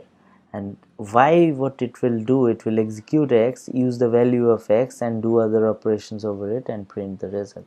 And then you print x is $x because it's a variable now, and y is $y, so that will print the output of x and y, and it will very fast do the calculation and give you the output in real time. So I do this, so it did the calculation, x is this, y is this. So this is how mathematical substitutions and variables are stored, and it is operated. So you need to do this as well, because sometimes in scripting we might need some automating something which needs some certain calculations, so that can be done from here, okay, by using these operators like let. Okay, so there is another such maths example, this one. You can use dollar with these double brackets, double first bracket, and then inside it you can directly write it as well. So this is another way of doing it. You can use the let, which I showed in the previous example. I'm showing this example just to demonstrate the number of ways you can do the same thing. Say you want to do some mathematical operation, you can directly write it inside this and store it as a variable and then print it, echo the answer is $p. Similarly, there is another way also to do mathematical operations. You can use square brackets, write stuff inside it which you want to calculate, put dollar here and value. So you should have to do this yourself and try to remember the different syntax which can be used. It is all about remembering and understanding the script. So that is pretty simple. It's a variable, so dollar, and inside it you put the operation with double brackets. So that is the syntax, or you can do it this way, more simpler. And if you execute it, it will print the same output. So if I do this, if I execute this, you see you did it in two ways, answer is coming the same because both are correct syntax to use. So that is how you do the maths operations. Okay, now comes the interesting part. Here we have certain questions for you, 3 questions, which you should try to apply what you have learned in this tutorial and then try to execute them. The first one I will demonstrate it to you because it is the most complex one here. These two are easy. I will just tell you how to do that, and if you can do that, it's fine. If you cannot do that, then I will include the scripts along with this tutorial, so you will get that along with this script. So example 1 is done for you, 2 and 3 I will include here, and then you will get it. But you should not try to first see the inclusion, you should try to do it yourself. If it doesn't work, then you should see the answer. Okay, so let's try this here. First shell script, what it is asking, write a script to obtain the user's name and his age from input and print the year when the user would become 50 years of age. So now shell script should be first understood how to execute it. It should be very logical in plain English language, and then you try to write it. Now this is, you might feel this is overwhelming. What is this? How do I know when the user becomes 50 years of age? So first of all, let's understand again what it is asking. It's asking us to obtain the user's name and age. So what we have to do here, we have to use the variable, because these are variables, user name and age, and we have to collect it from the user. So tell me what we are going to use. We are going to use the read command. So read command will read the user's input. Okay, so we will use read command twice, one time for getting the user's name and other time for getting the user's age. So we have these two variables inside the script stored, and then it is asking us to print the year when the user would become 50 years of age.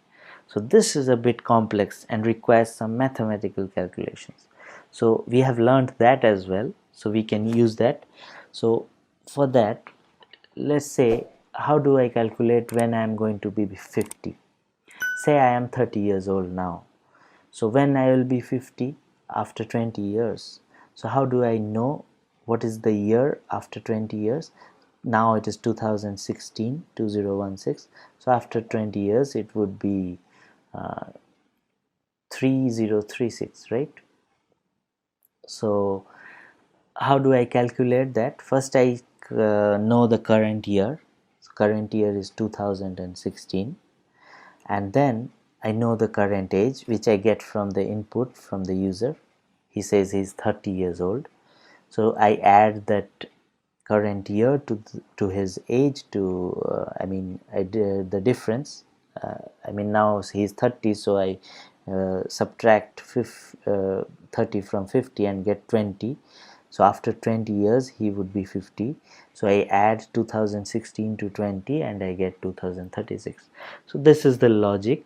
So let's just check how the script is going to work. I have already written this because this was a bit complex for you at this stage, but you should understand each and every line of the script and try to write it yourself without seeing it, and try to execute. And if you go wrong, just check the syntax. So that is how you learn. So first of all, we want to know the current year. So current year, you can know it in a number of ways. Either you can ask the user and use the read command, what is the current year, and then the user will type it. But I have done it in a more sophisticated way where the system will fetch the current year. So you should learn this.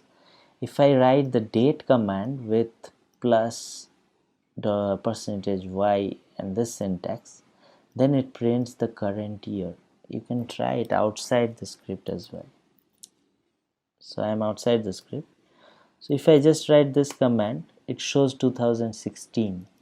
So I get the year from this command. So I use this date command plus y, which gives the year, and store it as a variable called cur_year for the current year. Then I ask the user, enter your name, and then read the variable as name.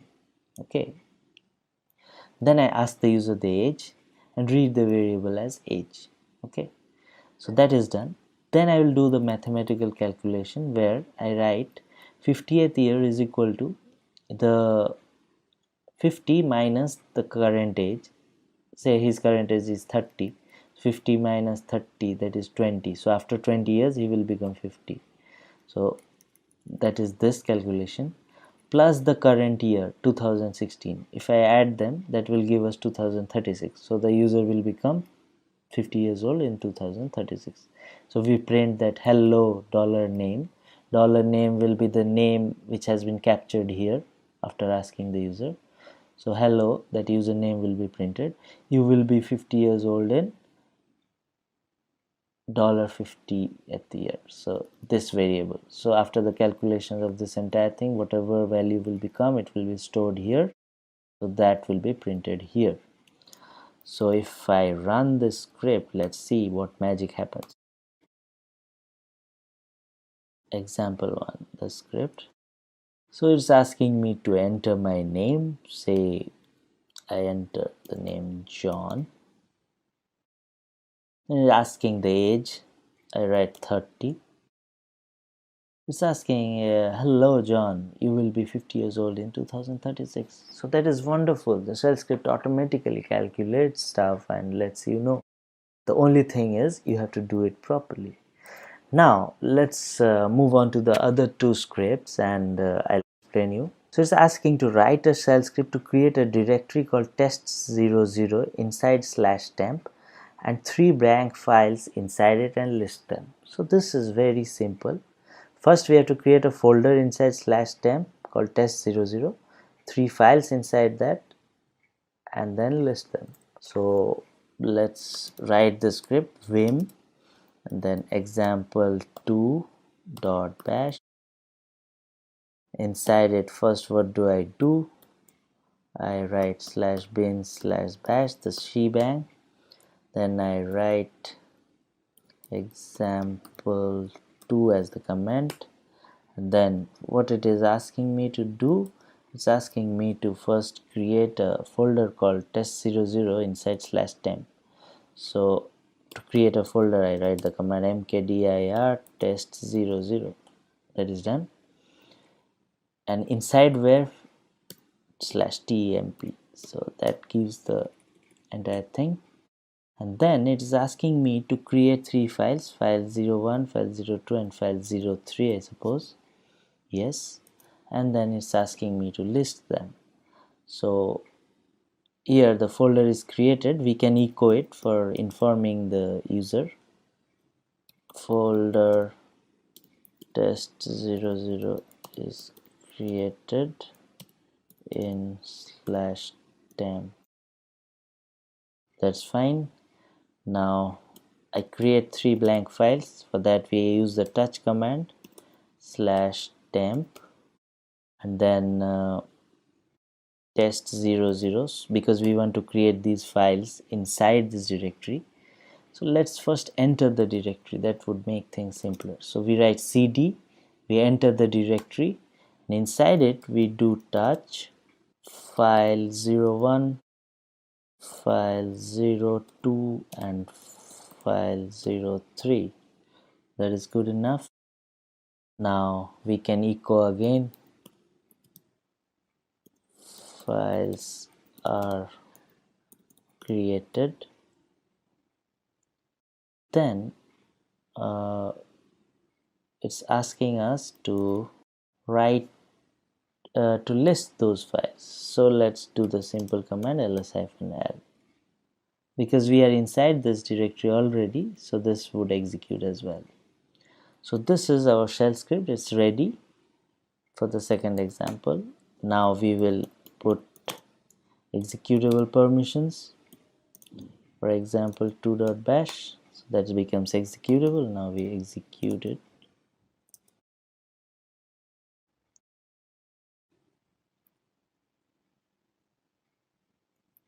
Here we made a mistake. We have not written / here.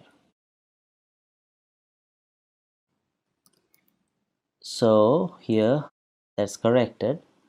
Now here, if you make these kind of mistakes, you should try to read this is also a very good learner, because it's good that this happened. You can check the output bad interpreter bin bash. So I knew from there that I have not put the /. So if you have these kind of errors, you should go back to the script and check what the problem was. Like we missed this /, so it showed that the interpreter is not present, because we have /bin bash, we don't have bin bash. Okay, so the error. Now we will be able to run it successfully. So now we again try this. So first, what does it show? Folder test0 is created in /temp, files are created, and it lists the files. So our script is working. So second thing is fulfilled. And the third script, what it is asking is write a shell script to delete file03 created in the previous question, and also print the time after deletion of file. This is also simple. It's asking to delete this. Okay, so let's write another script, 3.bash. Again, this time we need to be careful while typing. bin/bin/bash, shebang is done. Comment, this is example 3, and then what we do, it's asking us to delete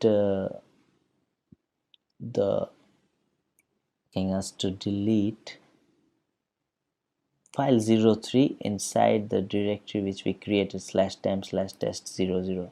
So first thing we do is we enter /temp/test00. So once we have entered, what we can do is we can use the remove command, file 03.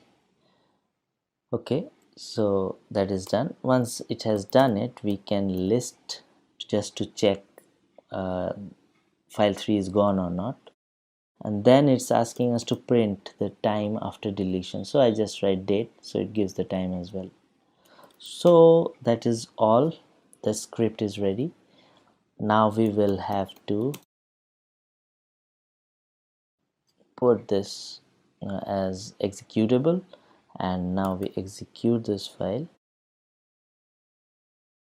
See, it's asking, you want to remove the file? I say yes.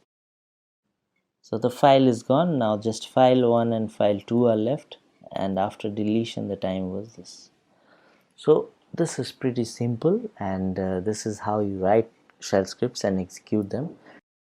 So this is a very important, because if you want to move into the next level of shell scripting, you will have to learn about the conditionals, how to handle when certain conditions are given to a shell script. And then if you have repeated tasks to undertake, then what you need to do, you have to run some certain loops, and loops and conditionals can also go hand in hand together to handle some complex situations arising when you are running a shell script to automate certain tasks. So this is a kind of a bridge between the advanced shell scripting and the basic. So this is a very important piece of lesson. So you need to understand each and every basics which comprise this course. So let's get going. First of all, loops in shell script. What are loops? Loops are a programming tool that help you to execute a set of commands in a repeated fashion. So what is it actually? Say you want to print your name 10 times. Say if you want to print your name one time, what would you write in your shell script? You would just write echo and then give some double quotes and write your own name like this. Let's go to the terminal. Here I have a virtual box running, this one, and I am connecting to the same box using the terminal.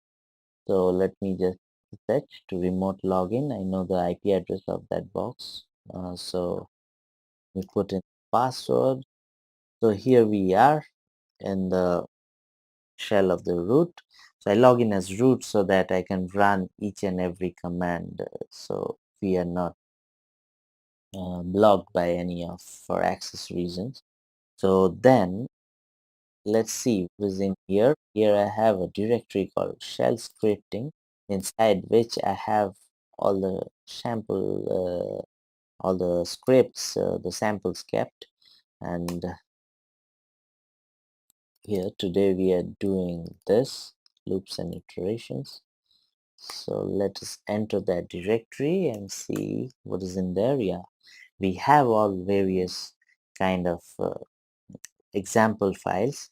I would be sharing all these files along to you, so no worries. And we would be running each and every file and checking what is inside it. So in any case, you are going to know through this video, so what is going on. Just a quick info, guys. Test your knowledge of Linux by answering this question. Which of the following is core of Linux operating system? A. Shell. B. Kernel. C. Terminal. D. Command. Comment down your answers in the comment section below. Whoever gets the correct answers will win 5000 points in Intellipaat wallet. Subscribe to Intellipaat to know the winners. Now, let's continue with the session.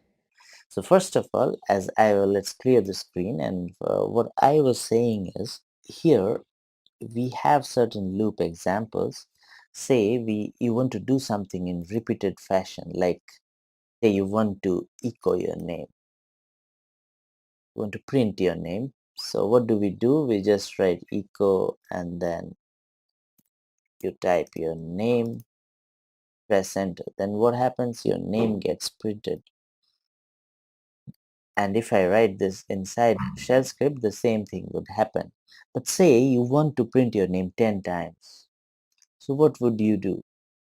then no need to you need to write this command 10 times inside the shell script? Does that sound good? No, it does not, because shell script is something which should make your stuff easier, which should automate things. So you should not be writing 10 times the same command if you want to do that 10 times. So for such situations you use certain loops. Okay, a loop would execute a command according to the situation, I mean according to your instructions, and the number of times until certain conditions are met. So it would just reiterate, do it again and again and again until the condition is fulfilled. Say you have asked it to print the name 10 times, it would do one time, second time, and check the count again and again. Once the count reaches 10, then it stops. So you get your name printed 10 times. So that is how these things work, the loops. So let's try out Just a quick info, guys. Intellipaat provides Linux online training mentored by industry experts. The course link is given in the description below. Now, let's continue with the session. what kinds of loops are there, and then we will try out each and every loop and understand the functionalities. So first of all, we have the while loop. The while loop is one of the interesting loops, and it is kind of a loop which executes once under a certain conditions. Like we declare it while so and so conditions are fulfilled, then do this. So that is how it works. Then we have the for loop. We'll go on and understand what it is, and it is a very popular and useful loop command which is used. And then we have the until loop, and then we have the select loop as well.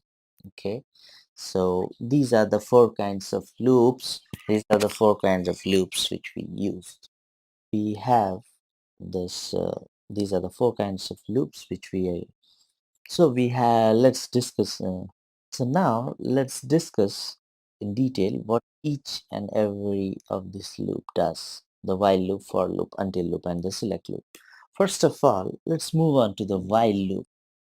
While explaining, I have chosen not to keep the definitions for each loop, and because in shell script you should not be bothered about the definition of the while loop or all the theoretical stuff. You should be unable to understand what each thing does and how it works so that you can implement in your future scripts. So I have chosen just to keep a script here and explain what it does, and when you understand it that way, that what the while loop does, then you would be able to implement. And apart from that, you also learn the syntax in which the while loop is used. So I have done this for each and every thing which we are discussing in this tutorial. We will just discuss examples, the syntax, and the execution. So that will help you to in order to assimilate what is each of these conditionals, these operators are doing, and so that you can use it in your scripts. So in case of a while loop, just study this shell script. What is it doing? First of all, we are setting a variable that a is equal to 0. Fair enough. And then we move on to declare while $a is less than 10 minus LT is a operator which a number actually where this LT is stands for less than. So when we are telling that while $a is less than 10, do so and so this stuff. And then again we declare while this is greater than 0, then do this stuff, and then we exit after writing done. Okay, here you can see that there is just a shell script. I have done this intentionally. I have not included any definition for the loops which we are going to learn, or the conditionals, because if you want to really do shell scripting, you just have to understand the concepts and not remember the theoretical aspects like the definition. You should know what is a while loop, what is the syntax that is used when we do a while loop, and finally how to execute a while loop and under what conditions that will work. These are the important things. The understanding of the logic is the main thing here, instead of remembering theoretical aspects, so like what is while loop, what does it stands for, and stuff like that. So first of all, let's study this shell script which uses a while do, okay, the loop, and this is a nested loop as well, so that would help us to know better. Nested means a loop inside a loop, so you have two conditions being used here. So what this does, then we will execute it in our shell and just check it out. So first of all, let's study each and every line of this script and then try to execute it once, and then we will be good to go. First of all, let's see what it does. It sets a variable a is equal to 0, correct? And then there is a loop while a is less than 10. So this is just a less than operator. While a is less than 10, this is a loop, the condition that if a is less than 10, then you do set another variable that b is equal to $a, okay, and then while $b, the new variable, is greater than 0, then do this. That means it will echo that variable, okay, and then it does a mathematical operation. It subtracts 1 from the variable, and then that loop is done. Otherwise it adds 1 to the variable. So this might seem confusing right now, so let's go and execute it, and when you see the results, then we will come back again and then understand what happened. Okay, so first of all, let's list what is inside. I have already kept this while.bash. This is the same script that is being displayed here, the while loop script. So here it's the same script. I have typed it to save time. I have typed it beforehand, and let's execute it. Let's check whether this file has executable permission. Yes, it has. If not, then you can do chmod plus x and the file name, and then you can execute it with /. Okay, so now if I press enter, what do I see? A pretty pattern of numbers. So first it is 0 printed, then 1 0, then 2 1 0, then 3 2 1 0, 4 3 2 1 0. What do you notice from this pattern? There is a series of numbers here, and then in the second row there is a series of numbers which has 1 subtracted from the number on its left. Like here it is 2, so this is 2 minus 1, and then here it is 4, this is 4 minus 1, 3, stuff like that. Okay, similarly, if this is 1, then 1 minus 1 is 0, and now if this is 0, then you don't have anything printed here because the loop exits by then. So this is a pattern which we have tried to make.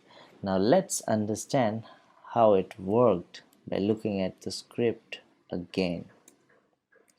First a was set to 0, and if a was less than 10, which is the first loop, then we had to do this entire thing. Okay, so what was that? If a was less than 10, so in the first case when a was 0, it was less than 10, so the loop goes here, it sets b is equal to a, so now b becomes 0. Now it's asking it again in the second loop that if b is greater than 0, which is not the case in the first time, then we had to do this, but that was not the case. So what it does, it skips this loop and goes directly to here. It adds 1. Okay, so What happened exactly is a was 0, it was less than 10, that condition was true, so it entered this loop, and then here b becomes a, because here it's written b is $a, so b becomes 0 now. Then it asks again if b is greater than 0. So first time b is 0, which is equal to 0, not greater than 0, so this loop becomes false, so this exits its loop and comes here, and then that job is done. So it just echoes the first character, which was this 0. Okay, so in the second run, what happens when it loops through the next conditions, because now a was incremented by 1, so it goes into the next condition. If a is less than 10, that is true, again enters here. Now at this point of time, b becomes 1, and this condition now becomes true because b is greater than 0, and it echoes b. So there we get this 1, because b is greater than 0, so it echoes b. So b now was 1, so it prints 1. Okay, then it goes on and does it again and again.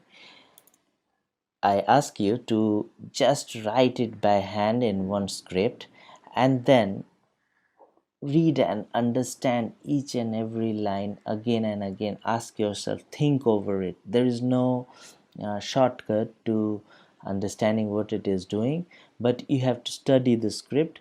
Don't get puzzled by all the symbols, the codes and stuff like that which comprises a shell script. Just understand what it does. So while loop is used when you want to mention a certain condition, that if a is less than 10, then do some other command. Okay, if a is greater than 0, then do something. Okay, here you can use here we have done a mathematical operation. You can also do something else, like say you're wanting to print your name, and your name only if your age is greater than 20. Okay, so first what you can do it using this while loop as well.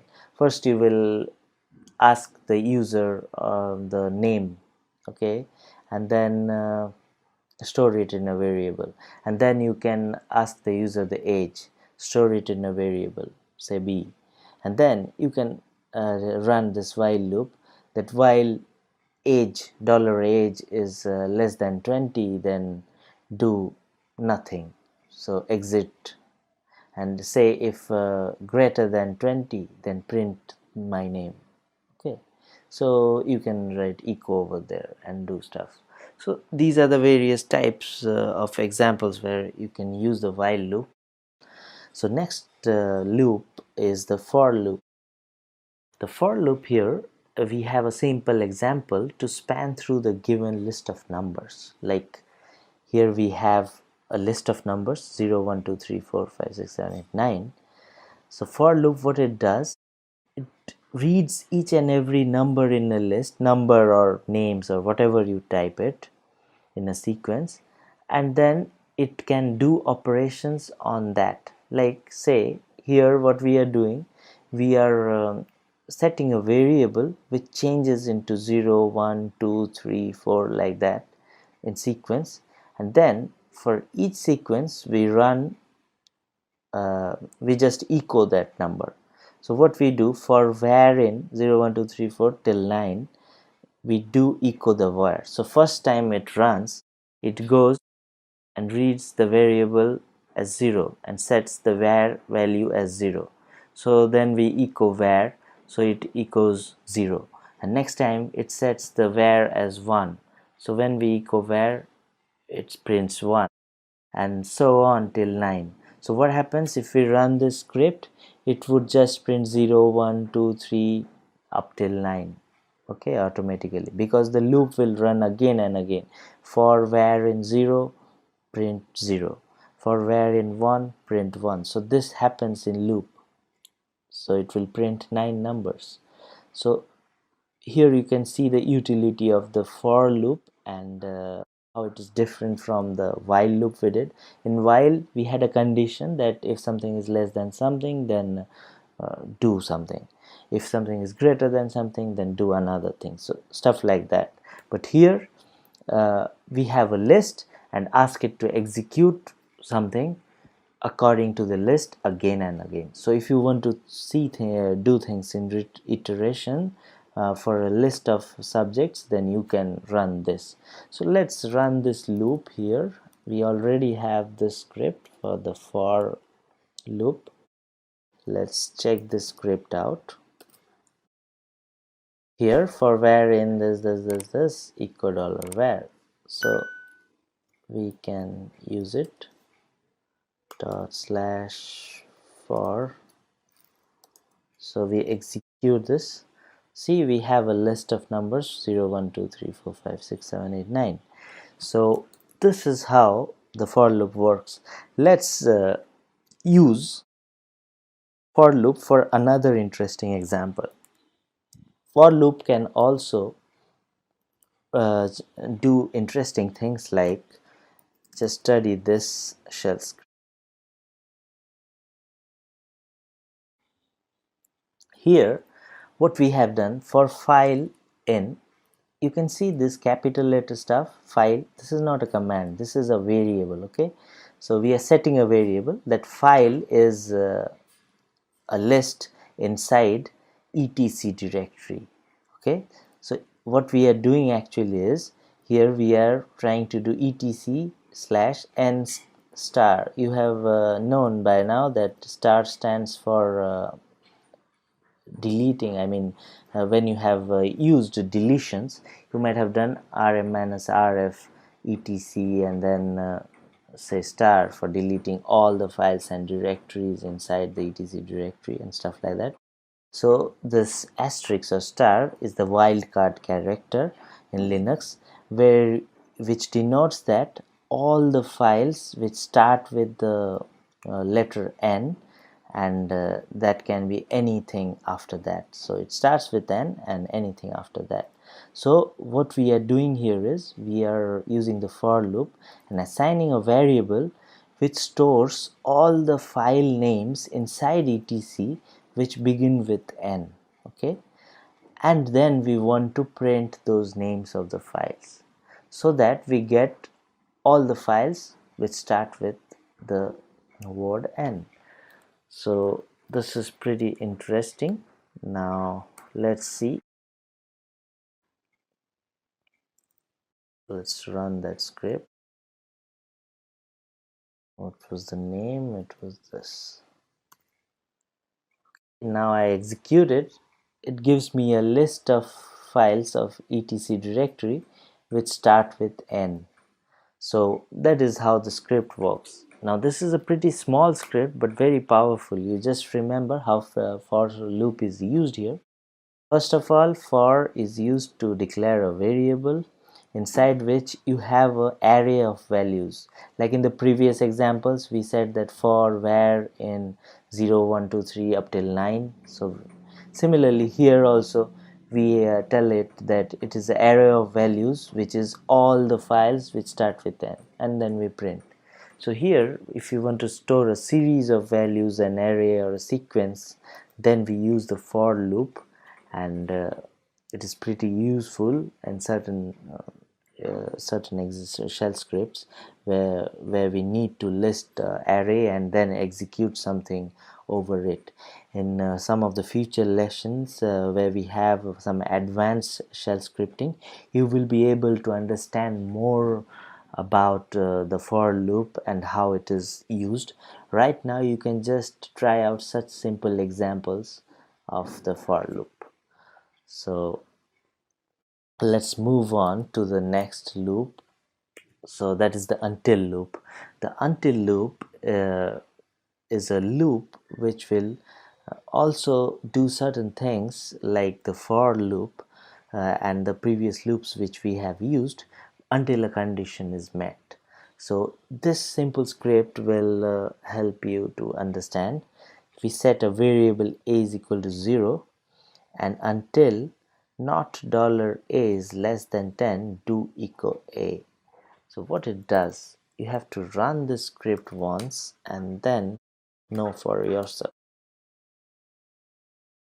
See, we use the loop to do the same thing which we did with the for loop.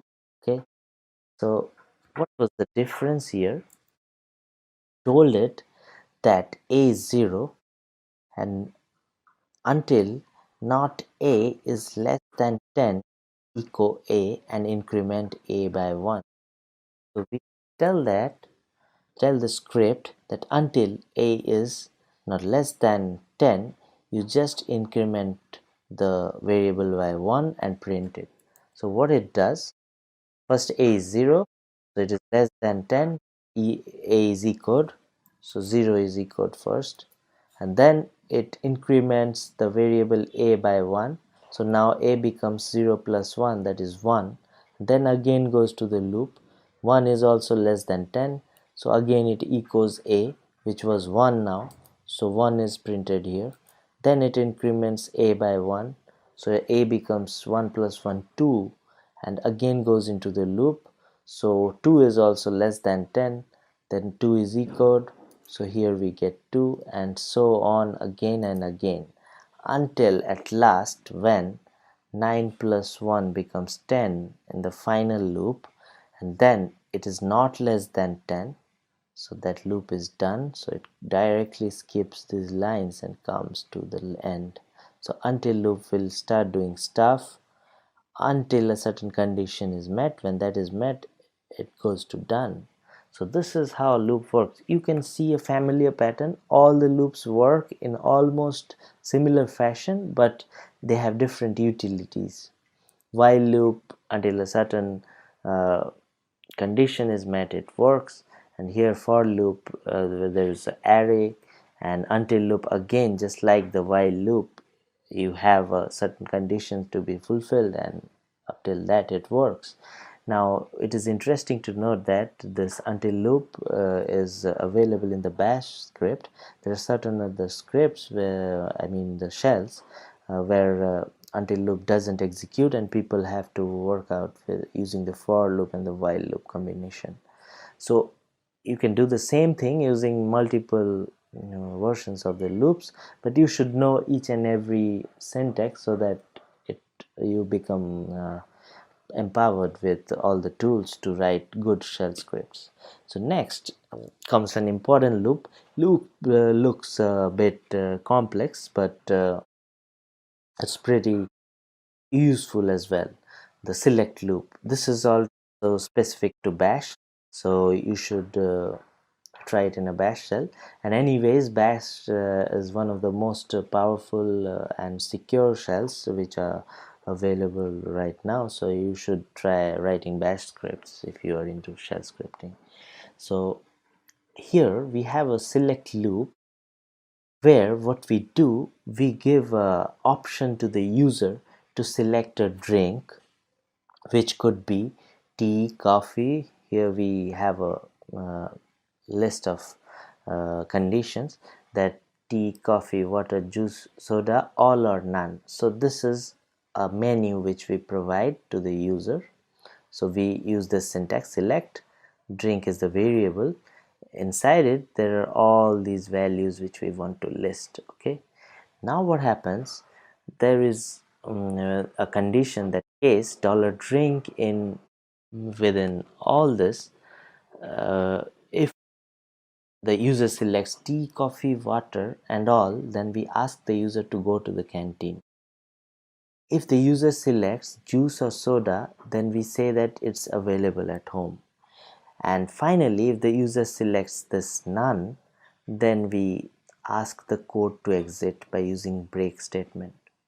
Okay, and if the user selects something else other than this menu, then we print error invalid selection. So we write echo invalid selection.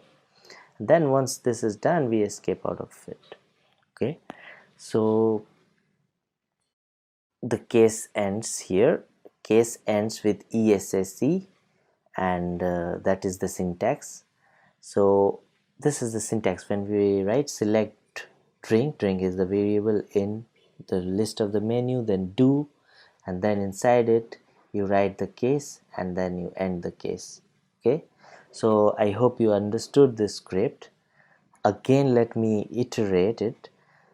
We are giving the user a menu and then asking the user to select any of these beverages provided in the menu. Now if the user selects tea, coffee, water and all, then we will print that you have to go to canteen, and if the user selects juice or soda, then we will print it's available at home. So this select loop helps you to provide a menu to the user, and based on their selections we can give them certain outputs. So this can be useful in many other cases as well, like we will give a menu to the user to select 3 colors, like any of the 3 colors. Now if this user selects red, then we say that he is angry today. Now if the user selects green, we say that he is jealous today, or something, whatever the color signifies. So that way we can interact with the user as well. So this is a pretty important loop. So let's now check this shell script and see how the loop works. So the select loop here is that loop which we were discussing. So I have typed it in here, and we have the list, and then we have the case, that what happens, what to print when the user selects so and so stuff. If the user selects juice, then we print this, and if the user selects something else, we print invalid, and if the user selects none, we make it exit. So let's run that script. First of all, when we run the script, we can see that we are provided with a menu with numbers. Okay, so now say the user selects 2, which is coffee. So now we can see it prints go to canteen, which is what we did. Now in juice, I think we had said that it's available at home. So say the user selects 4 now. It says yes, it's available at home. Just a quick info, guys. Test your knowledge of Linux by answering this question. Which command is used to remove the files? A. rm, B. dm, C. erase, D. delete. Comment down your answers in the comment section below. Whoever gets the correct answers will win 5000 points in Intellipaat wallet. Subscribe to Intellipaat to know the winners. Now, let's continue with the session. If the user selects all of it, so that is not at home, so it will have to go to the canteen. So go to canteen. Now say the user selects something which is not present in this list, 9, invalid selection. So our scripts are working perfectly, and say the user selects none, so none is here, number 7. So if we give 7, then we exit. So that is how the select loop works. Now you can take your time after learning each loop. You can pause the video and think over it and try the command and then move on further. But for the sake of completion, I'm moving on to the next, the conditionals. Okay, the conditionals are very important, a very important part of a shell script. Here what happens, most of the cases when we run a shell script, we are faced with conditions. If this happens, do this. If this happens, then do this. If not, then do this. And if there is certain other condition, then exit out of the shell, and stuff like that. So conditionals are very important. This is the normal syntax by which we use conditions. So conditions, normally conditionals have if then else statements, and we have another statement called else if. Okay, elif written here. So what we do, if, and inside square brackets we have certain expressions which has the condition inside it, and then we run certain commands. Say if there is a certain file inside the etc directory, if that file exists, then we run echo the file exists. Else, if that is not present, then we echo that it does not exist, and so on. So this else if all these are various conditionals which can help you make decisions when running an algorithm. So this is how it works. So let's do some real scripts and see what exactly it is. So first, here we have a shell script where we ask the user to enter the login name. Login name means the name which we are using to log in into the shell, like this one. Here you can see I have logged in as root user. I can even check it using who am I command. Yes, so I am the root user. Okay, so that is the username it is asking. So if you run the script will ask to enter your login name. Say we have entered root, then what it does, it reads the user input. You know from the previous session that read command reads the variable inputted. So now it stores the name of your login user. Now what it does, I say that if $name is $user, then this is a environment variable which stores the name of the user. You can check it out here. If I print echo $user, I can see the answer is root. So that means this is an environment variable. When you log into the system, the operating system has some environment variables allotted to the user. So $user is the variable which tells the user name. You can even know the shell that user is using $shell. So these variables have not been set. They are just available from the environment by when the user logs in by reading from its profile. There is a directory, there's a file in fact. Here you can, sorry, you have to do this in the home directory, and it's a hidden file, so we give ls-al.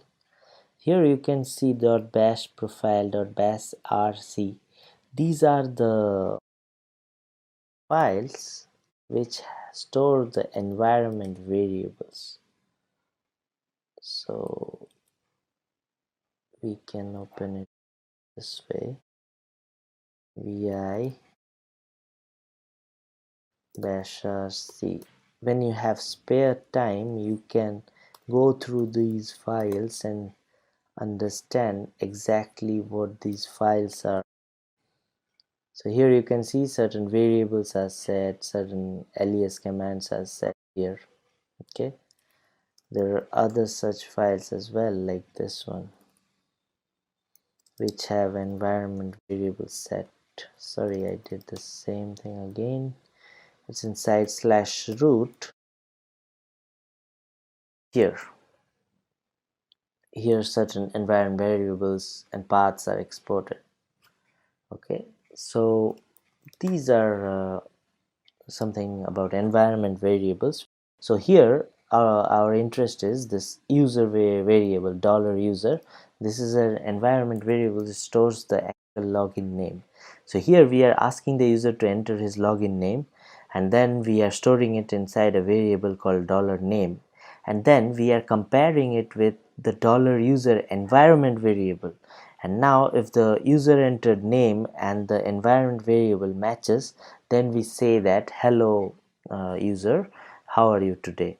And if in case user login name the user types is something which doesn't match the actual Linux user who has logged in, then we type that you are not the user, who are you.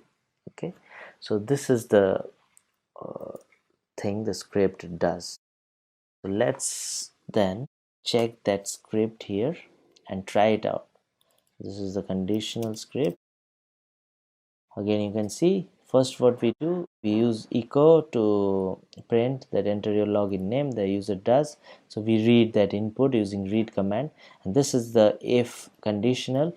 The syntax, as I said, if, and then inside square brackets you write the condition, if so and so is equal to so and so, or if something is not equal to something, or if something exists or not. So these kind of conditions you can write here. I'll tell you how many kinds of conditions you can use. So first, now we have an equality condition here. If some variable is equal to some variable, end it with the semicolon, echo something else, echo something else, or do something else. Okay, so this is the syntax in which we have written the script. Let's run it. Conditional1 underscore bash. So first of all, it's going to the first echo, that asking us our login name. Say I write my login name is root. Hello root, how are you today? And the script exits. So it works because our name and our shell login is same. Okay, so it is working correctly. Now say I am root user, as you can see here, but say if I write something false, like I'm not a root user, I am Tom. Okay, so it checks it, compares it with the $user variable, and finds that $user is root, but this one is Tom. So it is asking that you are not root, who are. So this is how this script works. So this is very interesting and very useful as well. Okay, now let me, before going into the second script, let me go to this slide and tell you a few more things. As I said, this condition in here, like equal to or something, you can use other conditions as well, like -d, -f, and -e inside the square bracket. If you write -d and give the path of a directory, then it will check if the directory exists or not. If it does not exist, then it will give false. Okay, if it exits, then it will run that command. Say you want to delete a directory if it exits, so you can write -d, the path to the directory. If it exists, then you write the rm command and delete the directory, else you print the directory does not exist. So this is how you can use these expressions. For file also the same thing, if a file exists or not. If you do -e, it tells you the file exists or not. Okay, if you do -f, it checks if the path given is a file. -d, if a path given is a directory. So here we can use these expressions called file operators to check files and directories. Now let's come back to the second script. The second script is a bit more complex, but pretty interesting. First of all, we echo that enter any number which is greater than 1 but less than 10. So the user will input a number, so it will read that number from the user input. Now we are giving a condition in if, that if the number is less than 10, then you go into another loop. So here we are using nested loop, if loop inside another if loop. Say you have to do two conditions, you have to check two conditions, then you use this. First, number is less than 10, then check again if the number is greater than 1. If that both are true, then you multiply number into number, that is the square of the number, and then store it in a variable here, number into $number, and then that variable is stored, and if that happens, then that variable is echoed. Okay, after that calculation happens, we echo that variable because we are storing, we are telling that echo $number into $number, which is equal to this operation. So that it happens in runtime and we echo that. Okay, say this condition are not met or one of the condition fails, then the loop exits to else, then we say it is a wrong insertion. Okay, or say the second one fails, then again it goes to else. Like this fails, it goes here, this fails, it goes here. Okay, so the user is asked to input again because this is wrong. Okay, so this is how the script works. Let's try that script again. Here we have this. Let's go into the second script, conditional 2.bash. Okay, so this is the same script which we discussed. Now let's run it and then check the output. Conditional 2.bash. It's asking to enter a number which is greater than 1 but less than 10. So say I type 5. So what it does, it checks that whether this condition is fulfilled or not, it is less than 10 or not, it is greater than 1 or not. So once that is fulfilled, then it goes to the then clause and then does this operation 5 into 5 equal to 25. So this is how this works, and it works perfectly. Let's check if the loop, if we write something wrong, the loop detects it correctly or not. 1 is less than, so we have to give a number. Say I give a number 99. So 99 is clearly greater than 10, so the condition will fail. So it writes wrong insertion. Similarly, say I give the number 1. So 1 is not greater than 1. So again, wrong insertion. So this is how it is working. We are doing multiple loops inside it, nested, and then checking all the conditions we want, and according to the result we print the output. Okay, and one thing you should remember in the syntax for the if loop is, if loop should have a square bracket with the conditional, and then it should have a semicolon, and then you write the statements after then. If you want another loop, you can keep another loop. You can use else if you want a third thing to be inserted, but always close the if with the fi. Okay, see here we have two nested ifs. This one is closed here, this is the loop which closes here. So there is one big loop, inside it there is another small loop, and then finally this one, as I said, inside the if loop in the square brackets we can check the existence of files and directory paths. So we use these file operators for that. For an example, we have a shell script here for file existence check. This one, check file. When you see this, you'll understand this is a pretty simple if loop again. Say we have stored a variable that the file is etc hosts. Okay, we want to check whether this file exists or not. So what do? We use this operator -f. As I said, it checks whether a path exists or not. So we have given the path that etc hosts is the path where a file resides, and we want it to check if f file, that means if this condition is met, then we say that file is found, and if this condition is not met, we say that file is not found. So it's simple, and we do fi to exit the if loop. Let's run this and check what happens.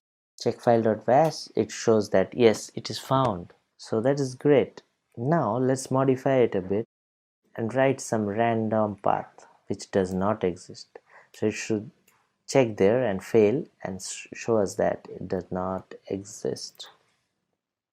So I write xx, we don't have this directory, so it should fail, and we run it again. So it shows clearly this path is not found. So here we can use this if loop to check the existence of certain files, and we can know that it exists or not. So I am fixing this script again and storing it. So that is done. So guys, we're going to keep the video small and pithy and more informative, right? So as discussed, we'll first talk about the introduction of both Unix and Linux. So starting off with, what exactly is Unix? So Unix was invented by Dennis Ritchie and Ken Thompson in the late 1970s at the Bell Labs Research Center. And it was written in C language, so the operating system is multi-user, multitasking, and allowed good acceptance. Unix OS works on command line interface, or we can say CLI, right? But now there have been developments for GUI, that is graphical user interface, also on Unix systems. Unix systems are featured by modular design, which is also known as Unix philosophy, and Unix philosophy includes certain characteristics like the OS provides a set of tools and each tool performs well-defined and limited functions. For data storage plan, text is used and it has a hierarchical file system, and it also handles devices and some special kinds of inter-process communication, which is called as IPC, as files and a lot more. In the other words, you can also say that Unix is nothing but a commercial product that was sold by AT&T. It started as a one-man project under the guidance of Ken Thompson and Bell Labs, and with this time, it became the most widely used OS, and it is used in workstations, internet servers, and personal computers by HP, Intel, Solaris, and so on. Mac OS is the most popular version of Unix, which is used these days, right? Just a quick info, guys. Intellipaat provides Linux online training mentored by industry experts. The course link is given in the description below. Now, let's continue with the session. So guys, the first point we have here is invention. So in invention, Unix systems have various versions, and these versions were invented by AT&T, whereas Linux original code was developed by Linus and the GNU Foundation. If we talk about its usage, so guys, in usage, Unix can be used in workstations, internet servers, and PCs, whereas Linux OS can be installed on various things like tablet, computers, smartphones, servers, mainframes, supercomputers, and so on. And also, when we talk about the users, Unix was developed mainly for workstation servers and mainframes, etc. Apart from OS X, right, which is designed for everyone. But Linux can be used by almost everyone, that is developers to home users and computer enthusiasts as well, right? Let's move forward and discuss about our fourth aspect, which is processor. So Unix OS is available on PARISC and Itanium machine supporting processors like Spark, Power 86 or 64-bit, Itanium, PARISC, PowerPC, and a lot more. But Linux was initially developed by Intel's 86-bit hardware processors. It is available for more than 20 different types of CPUs, which also includes an ARM, right? Now, when we talk about viruses, so in Unix, there has been around 70 to 110 viruses reported till the date, right? Whereas in case of Linux, about 50 to 90 viruses detected up till today that have been successfully removed by now, right? Now, moving on to our next point, that is detection of threat. Unix users need longer wait time to get proper bug fixing patch, whereas in case of Linux, threat detection and solution is very fast as it is community driven, right? So suppose if any Linux user shows any kind of threat, qualified developers team starts working to resolve that particular threat, right? Next parameter when we talk about is the supported file systems. So guys, in Unix, the file systems supported by file types are like HFX, GPS, XFS, ZFS, etc. But in Linux, the file systems supported by file types are like DevPTs, NTFS, XFS, NFS, CRAM, FSM, and so on. When we talk about their versions, so Unix systems have various versions like HPUX, BSD, AIS, etc. Whereas in case of Linux, it has different versions like Ubuntu, Red Hat, Solaris, OpenSUSE, and so on. Now, moving on to our next parameter, which is the portability. Unix is not portable, but Linux can be portable when it is being booted by a USB stick, right? Now, talking about its interface, so Unix originally uses Bourne shell, and this is also compatible with Con, C, and other graphical user interfaces, right? Whereas in case of Linux, default interface is Bash, that is Bourne again shell, right? But also supports multiple command interpreters. Now let's talk about its graphical user interfaces. Linux is command based, but some computer software distribution packages provide GUI based Linux. GNOME and KDE are majorly used GUI here, but Unix was initially command based OS, but later common desktop environment was created and most of the Unix distributors are using GNOME. Now when we talk about the cost, so different versions of Unix systems have different cost structures as per their respective vendors, but Linux is freely distributed, downloaded through website. There are paid versions as well, but there is a very little difference between the paid and unpaid versions apart from the support contract. Now moving on to our last parameter, which is source code. So guys, Unix was developed by various vendors like HP, IBM, Solaris, Intel, etc. for their business requirements, of course. So they won't distribute the source code to the public, isn't it? So however, there are few Unix source codes which are open source like NetBSD, OpenBSD, and FreeBSD. Whereas Linux has been developed and the source code has been distributed or made public under GNU license. So guys, as we have discussed about the parameters, Now let us move forward and discuss the limitations of both Unix and Linux. First of all, limitations of Unix. So Unix operating system is generally designed for slow computer systems. Hence, fast performance cannot be expected. Unix systems versions on different machines slightly differ, so it lacks consistency, right? So it has a rigid environment of the hardware, hence it cannot be installed on every other machine. In this, shell interface can be unsafe sometimes because typing mistakes can destroy files. And user interface is unfriendly, abrupt and inconsistent in Unix. Most of the source code of Unix is not at all available for the general public also, right? Now, as we discussed about the limitations of Unix, now let us move forward and discuss the limitations of Linux. So the standard editions of Linux are not at all available, and Linux is for new users at least not as easy to use as Windows. Most of the programs that are used for Windows will only run on Linux with the help of a complicated emulator. For example, a Microsoft Office, right? So Linux has patchier support for drivers, which may result in misfunctioning of the entire system, right? So guys, as we have discussed about all the parameters for differentiating between Unix and Linux, Let's start off with the first question, which is the most simplest question of all, comparing Linux with Windows. So we're comparing it in three criteria. So the type of OS. Linux is open source, anybody could use it, you can download it and you can even make changes to the kernel's code, but you cannot do that in Windows because Windows is the proprietary operating system. You can buy it and install it, and you'll have to activate it by giving money. So you'll have to give money to Microsoft for the activated version of Windows. In Linux, it's completely open source. Customization. Linux can be customized, as I told you. You can change the code however you want. You can make the changes to the kernel all by yourself. You can get the code online. So that's why it's open source and really popular. And also in Windows, it cannot be changed because it's completely owned by Microsoft. Security is amazing in Linux, but in Windows, you'll have to have a good antivirus software. Even if you have a good antivirus software, there will be some kind of a malware which slips into your system and that might cause damage. But in Linux, security is amazing. There is not many chances of viruses getting into Linux so there is no chance of viruses getting into Linux. But in Windows, there is a lot of security issues existing already. And if you use Windows Defender or if you use any security tool, any antivirus tool, again, there might be some security issues if you do not follow certain steps. So the thing you'll have to understand is, as an operating system, Linux is better than Windows.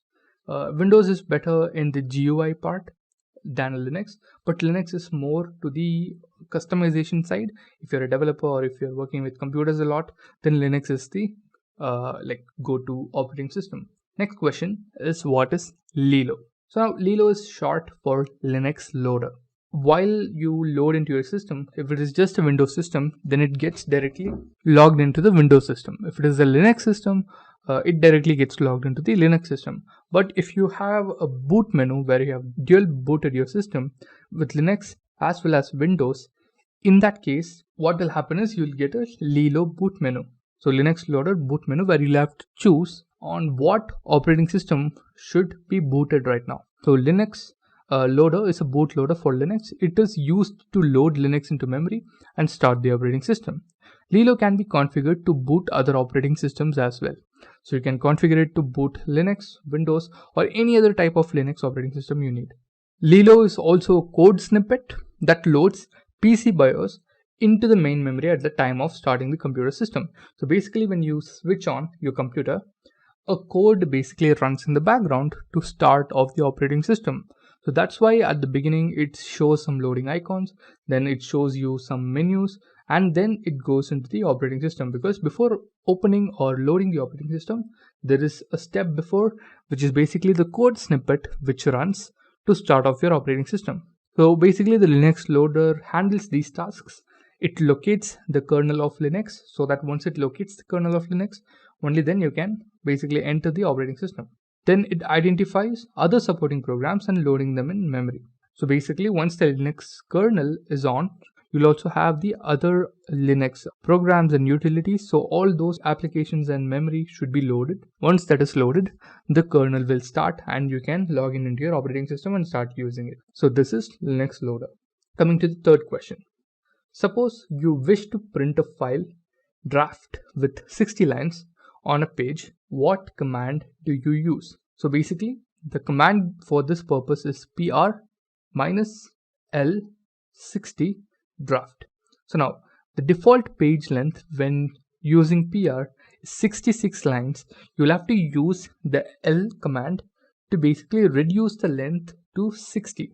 So there is a file called draft and you want to print the first 60 lines on the page, and you go to the command pr, and if you want to like reduce the number of lines, you'll have to use the l command, that's minus l, and put the number of lines because the default number is 66.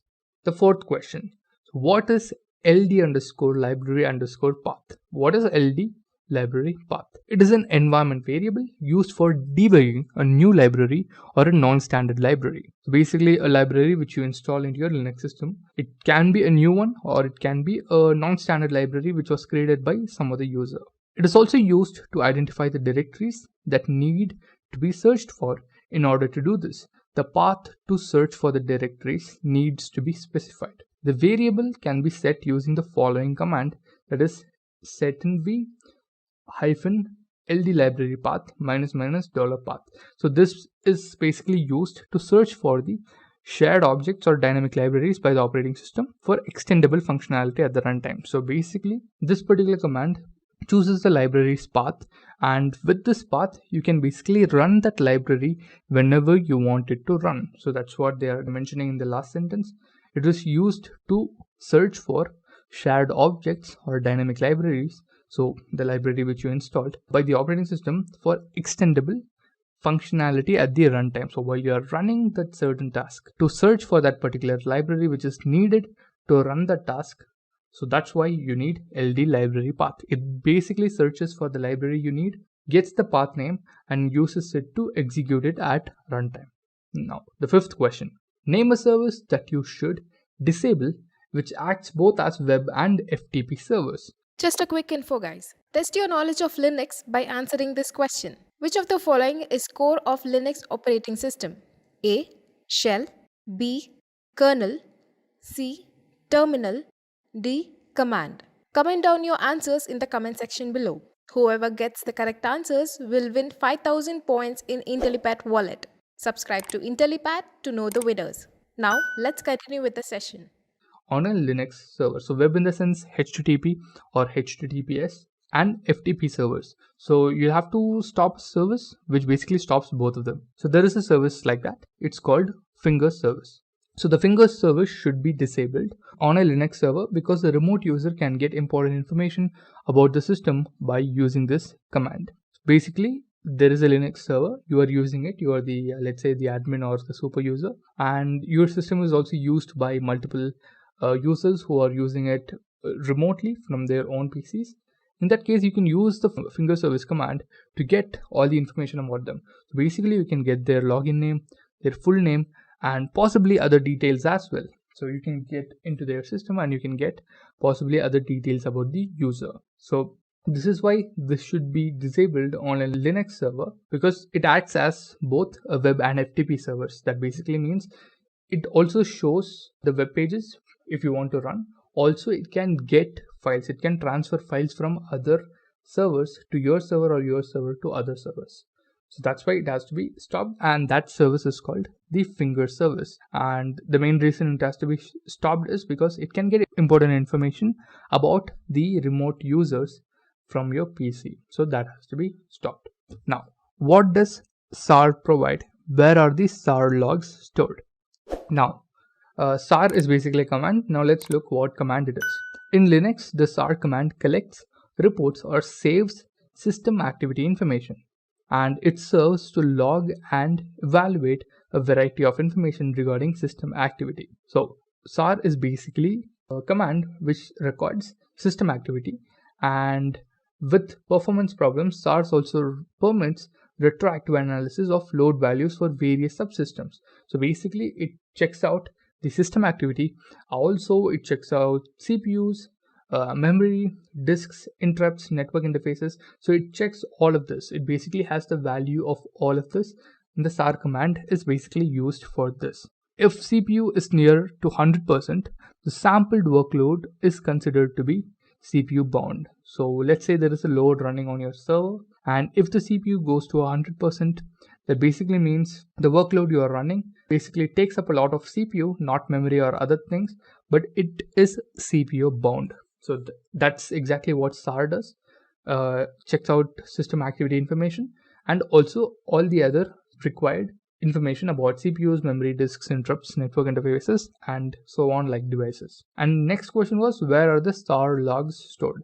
So to check out all of this activity information, you'll have to go to the /var/log/sa/sadd file. So inside var/log/sa, there is a folder or a file called sadd, and you'll have to use that file to check out those logs. So all the log files will be stored over there.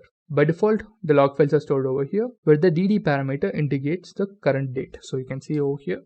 So var log/sa, inside this folder you have sa, and you'll have the current date over here. So this is what depicts the current log files. Okay guys, so this is what SAR provide, and this is where the SAR log files are stored. Next question is how to check memory stats and CPU stats as a Linux admin. So there is a command called free, and there is a command called vmstat. So now we can display the physical and virtual memory statistics respectively. With the help of SAR command, we can see the CPU utilization and other stats. So SAR does not need to be run manually. It already runs in the background. You just have to run the vmstat or other commands, and SAR logs will be fetched and you'll be given the information. Over here you can see they have also provided CPU information, they've also provided memory information, so they have provided system information, input output information. So now they've asked us, can we check memory and CPU stats? Yes, we can check. We can just use the vmstat command -a, and it will give you the free memory. So if you use free memory, if you use the free command, it only shows the free memory.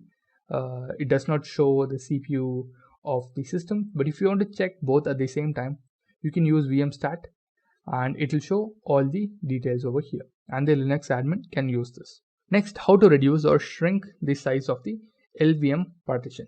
So now LVM is basically logical volume manager, where you can manage all the sizes of the disks. So now they've asked us how to reduce it. So now let's check out the steps. So here are the logical steps to do that. First, you unmount the file system using the unmount command or the umount command. So there won't be an N. You can use the umount command or the unmount command. Next is the resize to file system command. So now you use this resize to file system command to change the size of the logical volume partition. So there is only one disk with multiple logical partitions. For example, in your Windows system, you might have D drive and C drive, but they are not actually separate disks inside your PC or inside your CPU, but they are a single disk which are separated logically by the system. So like that, you can also separate in Linux. So to resize one of your logical volumes, you'll have to use the resize to fs command. So resize to fs /dev/mapper/myvg-mylv. So this is the logical volume name. So inside device you can find all the logical volume devices. So now they are changing it to 10 gigs, and then you'll have to use lv reduce command to reduce the volume to 10 gigs. So over here, lv reduce minus capital L or hyphen capital L, 10 gigs, 10G, and the same location. So this is to resize it, and this is to reduce the size of the volume.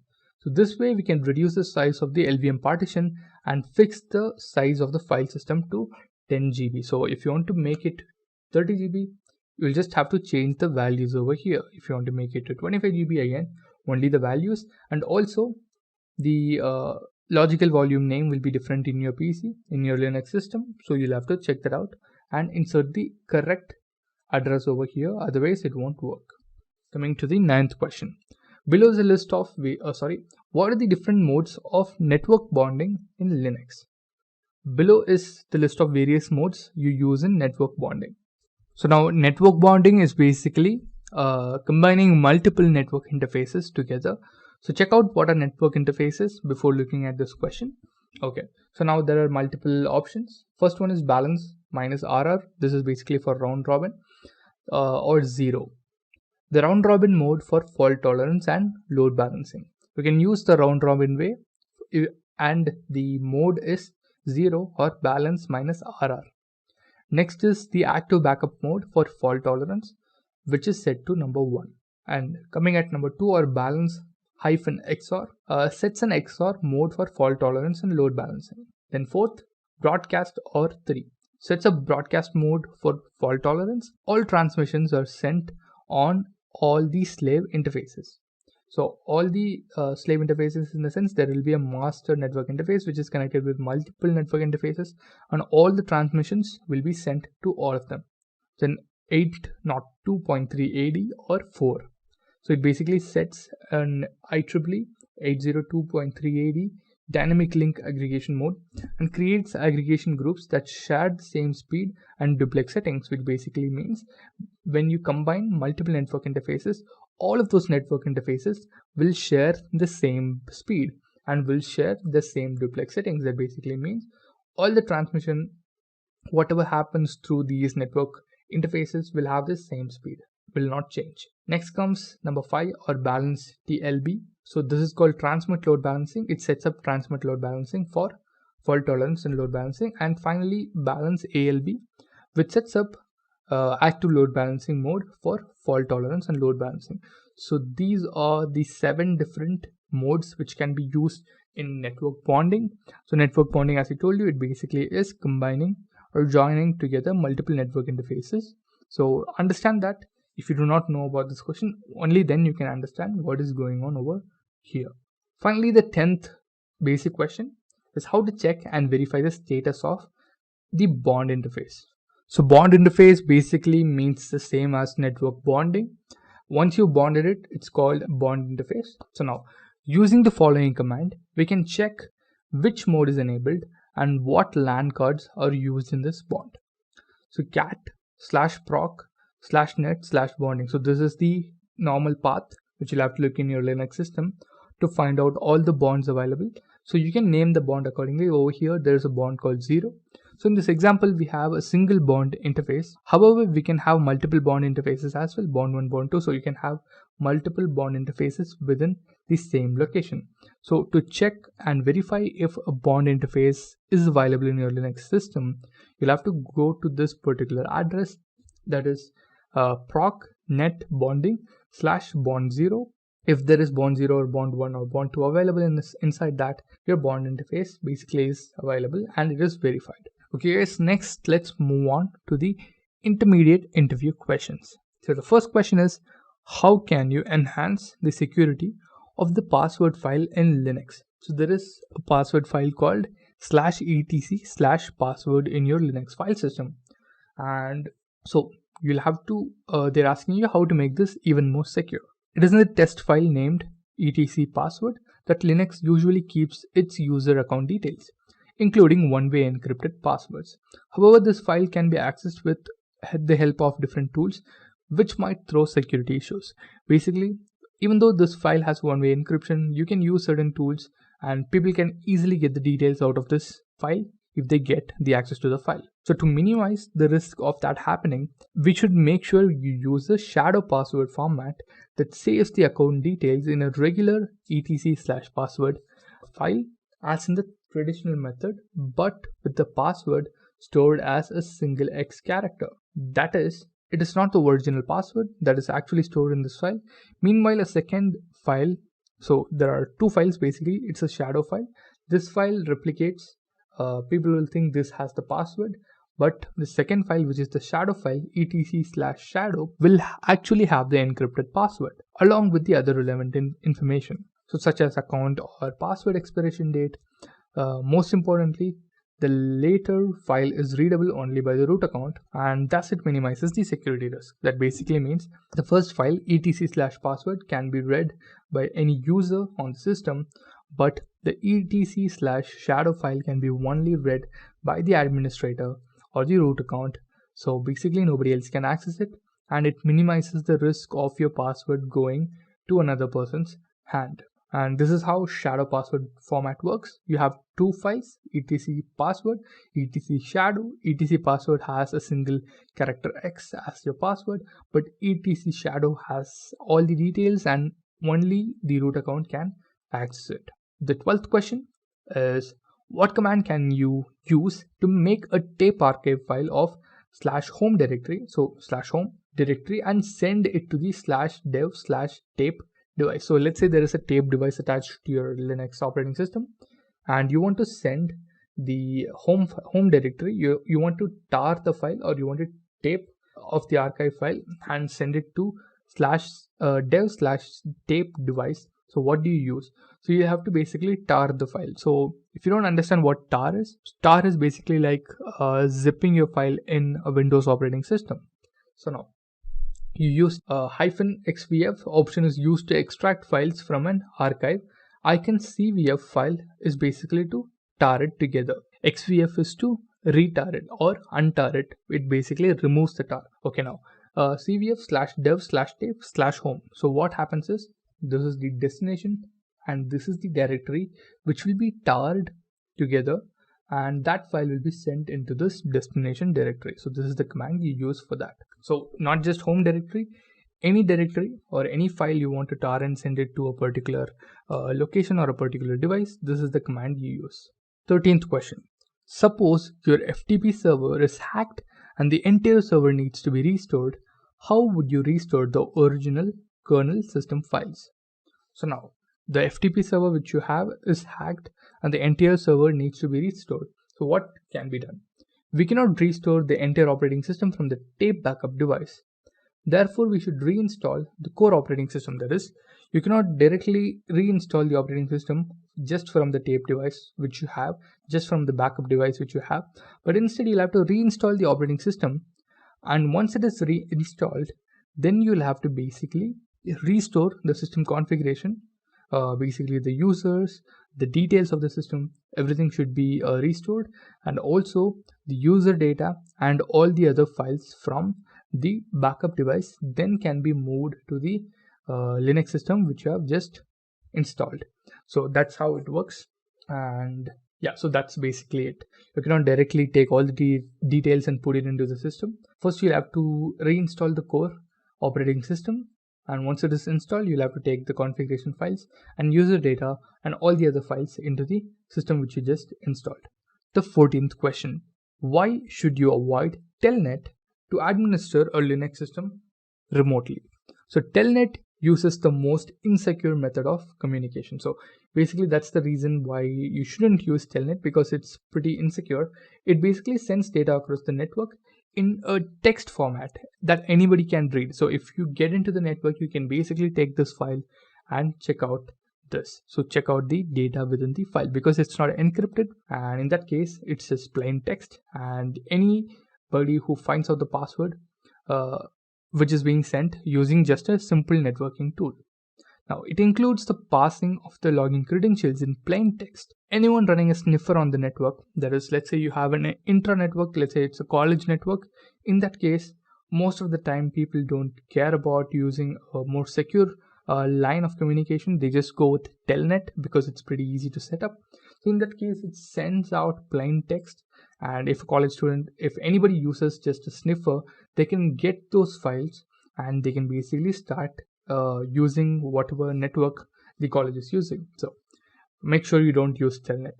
So you can see in a few seconds, by eavesdropping on a Telnet login session, you can get the control of the device which is sending that information. So now the 15th question. Name 4 configuration management tools used in Unix-like operating systems. So there are mainly 4: Chef, Ansible, Puppet, and CF Engine. So I know about Chef, Puppet, and a little bit about Ansible. So now Chef and Puppet basically are so all of these are configuration management tools. They do the same tasks. So the common task here is they are like a master to multiple clients or multiple Linux servers. whenever you want to upgrade or whenever you want to run a configuration file in hundreds of servers, you can send it to Chef or Puppet or Ansible or CF Engine, and they'll make sure it runs on all the servers which you have. You don't need to open each and every server and run the configuration file. You should set up Chef, which basically manages all the servers for you. So I'm just taking Chef as an example. So these are the 4 configuration management tools. Coming to the 16th question, what is the difference between cron and anacron? So now, if you know what is cron and anacron, obviously you'll already know the answer. So now let me explain what exactly is cron and anacron. So minimum granularity with cron is in minutes, when it is in days with anacron. So first let me tell you what is cron and anacron. So basically cron or anacron both are used to schedule tasks in the future.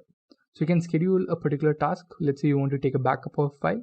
You can schedule the task by creating a cron tab script file, and that will automatically execute at that particular time when you are mentioned, and it will basically take a backup of that file. So this is the basic task of cron and anacron. So now you can use cron to run in minutes. That basically means you can set 2 minutes. You can set a cron tab for minutes, but using anacron you can only set it in days. That is, it can only repeat running, or it can only work with days, but cron can work in minutes. A cron job can be scheduled by any normal user. So even I can do, even you can do, if you're using a Linux server and I'm just a normal user, and there is also a super user, there is also an administrator, so any of them can create a cron job. But anacron can only be created by a super user or the administrator. Cron expects the system to be up and running, while anacron doesn't expect this all the time. In case of anacron, if a job is scheduled and the system is down at this time, it will still execute the job as soon as the system is up and running. So in the case of cron, if the system is down, basically it won't have any idea of what to do. So basically the time passes, and once the time passes, the cron job will not run. But the anacron job, even though the system was down at the time, if the time has gone beyond the set time, it will still run the job and execute it. So now, cron is ideal for servers. Anacron is ideal for both desktops and laptops.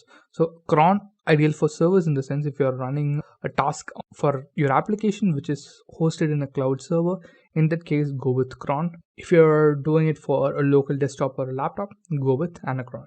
Cron should be used when we want a job to be executed at a particular hour and minute, and anacron should be used when the job can be executed at any time.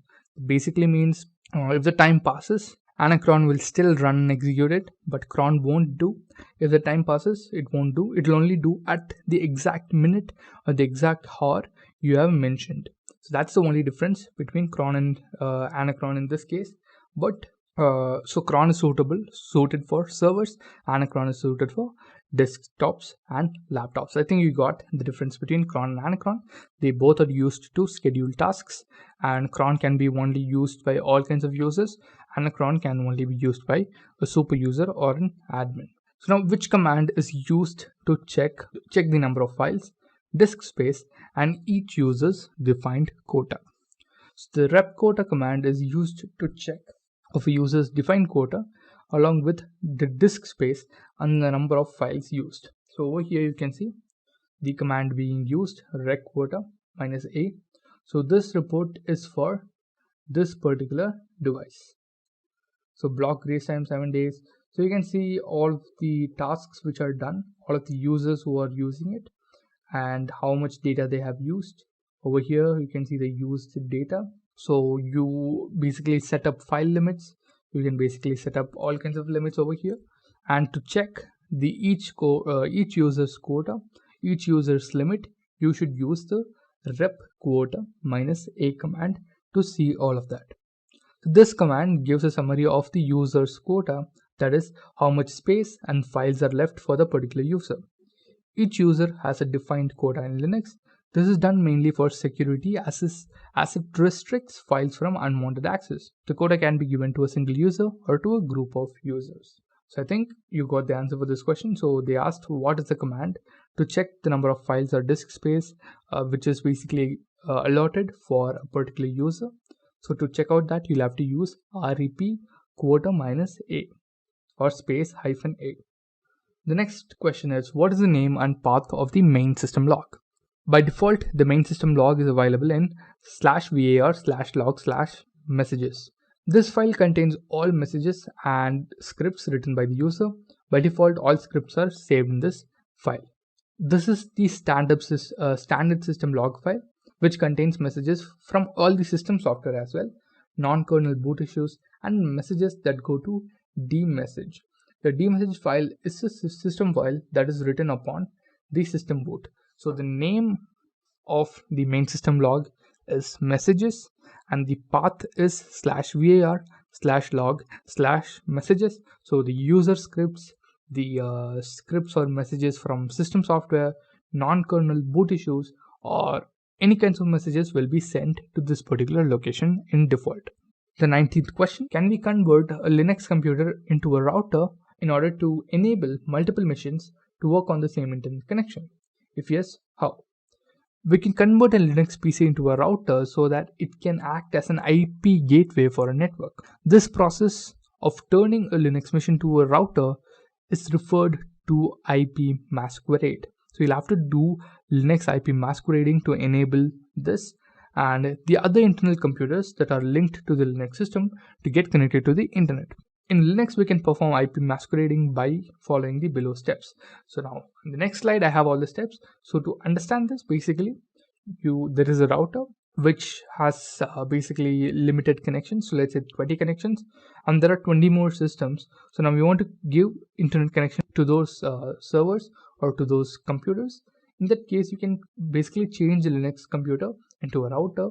So to do that, you'll have to do IP masquerading, and to do that, these are the steps. So first, you have to make sure that the Linux PC is having an internet connection. So whichever PC you're going to change it into a router should have internet connection, and also it should have a LAN connection which connects across to all of the other computers.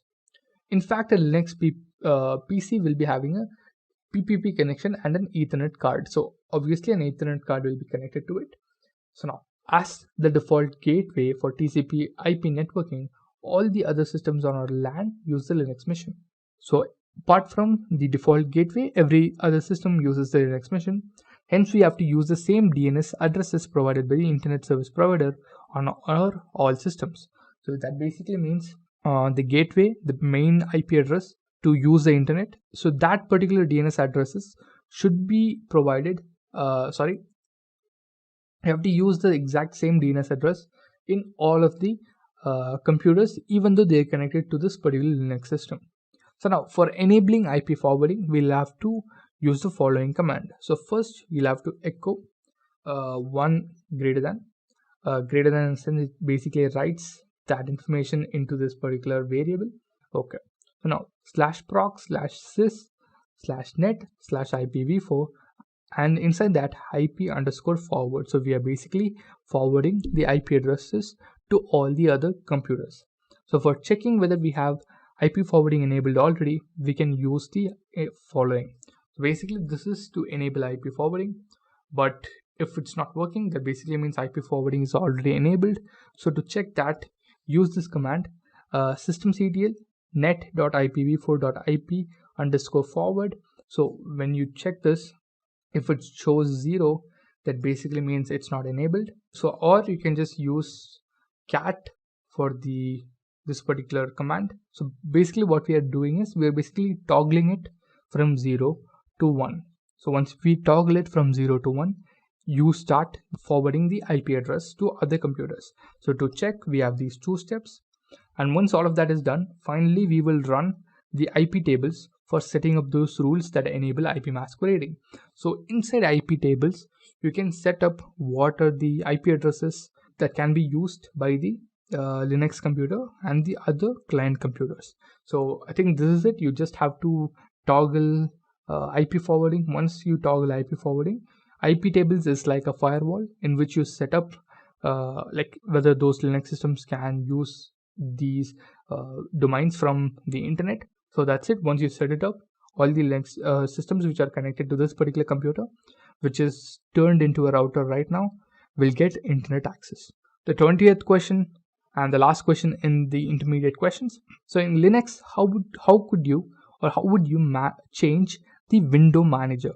The /.xinitrc file or Zinitric file lets us change the window manager that we will use while logging into the X window session. So the dot in the file, so it basically tells a particular file is a hidden file. It also means that this file will not be present when we carry out a normal directory listing. And in order to set up a window manager, you'll have to execute the following command. So to change, before changing it, you'll have to set up a window manager. To set up a window manager, you'll have to use exec window manager command.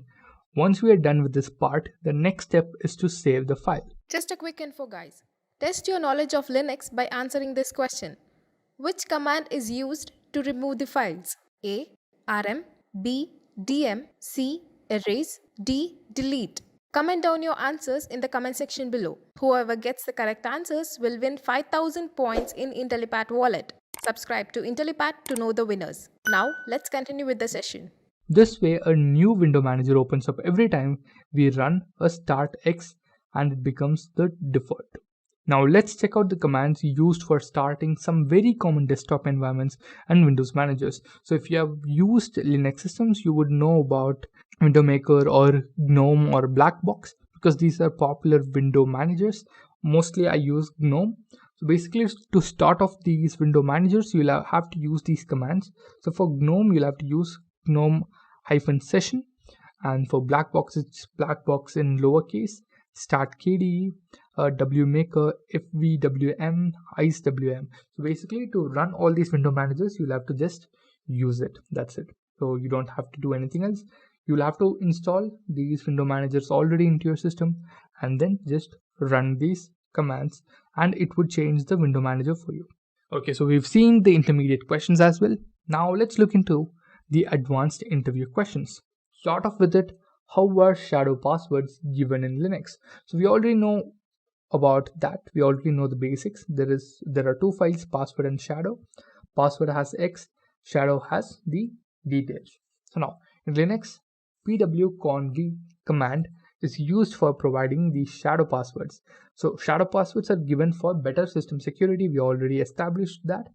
This command creates the shadow and changes all passwords to X in the password file. So this is the command which does that particular action. So we saw that the password file will contain the passwords as X and shadow file actually contains the actual information. So that is done by the pwconv command. First, the entries in the shadowed file which don't exist in the main file are removed. So the first line basically means, so there will be multiple entries in the shadowed file. If those particular entries do not exist in the main file, they'll get removed in the shadowed file because there is no use for them. Then the shadowed entries that don't have X as the password in the main file are updated. So in the main file, all of those passwords are updated to X. And also they are updated in the shadowed file. Any missing shadowed entries are also added. So if there are any missing shadowed entries in the shadow file, but it is available in the password file, that will be added to the shadow file. Finally, passwords in the main file are replaced with X. These programs can be used for initial conversion as well to update the shadow file if the main file is edited by hand. Okay, so this is how you do it. It's pretty simple. It's just a command pwconv you use, but the steps are basically these. If you use the command, it will do all the things for you. Basically, you remove all the entries in the main file if they do not exist in shadowed file, and if they don't have the if they are not changed to X, it will be updated in the main file. And if there are any shadow entries which are missing in the shadow file which are available in the main file, they'll get updated and also added. That's it. Coming to the next question, what daemon is used for scheduling commands? So we already established what cron is. So cron exactly is used over here. It is called cron tab over here. Daemon which you use for scheduling commands is cron tab command. So cron tab command is used to scheduling commands to run at a later time. So cron tab is a command which is basically used to set up commands to run later. Over here you can see cron tab -user, username and file. So inside this file, you'll have all the commands which you need to run at that particular time.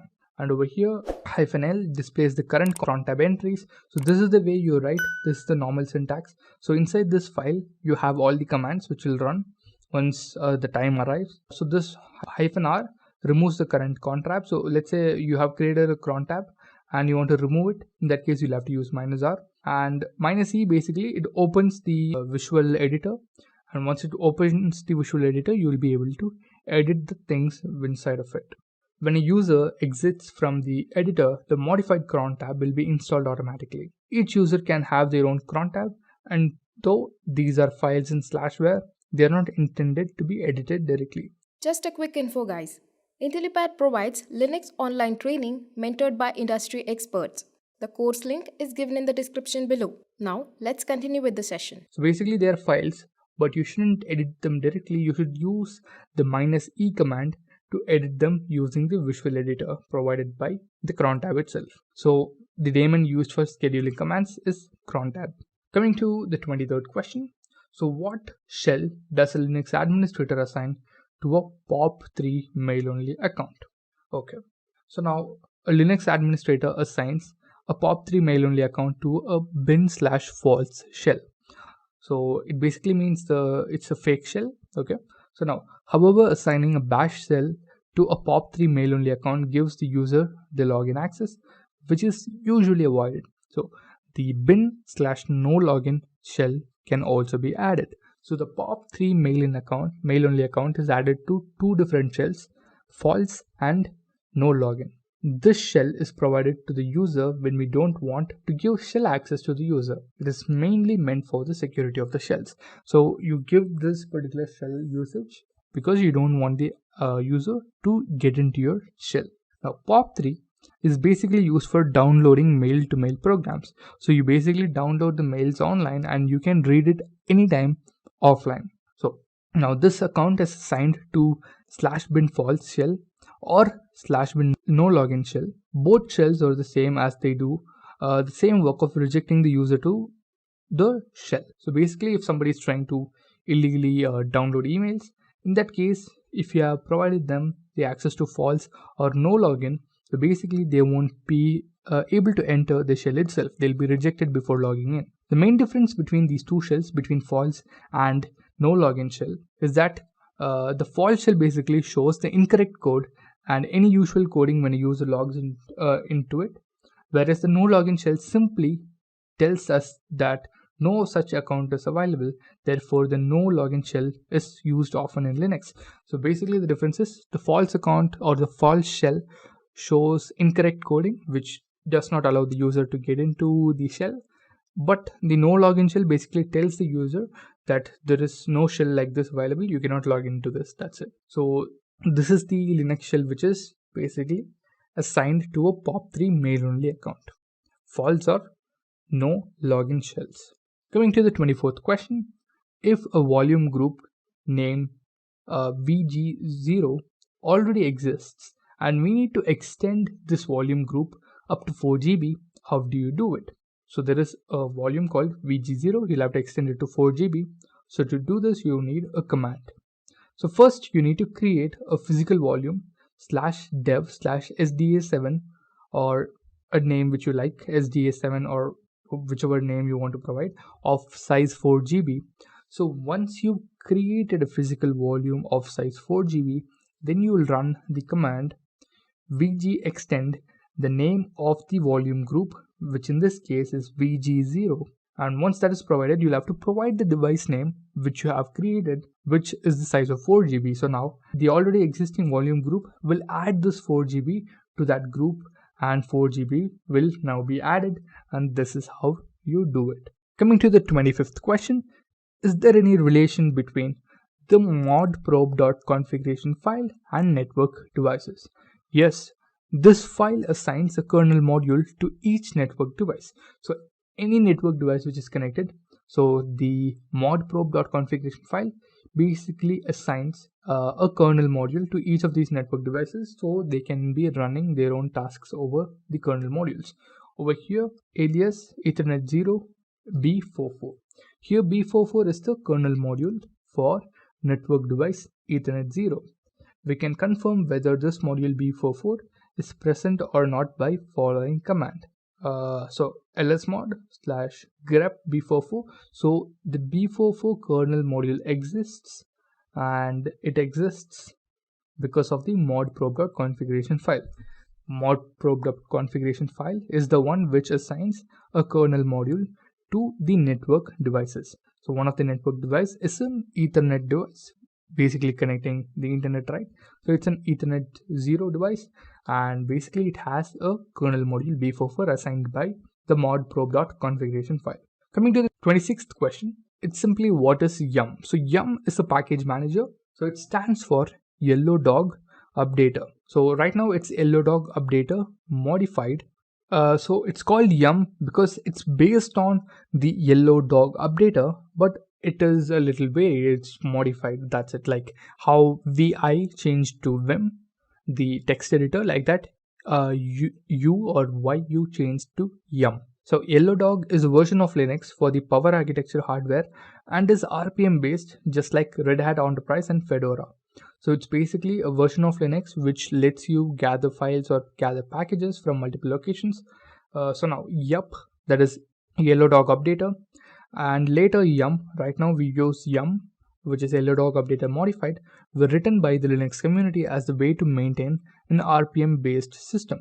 So RPM is an open source package manager from where you can download all the open source libraries and packages which you need for your Linux system. So to download that, you'll have to use the Yellow Dog Updater or the Yellow Dog Updater modified, which is yum.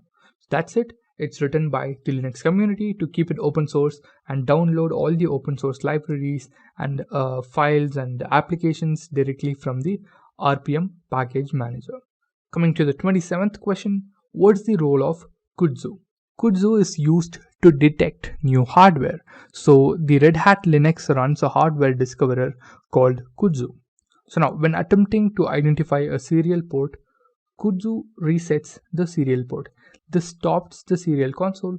Kudzu is configured from the following file. So etc sysconfig/kudzu. Kudzu can be prevented from resetting hardware by setting the configuration parameter save to yes. So basically it tries to identify new software and it tries to reset it, but to stop it from resetting, you'll have to just set the parameter save to yes, and then it just identifies the incoming hardware and it won't change anything, it won't configure anything. That's it. The 28th question is the difference between ext2 and ext3 file systems. So now ext3 file system is an enhanced version of ext2 file system. So ext2 is the older version. The most important difference is that ext2 and ext3 is that ext3 supports journaling. So that basically means ext2 doesn't. After an unexpected power failure or system crash, also called an unclean system shutdown, each ext file system must be checked for consistency by the E2FSCK program. This is a time-consuming process, and during this time, any data on the volumes is unreachable. So basically, if there is a power failure, or if there is a system crash which causes the servers to go down, if you're using an ext2 file system, in that case, you'll have to check each and every ext2 file system, ext2 file system, which is connected to the server by the E2FSCK program. So that basically means in that case, you'll have to run the E2FSCK program in each and every ext2 file system, and that is time consuming. So now ext3 has journaling. So that basically means by providing ext3 file system means that this sort of file system check is no longer needed after an unclean system shutdown. It basically keeps all the files safe. You don't need to run E2FSCK each and every time after an unclean shutdown, that is a shutdown when the system goes down suddenly without saving anything or doing anything. So ext3 does not get affected in this case. Now finally, the 29th question, explain the /proc file system. So the /proc file system is a virtual file system that provides detailed information about the Linux kernel, hardware, and processes running within it. The files under this proc directory are named virtual files. Since /proc contains virtual files, it is called a virtual file system. So basically, all the virtual files are available in the proc directory. Therefore, it is called a virtual file system. These virtual files have unique qualities. Most of them are listed as 0 bytes in size. Virtual files such as interrupts, memory info, mounts, and partitions provide an up-to-the-moment glimpse of the system's hardware. So basically, it's a really important directory. It is called the virtual file system. So basically, if there are any interrupts, if there about the memory info, that is the free memory, available memory, the disks which are mounted, the partitions which are available in the PC. So all of that information is in the virtual files which are stored in the virtual file system, which are basically noted as 0 bytes because they are very, very small or very short files. So these provide an up to the moment glimpse of the system's hardware. That basically means you can check out real-time information of the system's hardware using the proc file system or the virtual file system. So you can see the virtual file system is over here, and all the processes run, and all the processes which are running will go through it, and the virtual file system will know all of the processes which are running at that particular time. And the final question, how do you create an ext4 file system? So right now ext4 is the most commonly used file system, not ext3, not ext2. So we can create an ext4 file system with this command. So mke to fs, so it is basically make file system. So you can use mke to fs. -t basically denotes which file system you want to create. In this case, it is ext4, and /dev and the /device name or the folder name in which you'll have to create the ext4 file system. So this is the command which you'll have to use, which is make to file system -t, your file system name, which is ext4, and then the device name, and that's it. You have created an ext4 file system successfully. Okay guys, I think we've completed all the 30 questions. Just a quick info, guys.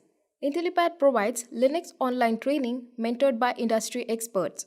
The course link is given in the description below. This brings us to the end of the session. Hope you all enjoyed it. Thanks for watching.